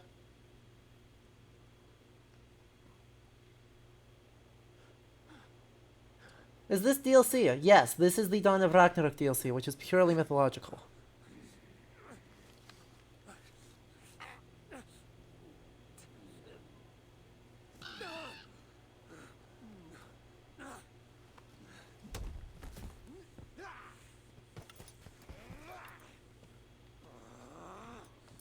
What a shock. What? We've been betrayed? What's that? We've been betrayed in extremely predictable ways? Who could have guessed this? Honestly, who could have possibly guessed such a thing would happen? To us.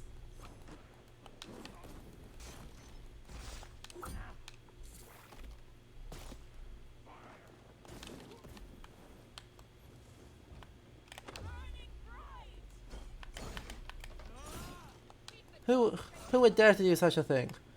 Besides, you know, the fact that we are the most easily manipulable, all-knowing being ever. Right, well, Odin in the mythology is not particularly good at, you know, actually maintaining deceptions for all that long. He's not bad at them, but he's not great at them either. He's usually pretty good at not getting tricked. I feel like that part of it seems to be missing for the sake of... I wouldn't even call it drama.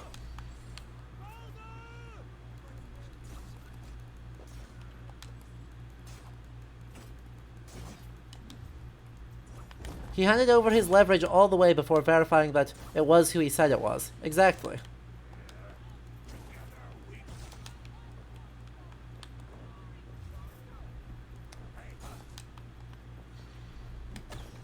Hell. Damn it. Not even hard. Just literally run across. Alright, let's go. Try this again. Find a way into the prison. I feel like I already did that. That's alright.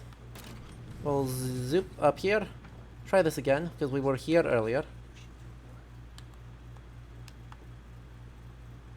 We've already unlocked this bit, so, yeah, let me do anything. Hello? Game? Actually give me control, please.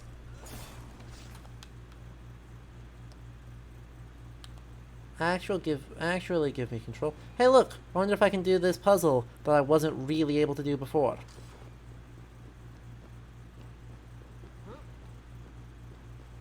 Maybe the apples of Eden are like claw-powered idiot balls? Yeah, that sounds about right. I bet he's being kept right up there.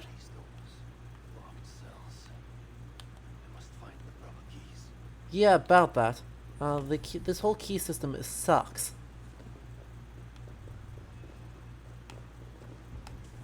This whole key system really sucks.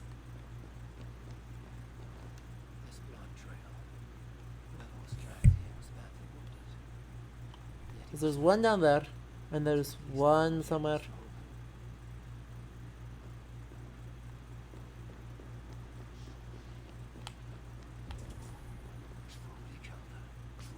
Uh-huh. Uh-huh. What? What?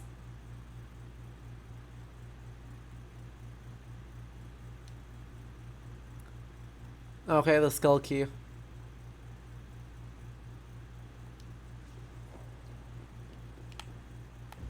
I mean, if you've got directions on how to just avoid making this puzzle the worst. Oh good, there's someone right up there who has a key. I think I can kill the person up there with a key first.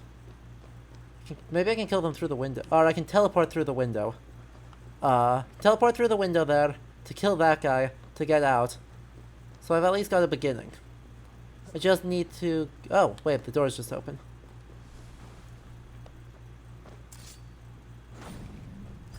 Never mind.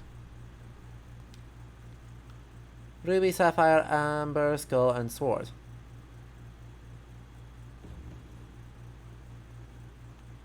We'll just collect all of them. Because it's fine. It's fine. It's fine. The skull key seems to be missing, which means that we don't have that, the answer to that. But there is another one with a key in... There's a thing with a key inside of it in one of these.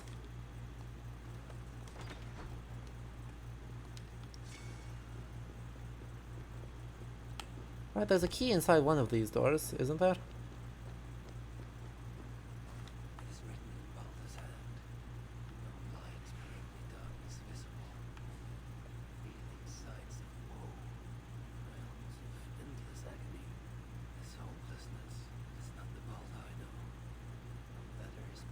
Hey, it's written in Isu.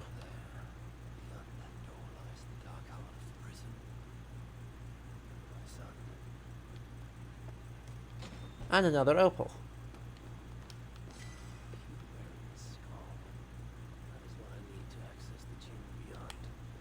Uh-huh, but there should be a key inside one of these. Right there. It's within this.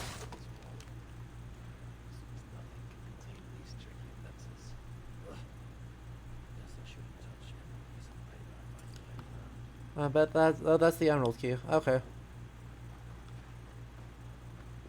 Well, the emerald key missing. The emerald key lets us into more places, or...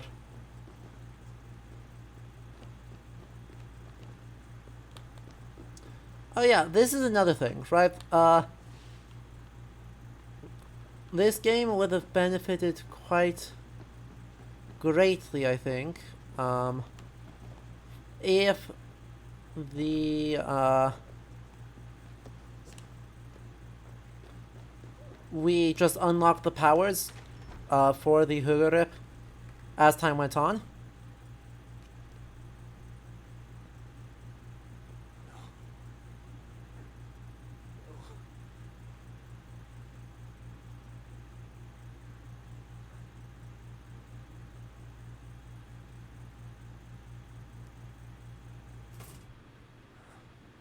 Yep. Baldur's dead, so we can... Or Baldur's dying. The High One brought low. Okay, tricked again. Mistletoe, symbol of hope, renewal. No, it's not? But not for Baldur. We forced so many drafts down his gullet. Well, they did pose them. Quite beautiful. Blind fool. You never saw what was in front of you. What a shock. Here is your child. His light gone before you even set foot here. And the rest of him? It now Okay. So, Baldur is what's inside the thing. And 3, 2, 1. Allow me to reunite you with your boy. No! Traitor. Well, can we get an F in the chat for the effortless fig or emotionless badass? I've seen dwarves with better stats.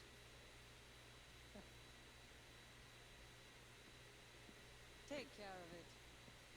And you're gonna be too arrogant now because, yep.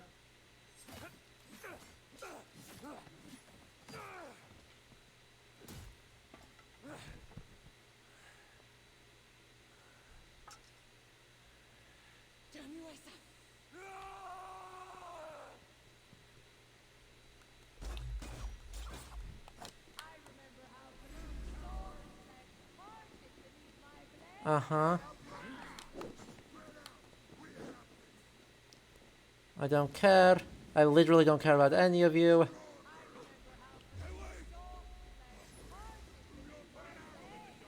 Uh-huh. The good old-fashioned Assassin's Creed chase sequence? Wait, is this a good old-fashioned AC-1 chase sequence? Come on. Into a boss arena. Sad. Sad. We just let her die because reasons. Yeah.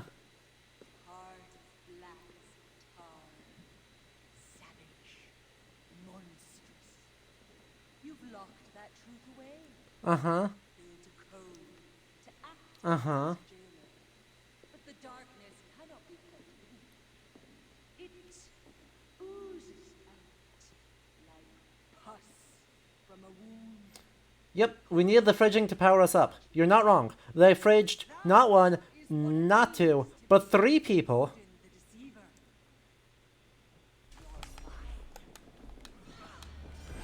Now, once again, I am mad because they erased Herther from the story. And everyone erases Herther from the story, and no one should erase Herther from the story. There's no reason to erase Herther from the story. He deserves better than this. I mean, death aside, right?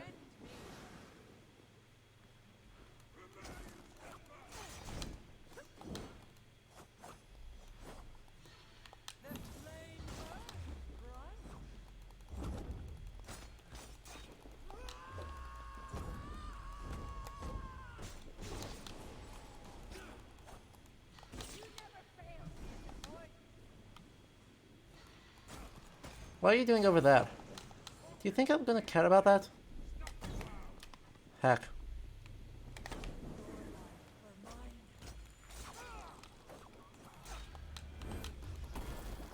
Once again, we are stuck doing the same old, same old. If you dodge that, I'm gonna be mad.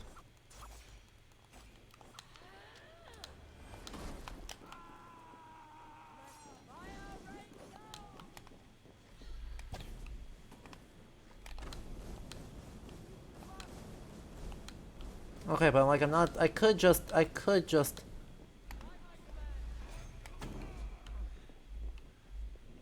take care of you all extremely easily. Watch this. Watch this. This is gonna be very funny.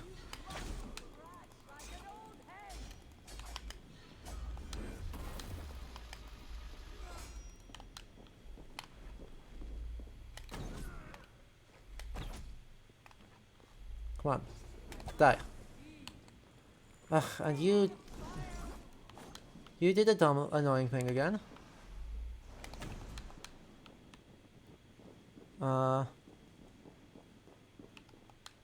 Which is fine.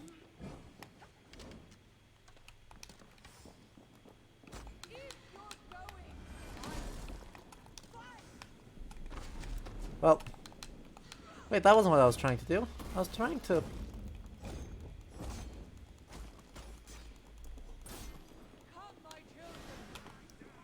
No. I'm gonna punch you a lot. Okay, I'm just gonna punch you a lot. Because I forgot how overpowered these are. Forgot how utterly overpowered.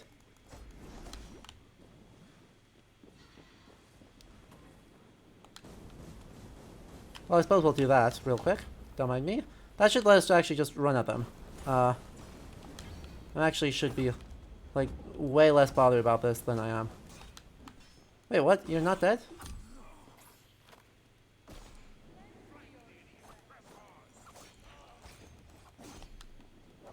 The important thing, though, is that this is what we... Ah.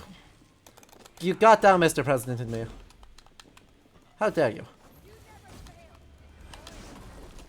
How dare you? What? She got the jukes. Chat, she got the jukes. I have to, like, actually heal now.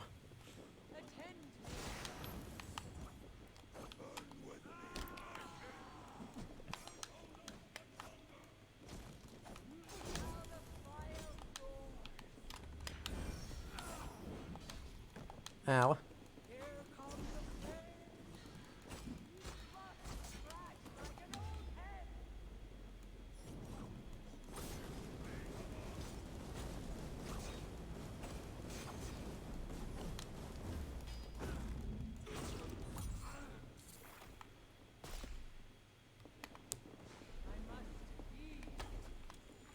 Hey, stop it. I can do it better than you. Rolled. Come on, there's only like one thing left here. Just die already, okay?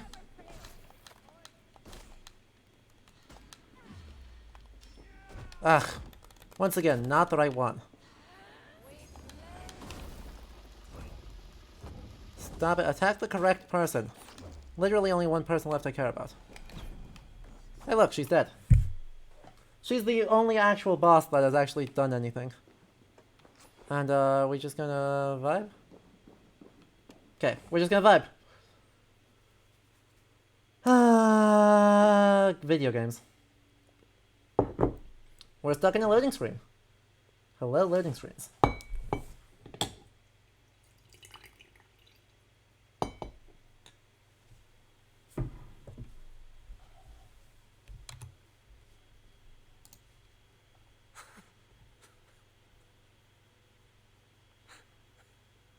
And Baldur's dead.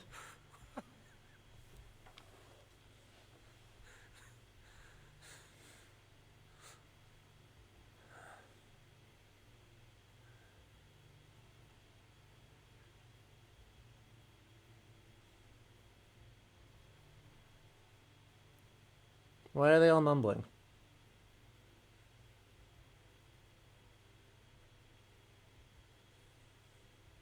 Uh-huh.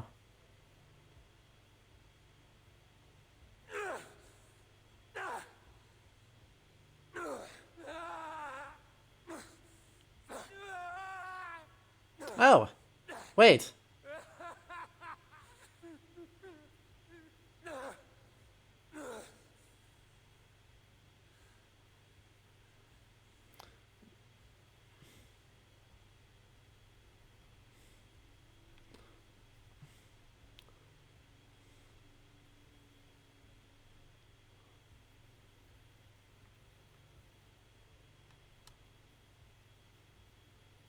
Uh-huh. The music is just super low. Hang on. I can't pause it. I can't pause it, I can't skip it, I literally can't do anything. Unskippable cutscenes in the year of our Lord 2022. There is music, it's just very quiet.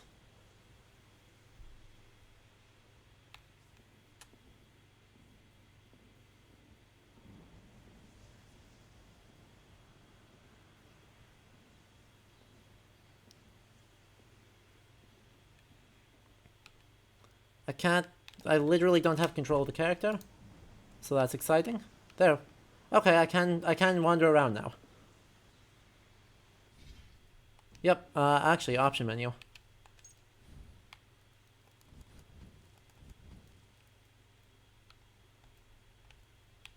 Let's turn that up a bit, I guess.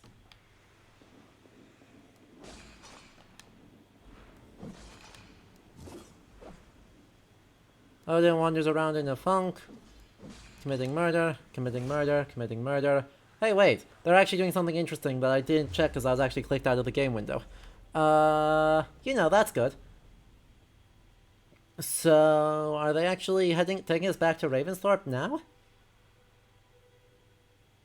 Fascinating. How bizarre. Let's also turn this up, I guess. That should help.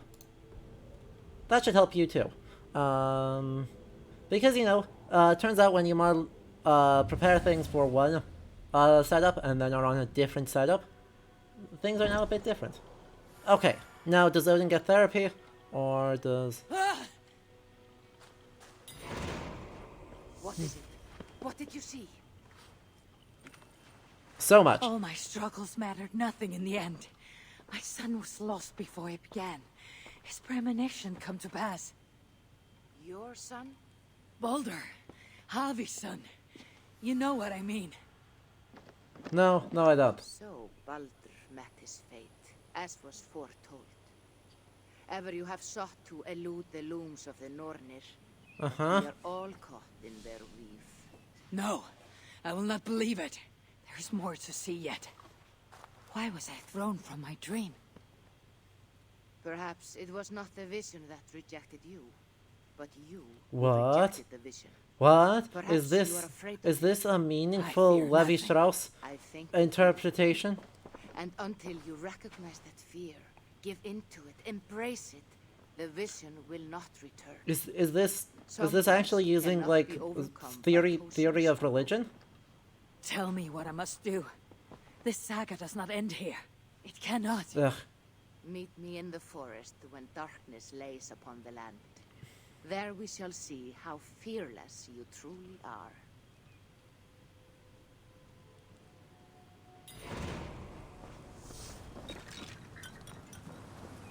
Wait for friends.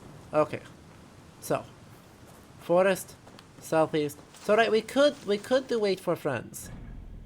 Actually, I think this is a good time to wait for friends. Let's take a look at that. Wait for friends by the fire. Is 200 meters this way. These new visions of Odin trouble me. Am I alone in seeing them? Or do the tales of Svartalfheim hold some other meaning? Perhaps I should warm my bones by the fire. Gather my thoughts. Indeed. Let us go. I know, right? We recovered quite nicely from the being lit on fire, and don't have crippling, I guess, whatever the technical term for fear of fire is. No crippling phobias for us. Also, the tree that is still covered in mistletoe.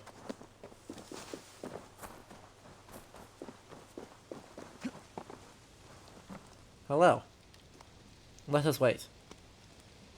See who comes by. See who comes by. Pyrophobia? Yeah, that makes sense. The mason who sought renown. Hello. Ove, how have you been? The fire made me think of the myths and legends Sven loved. Would you indulge me with a tale? I would be glad to hear of Svartalfheim. I would not tell it half as well. Oh, come on. Do it. His favorite was a fable. Do it. Let us listen to them for a bit. See if they have anything better in this part. Svartalfheim was not short of legendary dwarven blacksmiths. Everyone has heard of Ivaldil, Brucker, and Sindri. But this tale is of a stone mason. He lived as far south as he could, where Gulnamar meets Vangrid. His torch sat upon the shoreline, What's part of him? That sounds made up. Doesn't it? Do you mean neither of it, clear? All but died.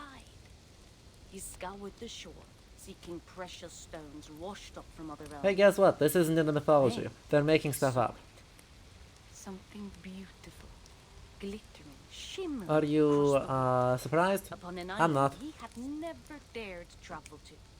He hastily built a boat, working long into the night. That being said, the idea that Dvergar can gift people precious stones is attested in later folklore.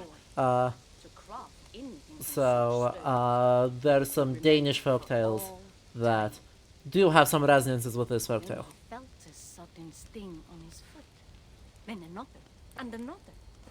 His What a eyes shock. adjusted to the dark. So consumed was he by his desire for renown, he failed to realize he had walked into a nest of snakes. Halvamal does say that. Well, Halvamal does give this same warning.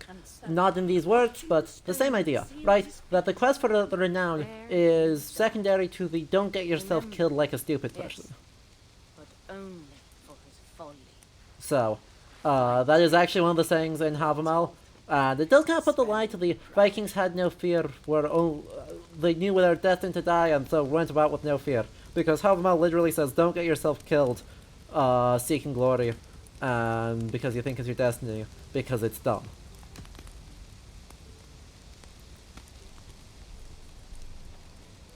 So you know, there's that. Hey Gunnar, how are you doing? You and Richard well. Of course. The flames soothe my mind, as do the tales told here. Okay, tell me of a tale. Do you have one to share, Gunnar? A legend of Svartalfheim. Aye, a story of a king. Hey, what? It's almost like there's a theme here. Wood for the trees. Hreidmar, great. Oh, good.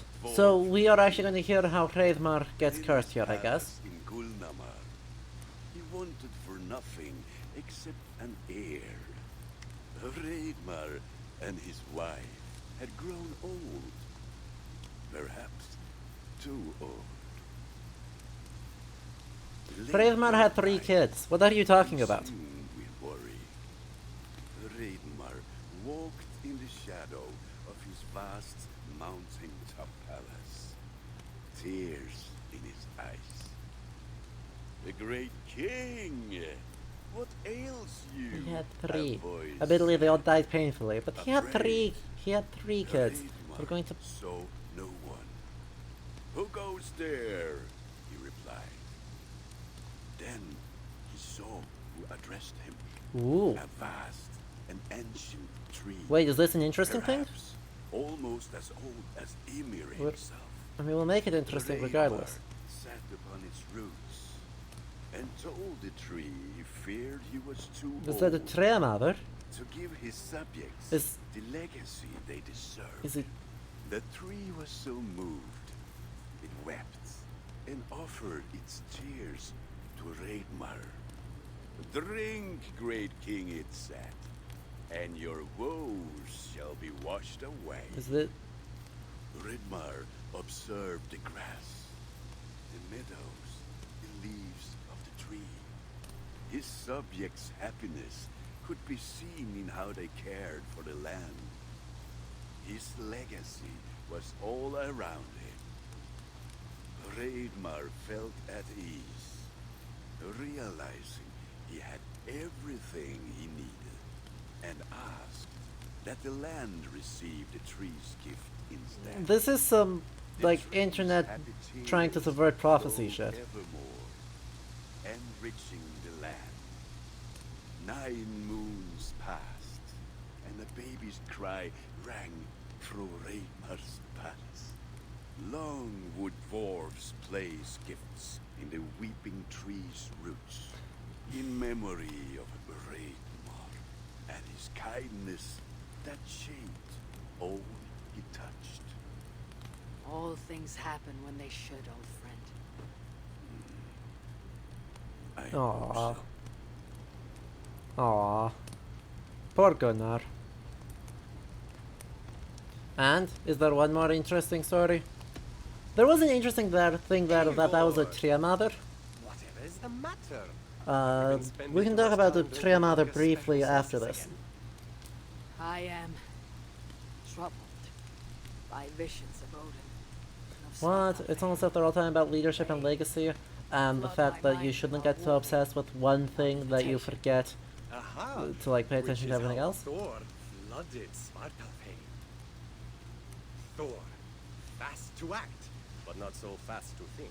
Would stomp and fight and bump everywhere he and Mjolnir should go. One day, he fought All of this is totally a theater kid. in Jotunheim with such ferocity that Thor's killing blow was felt through all 9 realms. The ground shook, mountains rose up, hills tore apart. I mean, even Thor isn't that. And north of Svaladal, the massive lake that housed the springs of No. Yggdrasil split open, flooding all Huh? of Svartalfheim. The dwarf king, Hreidmar, acted swiftly. He built 3 mighty dams, preventing further damage to his realm, working alongside his beloved subjects. Oh yeah, Elvis has big theater kid energy. Surprised was one builder to see the great king working as an equal, that he slipped, tumbling into the raging waters below.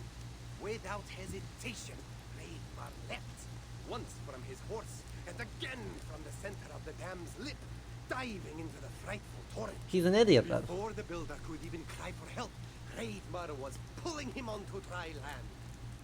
And so 2 giant statues were built to honor the king, one for each leap of unthinking bravery. So, while Thor does shape landscapes by virtue of whacking things, the most clear-cut example of this is in the tale of Utgarda-Loki, where Thor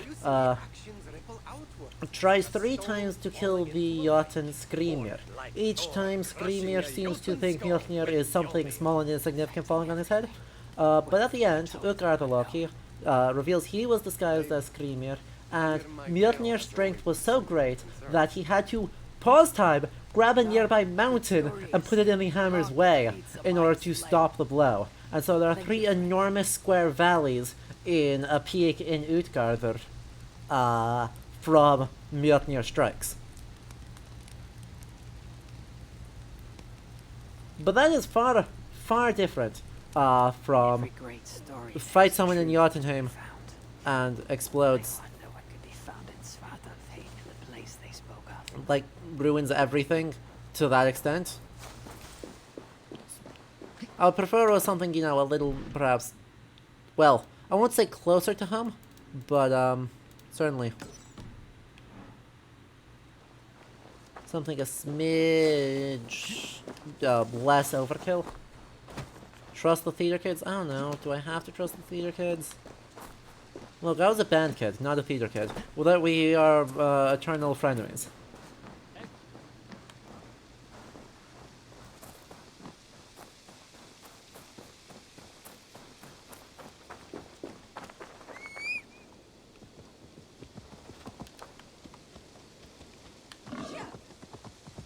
Wait, it's still a good bursty. What?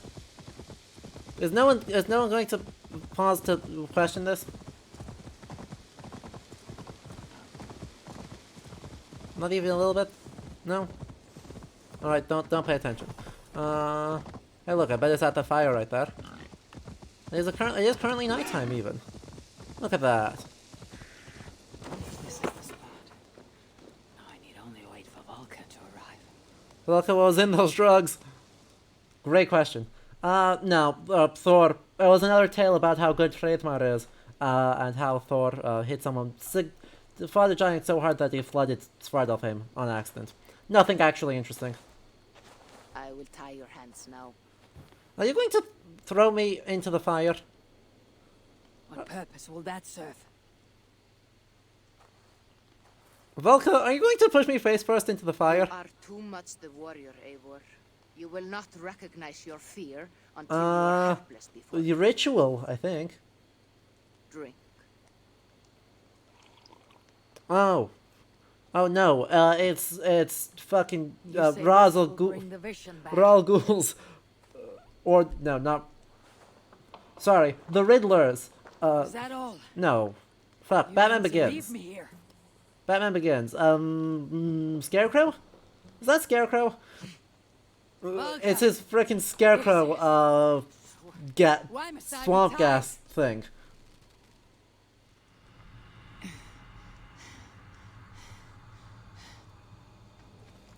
Now that being said, I don't despise this ritual. Scarecrow's not the fear toxin. Good. I got there eventually. It took me a hot second. Ra's al Ghul. Oh, good. I did remember the plot of Batman Begins. Mother. So, on the one hand, I actually don't loathe this ritual. Right. That there is a ritual that does. Untie me! The wolf is coming and I cannot reach my weapon! Valka! Valka!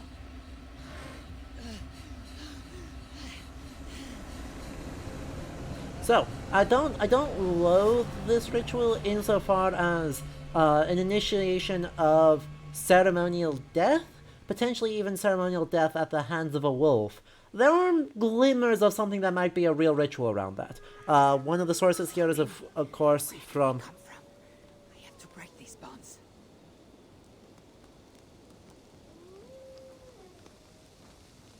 The more I struggle, the tighter the bonds become. So... I should not do that. There must be a trick to this. What did Valka say? Give in to it.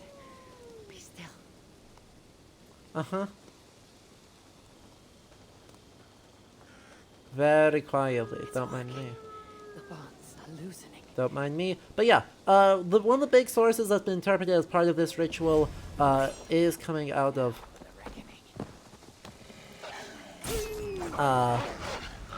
Volsunga Saga, wherein when in the form of wolves, due to demonic skins, wolf skins, werewolf stuff, nonsense. Oh. Okay, but I will find these wolves very sad. Don't make me hurt the puppies. They're good puppies. They're good puppies. Don't do this. Even if they're not real.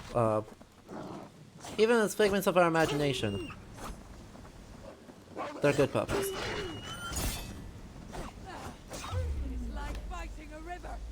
Uh-huh. It's almost like that's the point, Eivor. And hear me out here, it's almost like that is exactly the lesson to be taking away here. Honestly.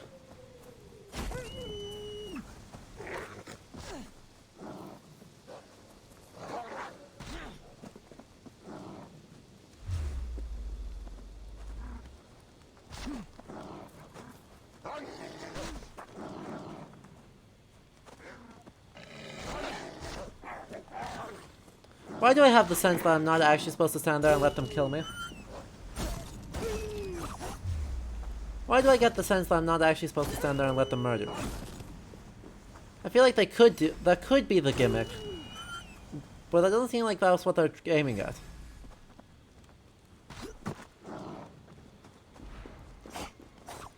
Please, can we get to the Puppy River? I know, right? Doesn't that sound great?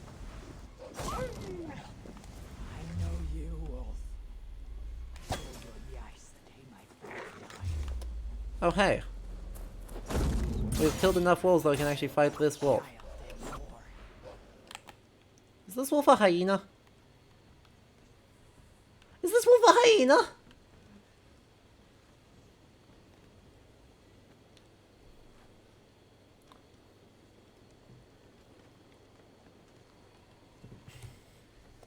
Well...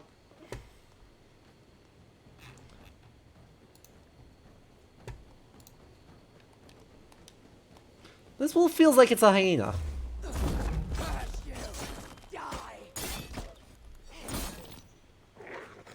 Come on. No more will you stalk me.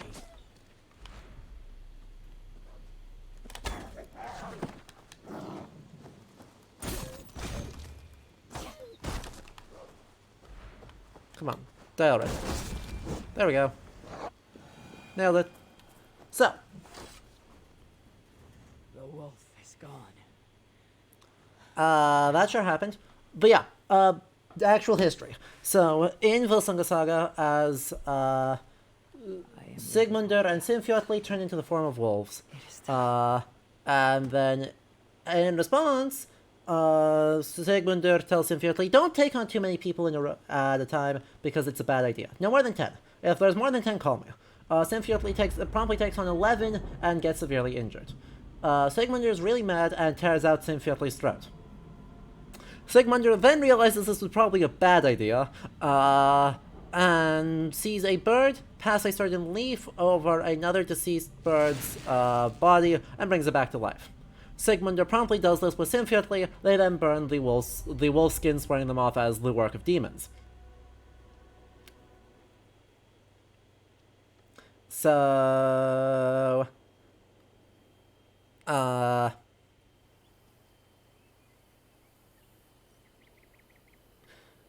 It's been interpreted that this is potentially an actual initiation cult, with a ceremonial death at the hands of the wolf, then being brought back to life as part of the Ulfhjapnar. This is done by, I think, Dumazil, mostly. I don't love it, but, you know, it is at least a... all these eternities away, I still hate the place. Yet it offers me the hope of revenge. Sweetest of morsels. The realm is changed. But this is not Sutra's doing. It is something more. I must find Broker and Ivaldi. They'd better still have my Salakar nice and safe. Hey look, it's endgame. 2,000 meters that way. Hey, guess what? Yeah, that's fine. Go this way.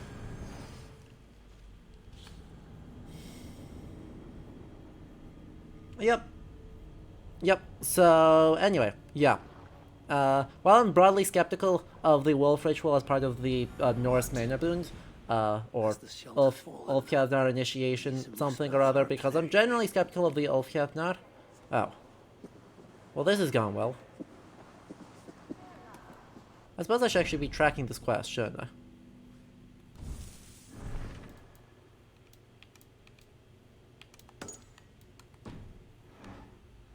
Kill all of them. That's fine.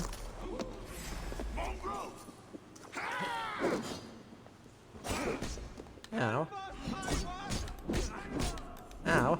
Hey. Don't be like this.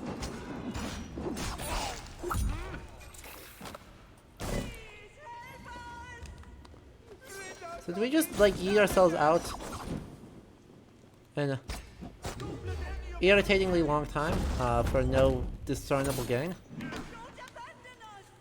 Like, do we actually do that? One moment while I clear this mess. Do we just do that?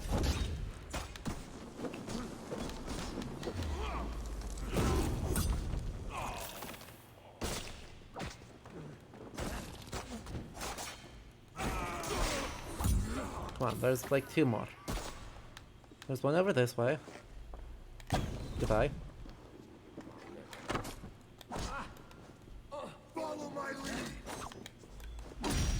And there's one this way.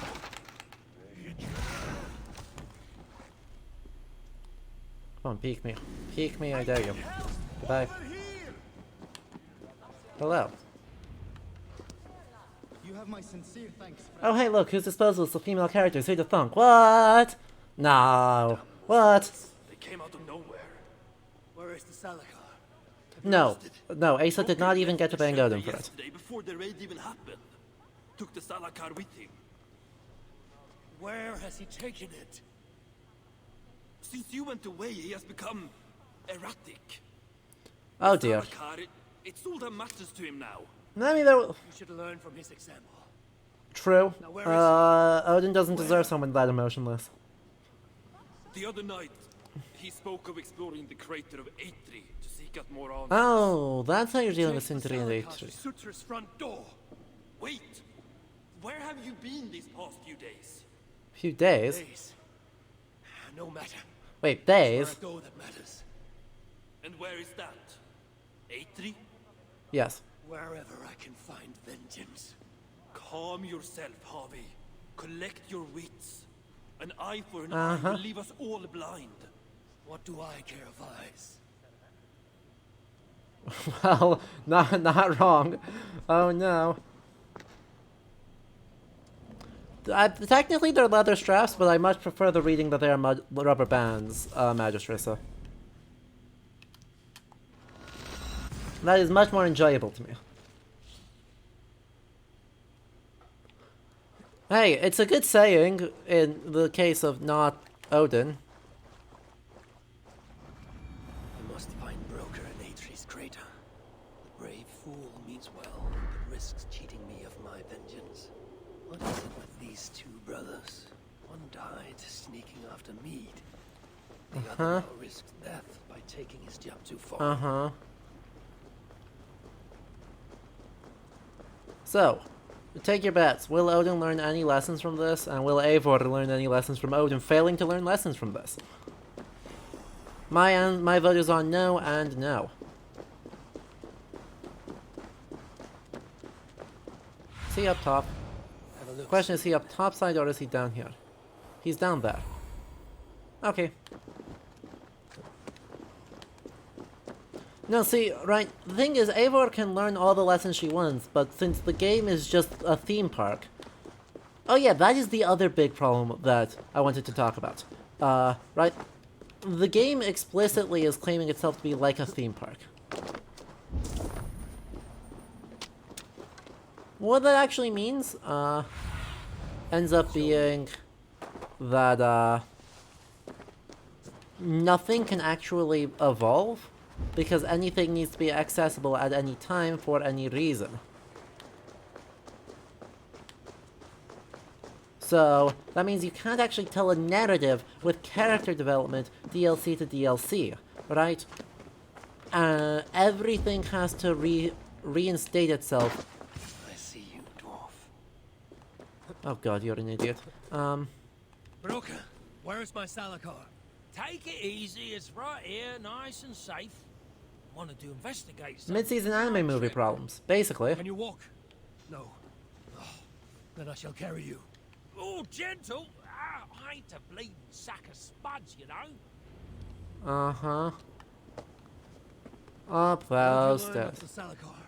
Might just know how to use it. Of course, you going after Surtur, you'll most likely end up feasting in Valhalla.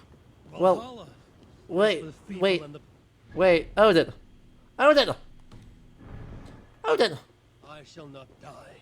Worlds may end, but I, Harvey, shall abide. Odin. What about Sindri? You calling him feeble? What would he be doing in... Ah, yes. Yes. He is there in Valhalla, of course. For one such as he, it is a great honor. Odin! Now then, this looks like a good place to put you down. Odin, you cannot say that your hall is for the weak and feeble. Purpose. Haven't a clue? Can it kill Surtur? Well, that ain't its purpose. But yeah. Valhalla is literally his home. Well, one of his homes. I think Skjalf is the other. That was Baldur's gift. To turn day to night and back. Is that What? why Surtur stole his Wait, what? Yeah, the others, they're just for balance. But, see, there is one more in there. Like Baldur's. Incomplete. What? Whose is this, Uga? I mean, Valhalla is the primary hall. By the way, something else, Punk. So here's the thing. Despite Grimnismal saying that Folkvanger is where half of the sling go each day, and Odin gets the other half to Valhalla, pretty much every other poem just says Valhalla, which makes us think Valhalla is just far and away the most important of the honored afterlives. An itsy bitsy snippet, mind you. I don't understand. But yes. I think if the Salakar touches Surtur, the two will... But yes, he appears to have done a... The Salakar's already complete. Nothing gets in or out. A torn Hugr will always try to reunite itself. His might just be strong enough to do it. If that happens, he will become the Salakar. Then nothing can stop him. Only if he can control all that light. But I don't think he can. Wow. His old carcass ain't made for it. It'll be like trying to hold the ocean in a single hog's bladder. So we're just going to explode We're going to explode Surtur. Right. You ain't heard all me workings out. Do you truly believe the coming together would be too much for We're going to explode Surtur like this is like fucking Kung Fu Panda 3? Wait, is that really the end game? That we're going to reenact Kung Fu Panda 3 and explode him with too much energy? You've done well. Now give me the Salakar and leave this place. It's too dangerous. I ain't leaving. I come this far. Do as you're told, friend.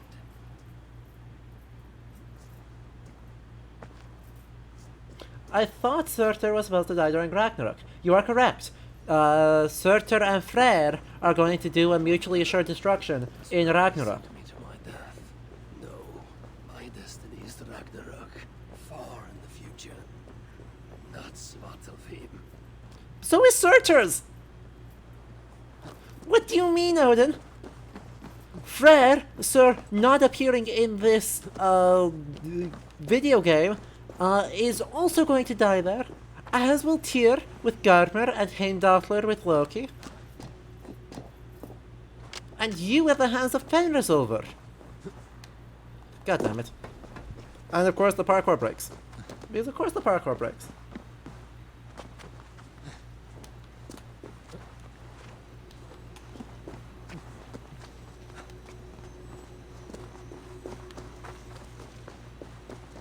Also, Thor and Jörmungandr.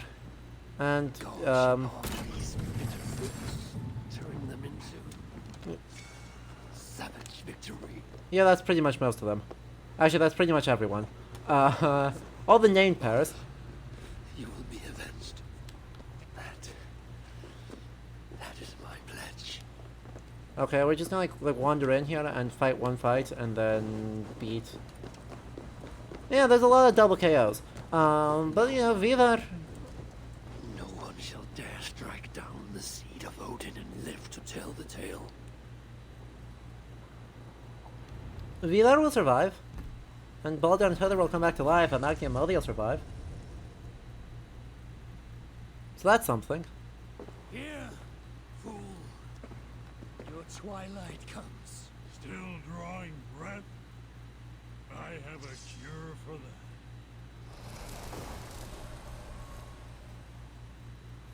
Why are you hide cowering, Odin? Like, honestly.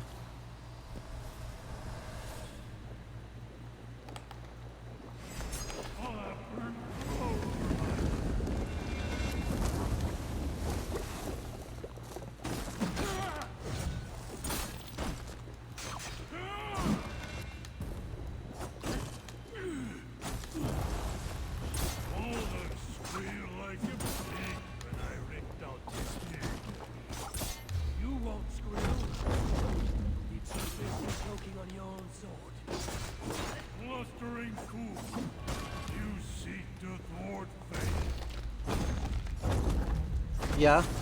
I mean, yeah. Because you're not playing by the rules either. Surtur, you do understand that you are not playing by the rules here. I am Ragnarok, destroyer of Super. No, you're not. You're stealing Freya's job. But for the umpteenth time, you are stealing Freya's job.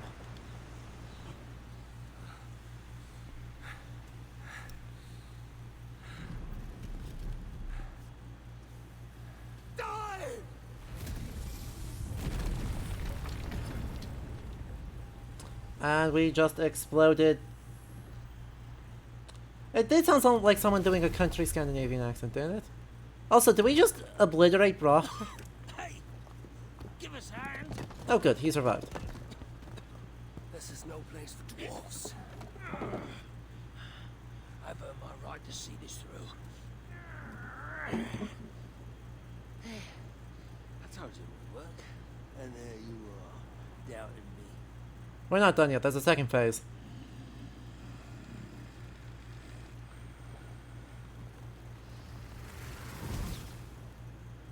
I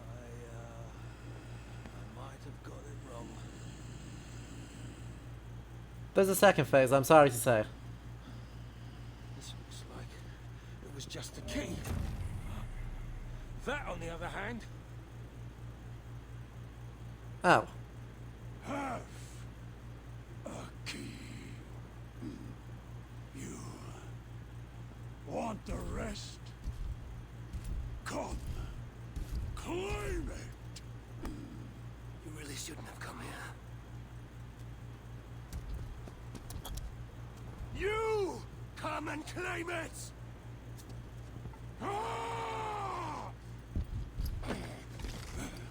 Oh, he's super dead. Don't run from the fire. Yep, there he dies. Can we get an F in the chat?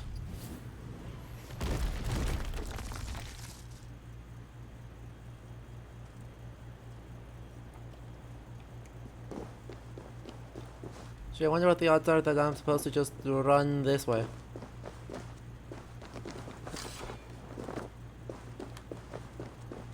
I do feel a little bit bad, but we did... He is ultimately a very minor figure that doesn't belong in this story, so I don't feel too bad.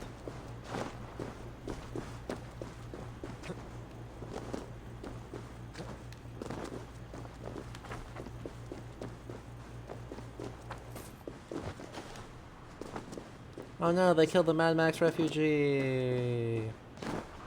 Tragic.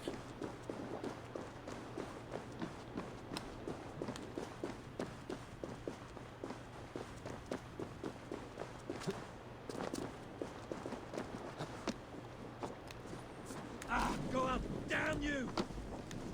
Tragic.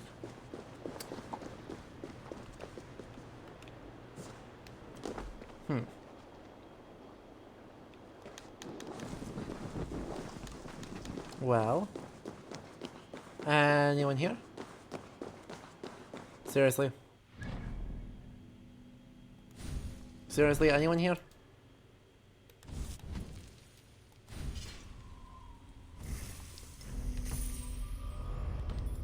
You're supposed to chase me. I'm not meant to go this way around. See? This was only designed to be run one way. Don't make me come back up there and find you.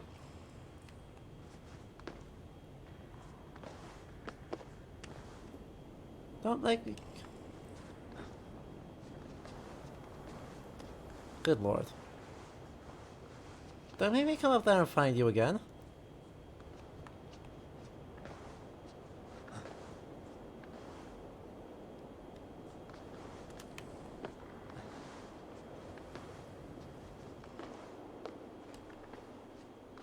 Come on, Surtur, where are you? Surtur. The point of running over here was entirely and exclusively to get you to follow me, and you're saying you didn't even have the consideration to do that.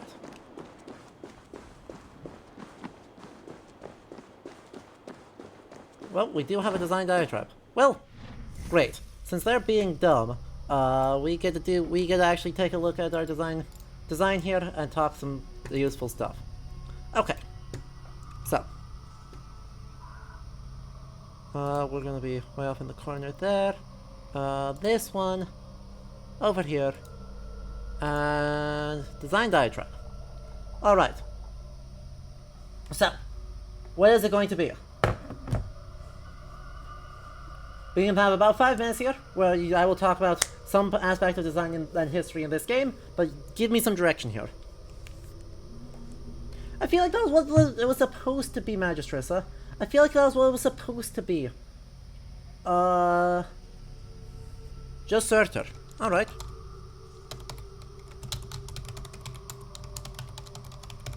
So, we'll look at the actual aesthetics first. Let's pull Surtur AC Valhalla images.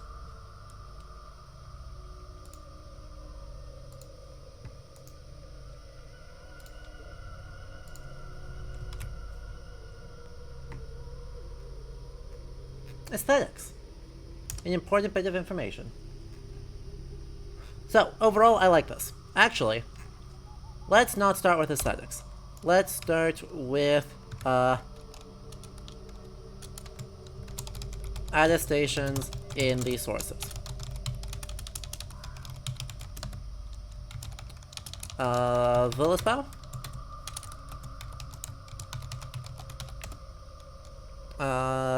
Let's see. Prose Edda, mostly at Ragnarok. Vafthrudnismo? Let me check that.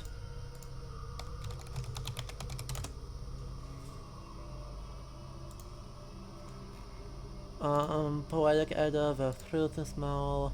Should be relatively late. That's what happens to humanity. Fenrir. Yes, Fires of Surt. There. Thou er slokna Surtaloi.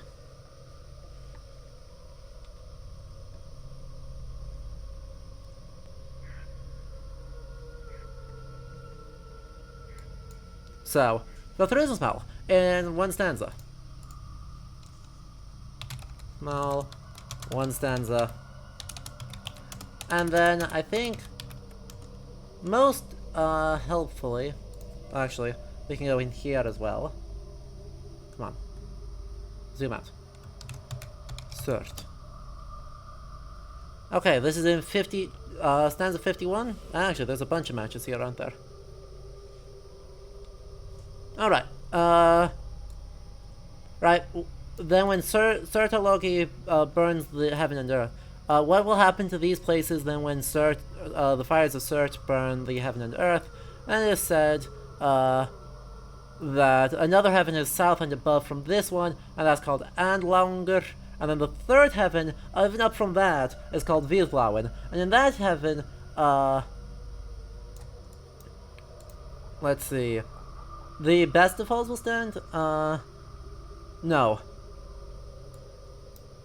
I'm not quite sure how to translate this off the top of my head. But right now, it is said that, or we think, I guess? It's we think. That's what it is. And that we think that that heaven will stand. But right now we think, only the Ljósalvar live there. So now down to Frau Ragnarökum. Oh wait, there's actually more matches up there, aren't there? Surtur, yeah. Surtur travels from the south with a blazing sword, quoting Villisbow. So, few mentions, and then at Ragnarok. Right, and then the most interesting one is Harmundarkviva.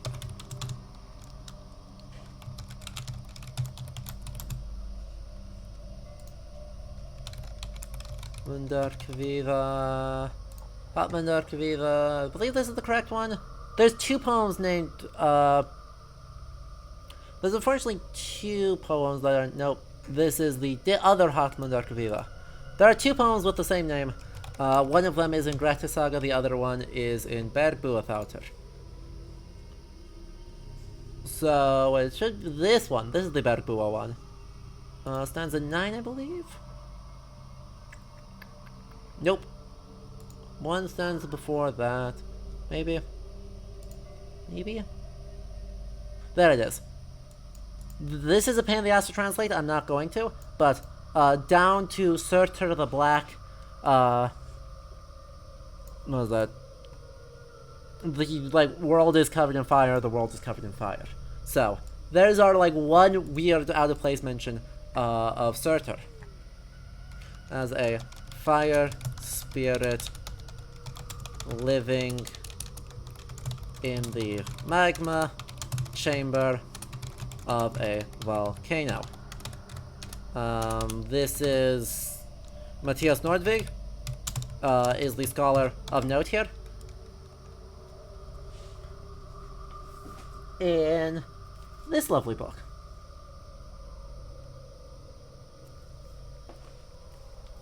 Argues that all of Villisbow actually is, or all of Ragnarok is volcanic as well. That's pretty well agreed on. People have been arguing that Most of the climatologists have been arguing that, but I agree with them because I do environmental history. So, anyway, onto the game. Aesthetics. Here's how he looks. I like this. I like this a lot, actually.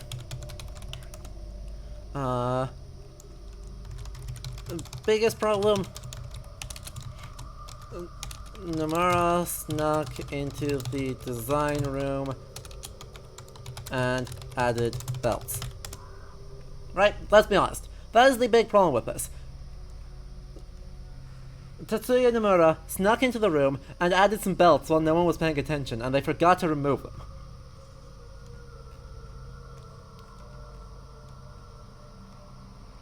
But, right, the magma design is reminiscent of Hartmann-Villa, and then he be tall, which is fine.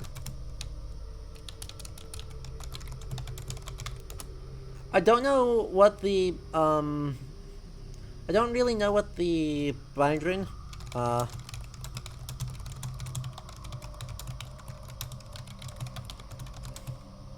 meh. Meh. You know?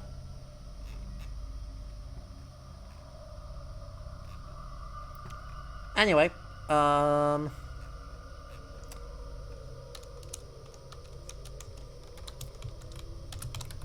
narrative function. Basically non-existent. Right? Searcher is basically non-existent in the story. Kills Frigg. Boo. Exists as the generic, big, spooky warlord bad guy. Isn't even, like, in most of the DLC. But the parts he is in are bad. Right. Some Isu BS. There's some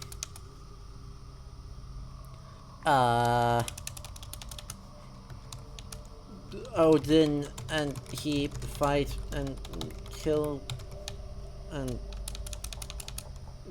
to the death actively contradicts every source. Let's see what else happens. Oh yeah, doesn't even make sense. Freyr is the fertility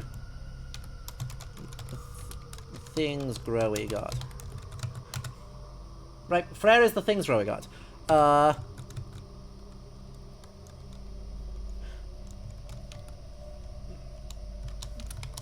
Kills Baldur somehow for reasons I don't even know. Like, I don't even know, like, why he's trying to kill Baldur. I'm at the end, I am fighting him, and I still don't know why he wanted to kill Baldur in the first place. Actively contradicts sources. How to improve. Don't use him. Seriously. Using Surtur, without actually and actively being in Ragnarok is dumb. So don't use him. Oh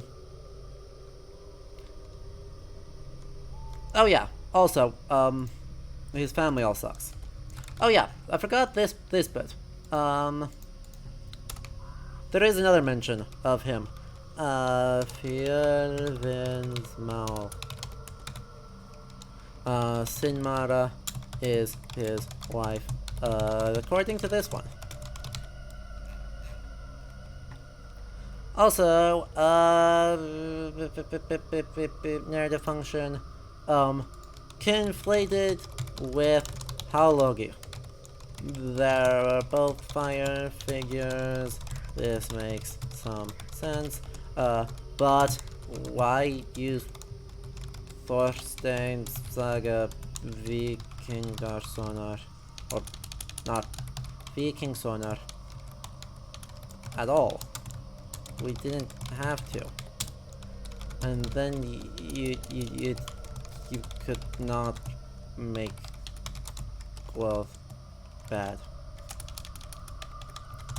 Be like that. Honestly, if you use Surtur, make him actually a threat, right?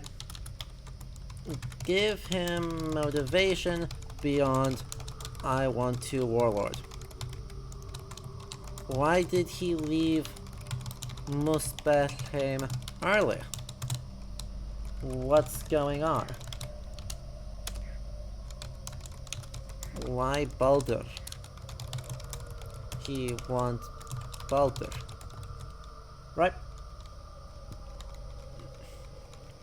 There's plenty of room to play with him because he's not mentioned that often, but he's ultimately, right, this kind of big, vague... In the mythology, he's a big, vague, destructive force.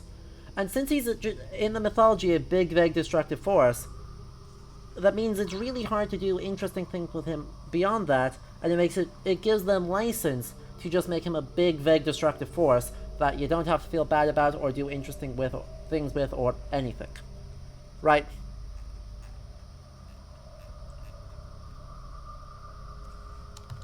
Make him kill Freyr. Make him, if he's, if he's destructive, make him really destructive. Blow up parts of, Yggdrasil. Kill more than Baldur. Don't make the damage cosmetic. Right? He is the end, or he is the representation of the end of the world. Make him act that way. Right? So I think that's pretty much what it is, right? I like the aesthetics, but the way he's using the narrative is kind of dumb. So solution number one is obviously don't use him. But if you're going to use him in this way, make him more complicated. If you don't want to make him more complicated, then turn that dial up to 11. It's at like a 5 right now. I want it to be at an 11. Make him absolutely ruin everyone's day. So that's been your design diatribe. Hello? Okay, don't freeze.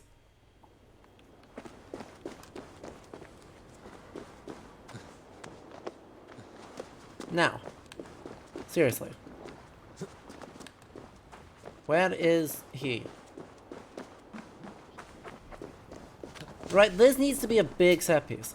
I feel like it's not a set piece. I feel like I can't tell if my game is bugged or if I've missed something. Because right now there sure as heck is nothing going on here when it looks like there should be an awful lot going on here. There is not a compilation of design diatribes, right now. If there's interest in making one, the game crashed. Nope, we're good. We're good. We're back. We live.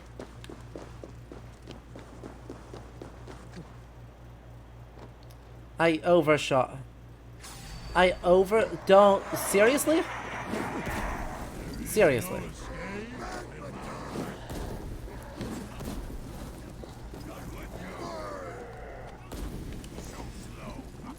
Wait, did someone say that there's a set piece on this one? We literally jumped over the trigger for the set piece.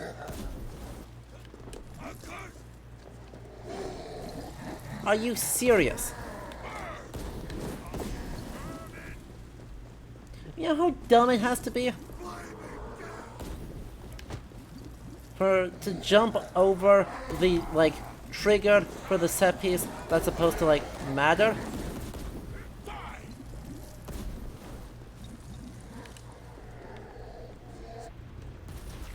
Like, what? What?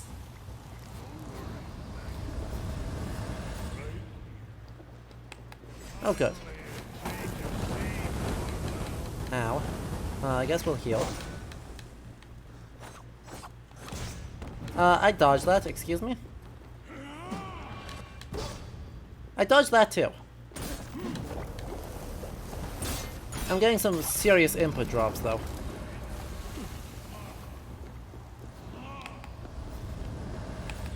Hey, was there a reason you went over there? Besides trolling me?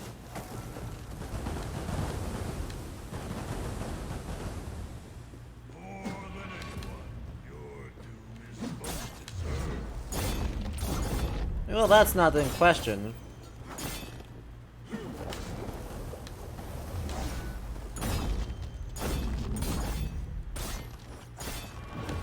There we go. Now we're back in the rhythm of things. Sort of.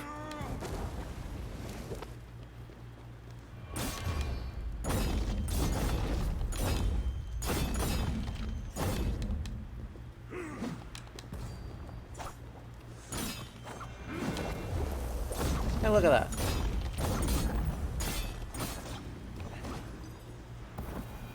Hey, look at that.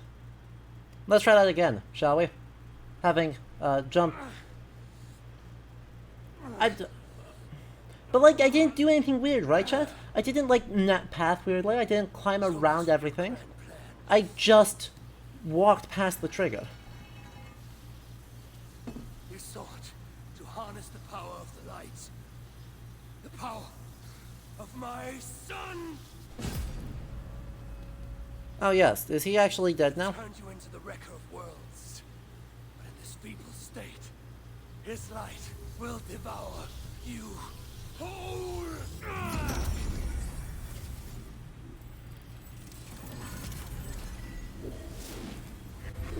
Let's try that again, shall we?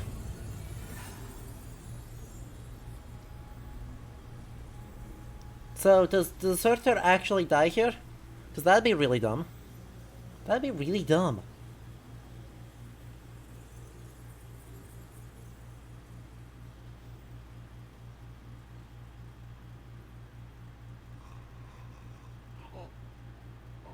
Hey, look. He exploded. In a significantly less well-animated way than Kung Fu Panda 3.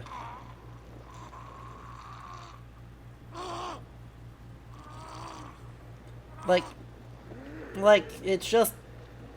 This is literally the end fight of Kung Fu Panda 3, but less well-animated. Also, why do they all... They Voldemort dust away, not Thanos dust. Wait, what? Wait, what?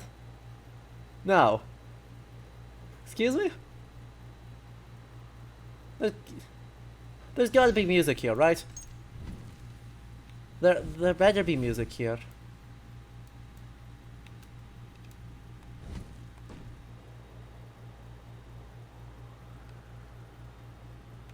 Hello? There's no music here. What?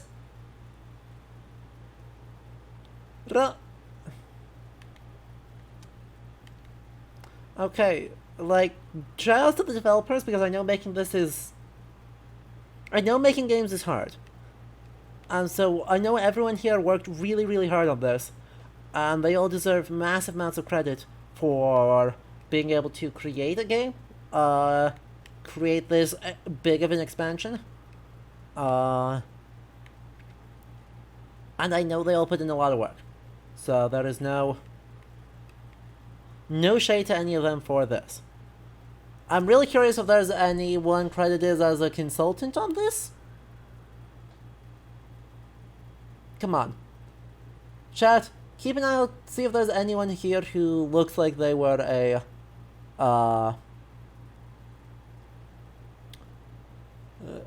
anyone who was credited as a historical specialist, or otherwise a consultant.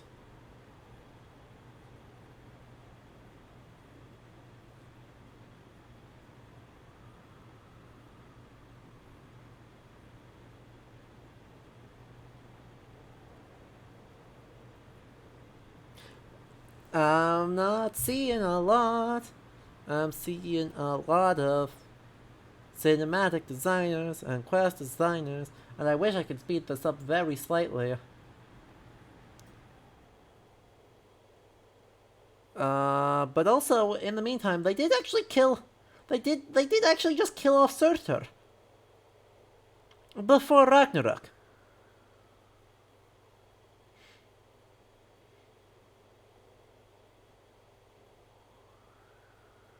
Excuse me? How does... Who is left to kill you at Ragnarok? Well, I mean, it's it's a solar flare in lore, so I guess there's that. Did they just...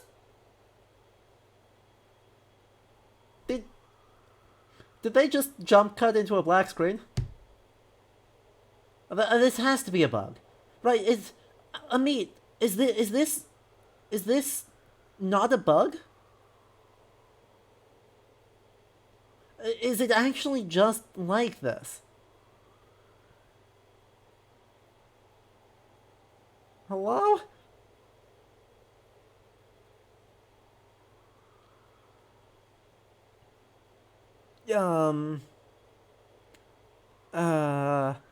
Well, we still haven't seen a historical consultant, or a mythological consultant in this case, so... Yeah. Incredible. Okay. This has to be a musical bug. Please tell me this is a musical bug. We are in limbo now. We made a time paradox. You're not wrong. You're not. This is probably what would happen because, yeah, you can't do that. You can't do that.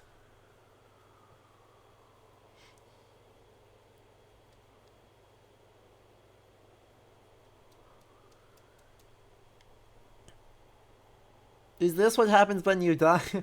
I hope not. I don't deserve this. I've been a good boy. I don't deserve any of this.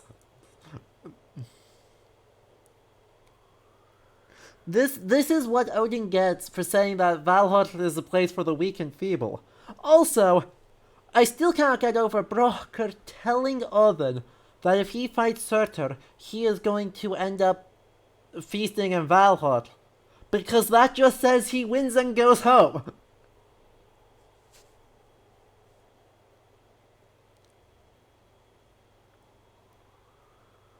This has to be a bug caused by Rambleed, right? Because the game is on the brink of crashing, so it must be a bug, right? I mean, this is good that it's a bug. I'm not going to complain about this particular bug, even though it's a bit funky. Just by virtue of it means I will not get copyright claimed on this video, unlike every other end credit song literally ever. But you know, that doesn't make it less surreal. I don't know what to do about this.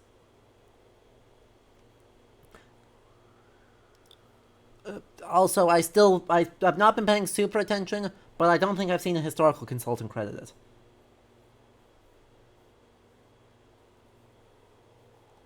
Grand Chicken Lord, I suppose it's theoretically possible, but it would be utterly bizarre to have a cutscene trigger and a music trigger be two separate triggers.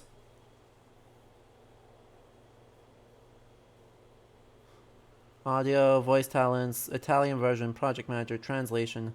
This is all the Italian. That's the Italian one. That's the German version.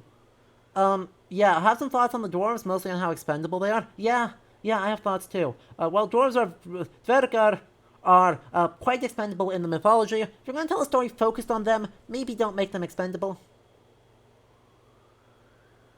Just a thought. Right, it's not inauthentic to the mythology to make the Dvergar expendable, because they super are. They super are.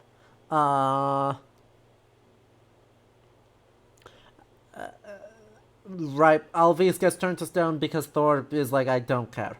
And then...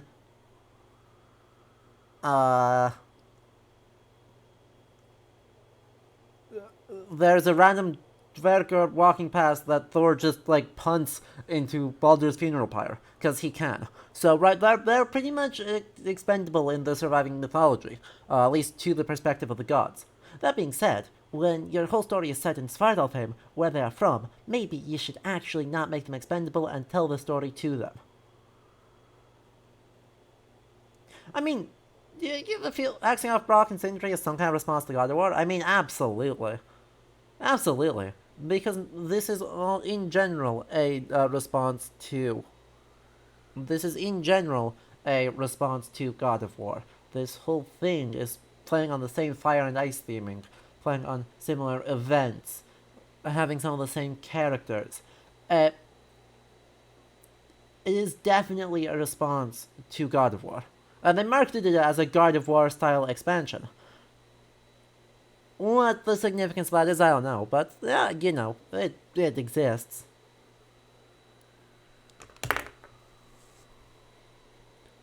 So many people worked on this expansion, right? We are well over 300 names, right? Enormous numbers of people worked on this. Although I think this might be for the base game, at least partially, as well.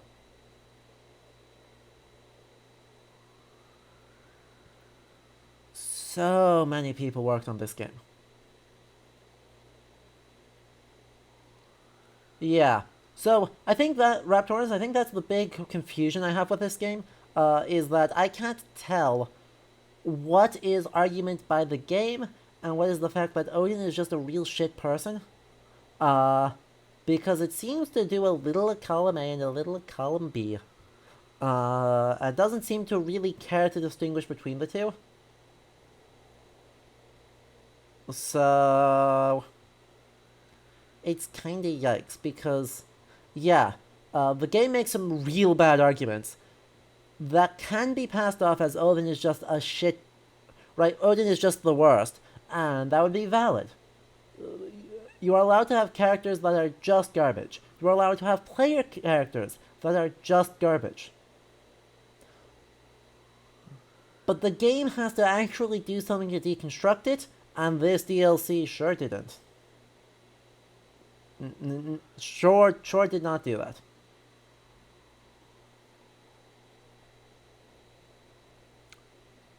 So, yeah. I cannot tell what arguments they're making genuinely and what arguments they're trying to do some sort of meta commentary on.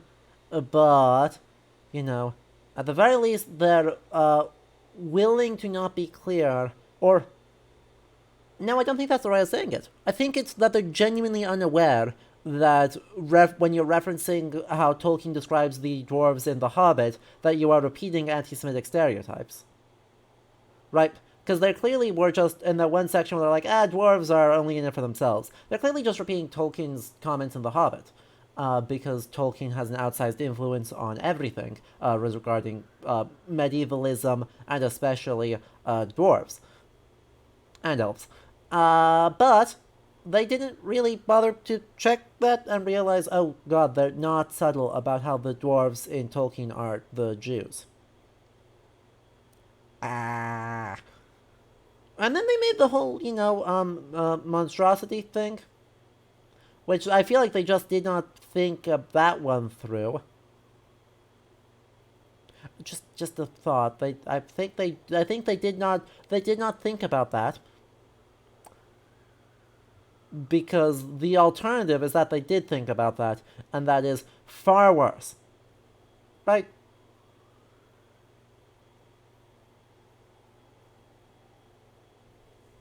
Right. Like, the if they did think about it and were like, this is fine, that's bad. So I'm going to pray that they didn't think about it and were just like, oh, Monster 1, Monster 2 makes Monster 3. And he didn't go farther than that. I mean, that was a boring, underwhelming boss fight anyway. But, you know. Sure. Okay. Okay. You saw Sophia. Good job. All the fights, I mean, all the fights in this video game feel underwhelming. This is not a DLC problem, this is an everything problem. And it also, I think it doesn't help that all the fights except, right, so you've got like 5 different powers that you can use. There's like the one that lets you come back to life. There's the one that turns you into a Hrimthurs.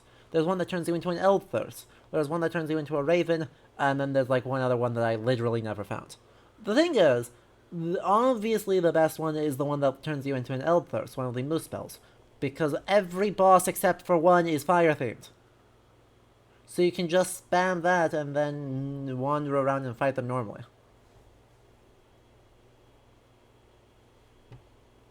Anyway, we still haven't found... They're crediting all of the everyone. And we still haven't found anyone that looks like a historical consultant. I don't think we're going to find someone that looks like a historical consultant, chat. I don't think it's there. I don't think it's there.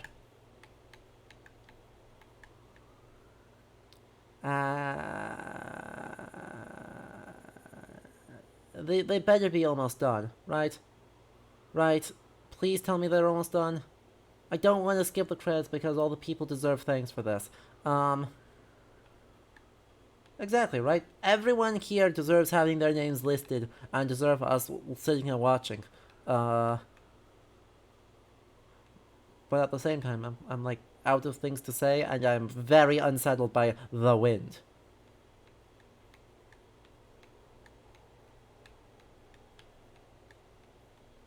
They're doing all the people who I think worked on AC Valhalla as a whole.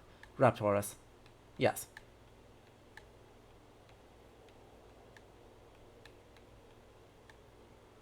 Which was basically everybody. It was basically everyone. But yeah, right, how many languages have we seen here? We've seen so many languages. Right, so many people from so many different countries speaking so many different languages. Right, we at least have French, English, Spanish, Bulgarian, I think. Right, is that where Sophia is? I'll feel real dumb if that's not. Chinese, Singaporean, and then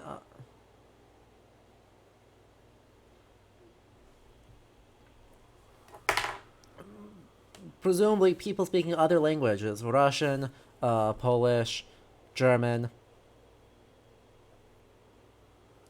There's so many people. I really hope everyone on the Kyiv team is okay too, right? I really hope anyone here who has worked on this game, or didn't, in Kyiv, in areas adjacent to Ukraine, anyone who's like worried, or anyone who was working in Russia, are okay. I hope they are all okay.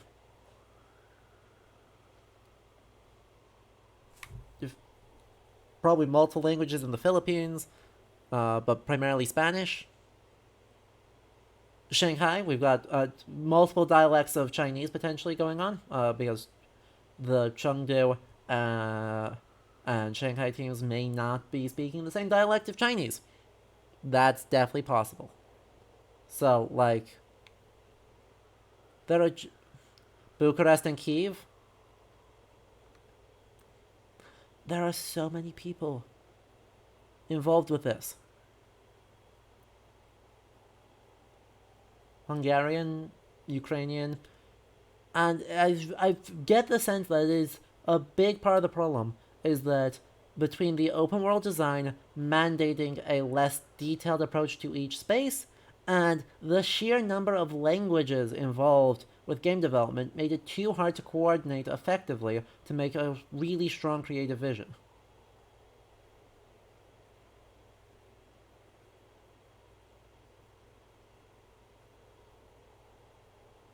I mean, Raptorus,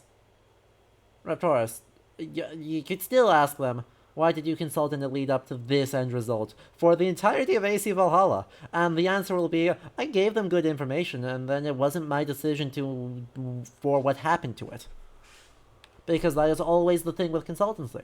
I mean, this game is a case study to me as to why consultancy, even when you have good relationships with the consultants, it's always a mixed bag.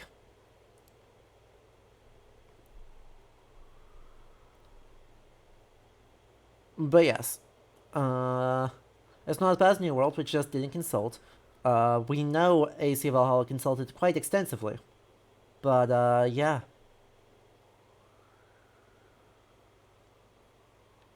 We are well down into the QA, things, so I don't know, maybe we'll be close to the end? Oh, no, we're just thanking everyone. Oh no. Okay. Okay.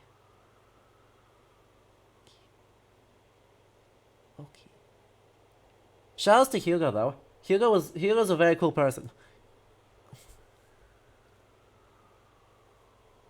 We really do be thanking everybody. Maybe we'll skip. Maybe we'll skip it. Return to the shelter and share the news of my triumph. Must we, though? Game? Video game. You feeling okay?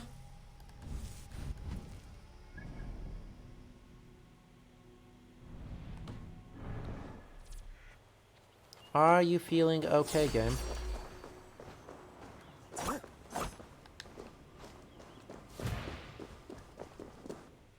Oh good, we got a new weapon. Just what I needed. Let's go. Oh god, game. Help. Oh. Well, it's bad. But it does have a torch on it, and that makes it silly. So we'll take that. Nope, world. Game, don't crash on me. We are fast round. Oh, because I'm in combat.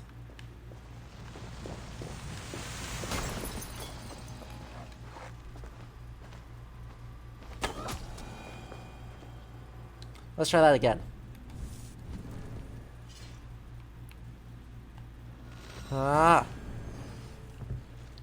Yeah, please someone check to see if our game bugged horribly.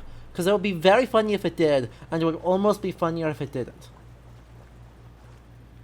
But if someone can find that out before the end of the stream, that would be awesome.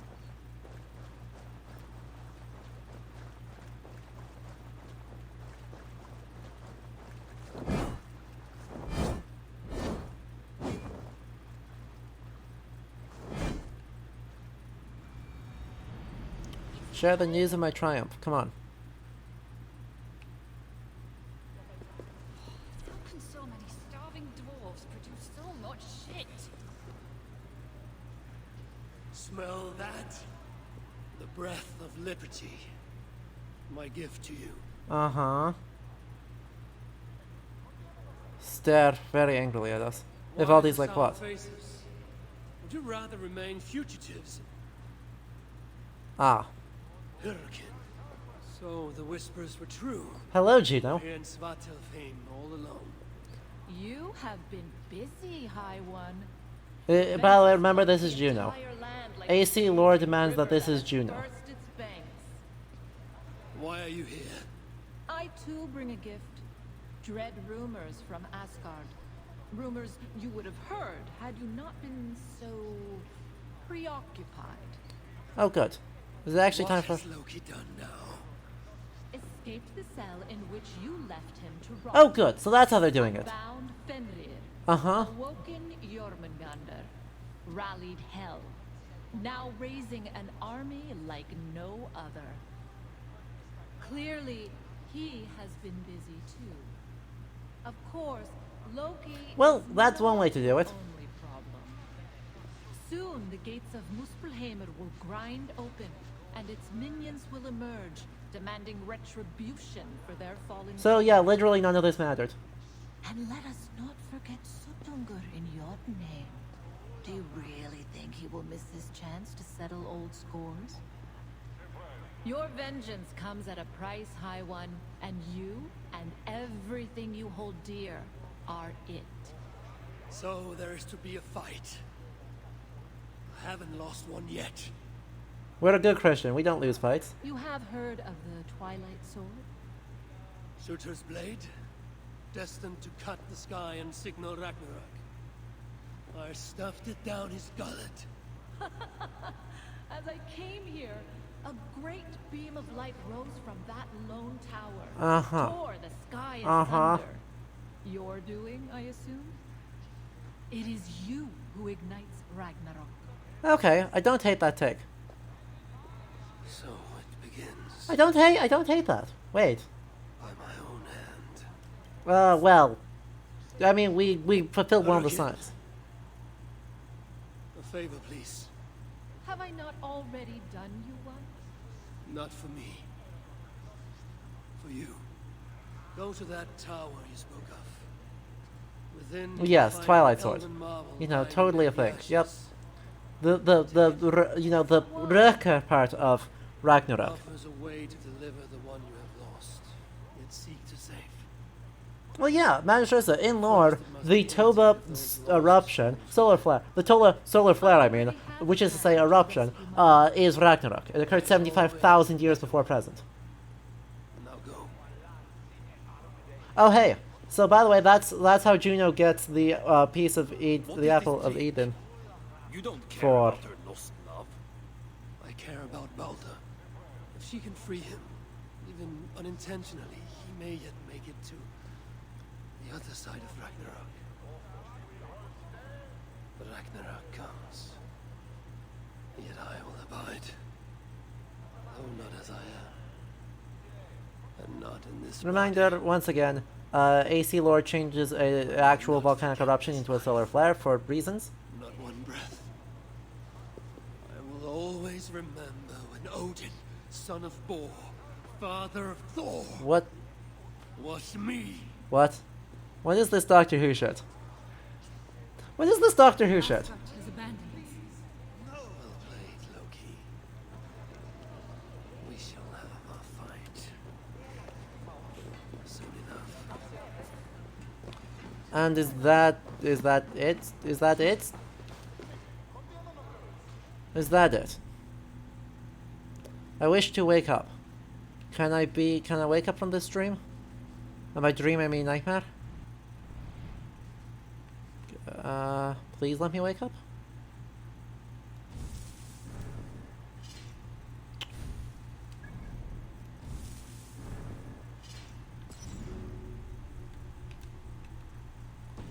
No?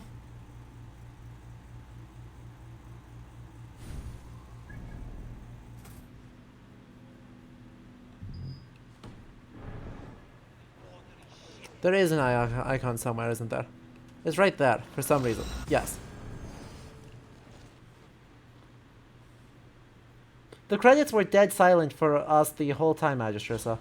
The credits were ambient wind noises, were all we got.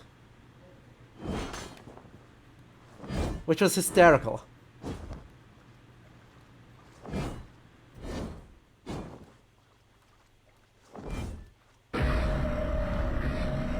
Oh, well, random screaming. Hello.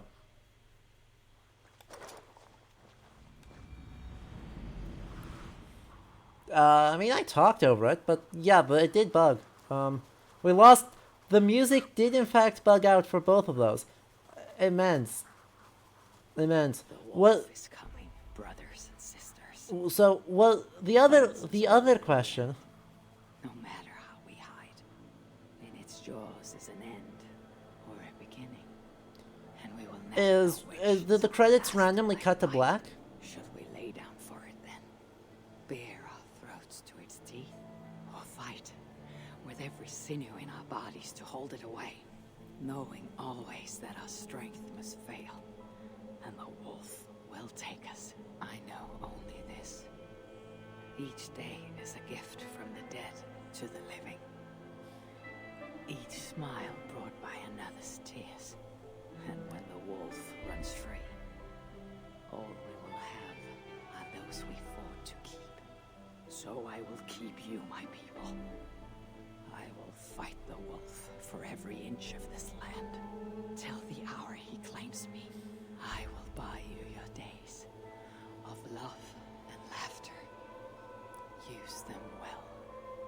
Okay.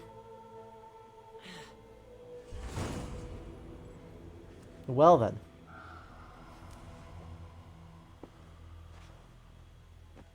These dark visions oppress me. The warm light of wakefulness is sweet relief. And yet I must see more, wherever the darkness leads me. There is no more. A message from Volka.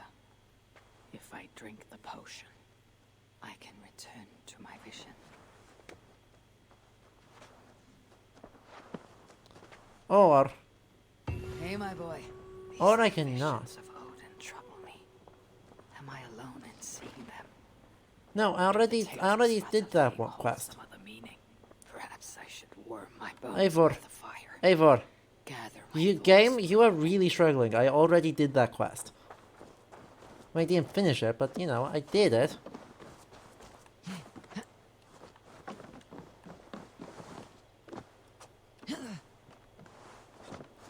Or we can climb up here. Dwulfka. Indeed. Hello, Dwulfka. And enjoy the view of this totally real place that we totally care about. Well, I guess that's Dawn of Ragnarok. God, that was several things. 6 hours later, I have learned nothing of value.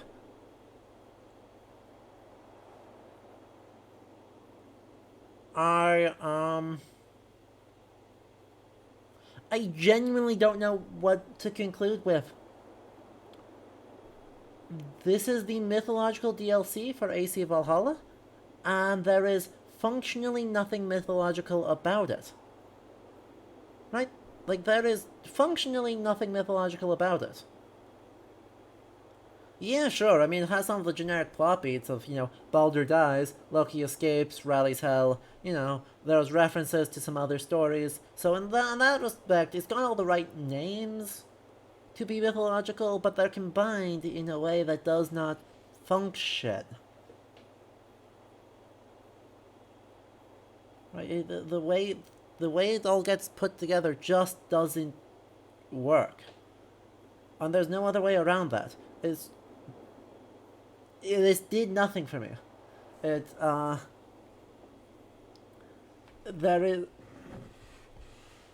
is very little for me to talk about, because, I mean, right, I can talk about Thorstein Saga Viking Sonar, but all they did was take names from the first 3 chapters of it. That's as far as they got. They took names from the first 3 chapters of that saga, and they took 1 name from the first chapter of the sequel. Or they took the title character from the sequel, I should say. And so the most valuable thing we've learned is that Reda is an Isu? Reda, do you have any thoughts about that? Hello there. You do not have thoughts about that. You well, friend. See you later. No, you won't. Good lord, please don't be in the next game. Puppy? Puppy.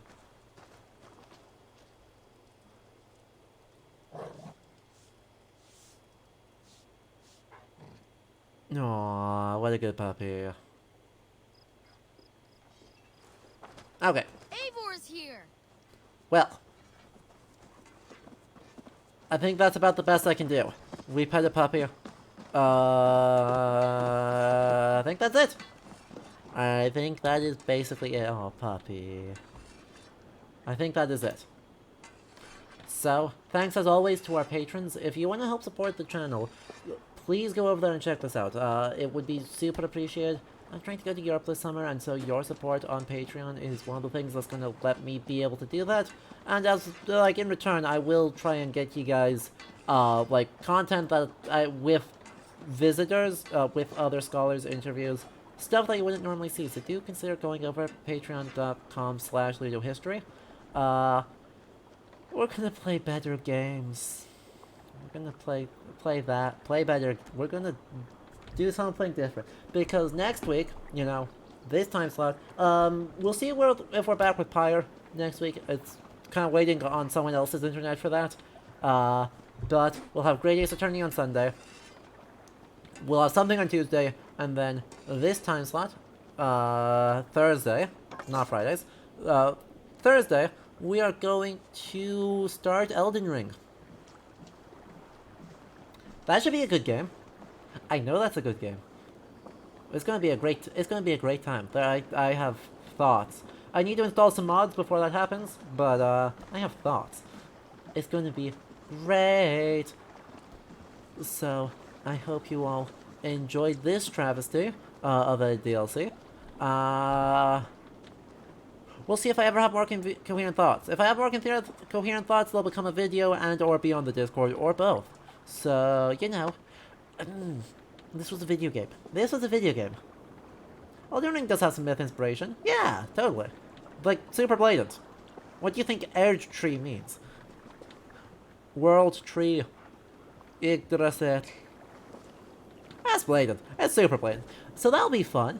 But there's also a lot of other, like, random, what we can affectionately call dirtbag medievalism going on, and I am here for it. So, I'm looking forward to that so much. I hope you all are too.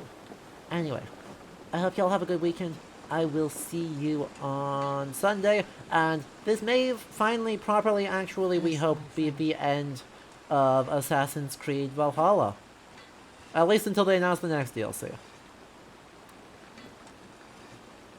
We'll see how we're feeling. We'll see how we're feeling. Anyway, y'all have a good night, okay? Bye.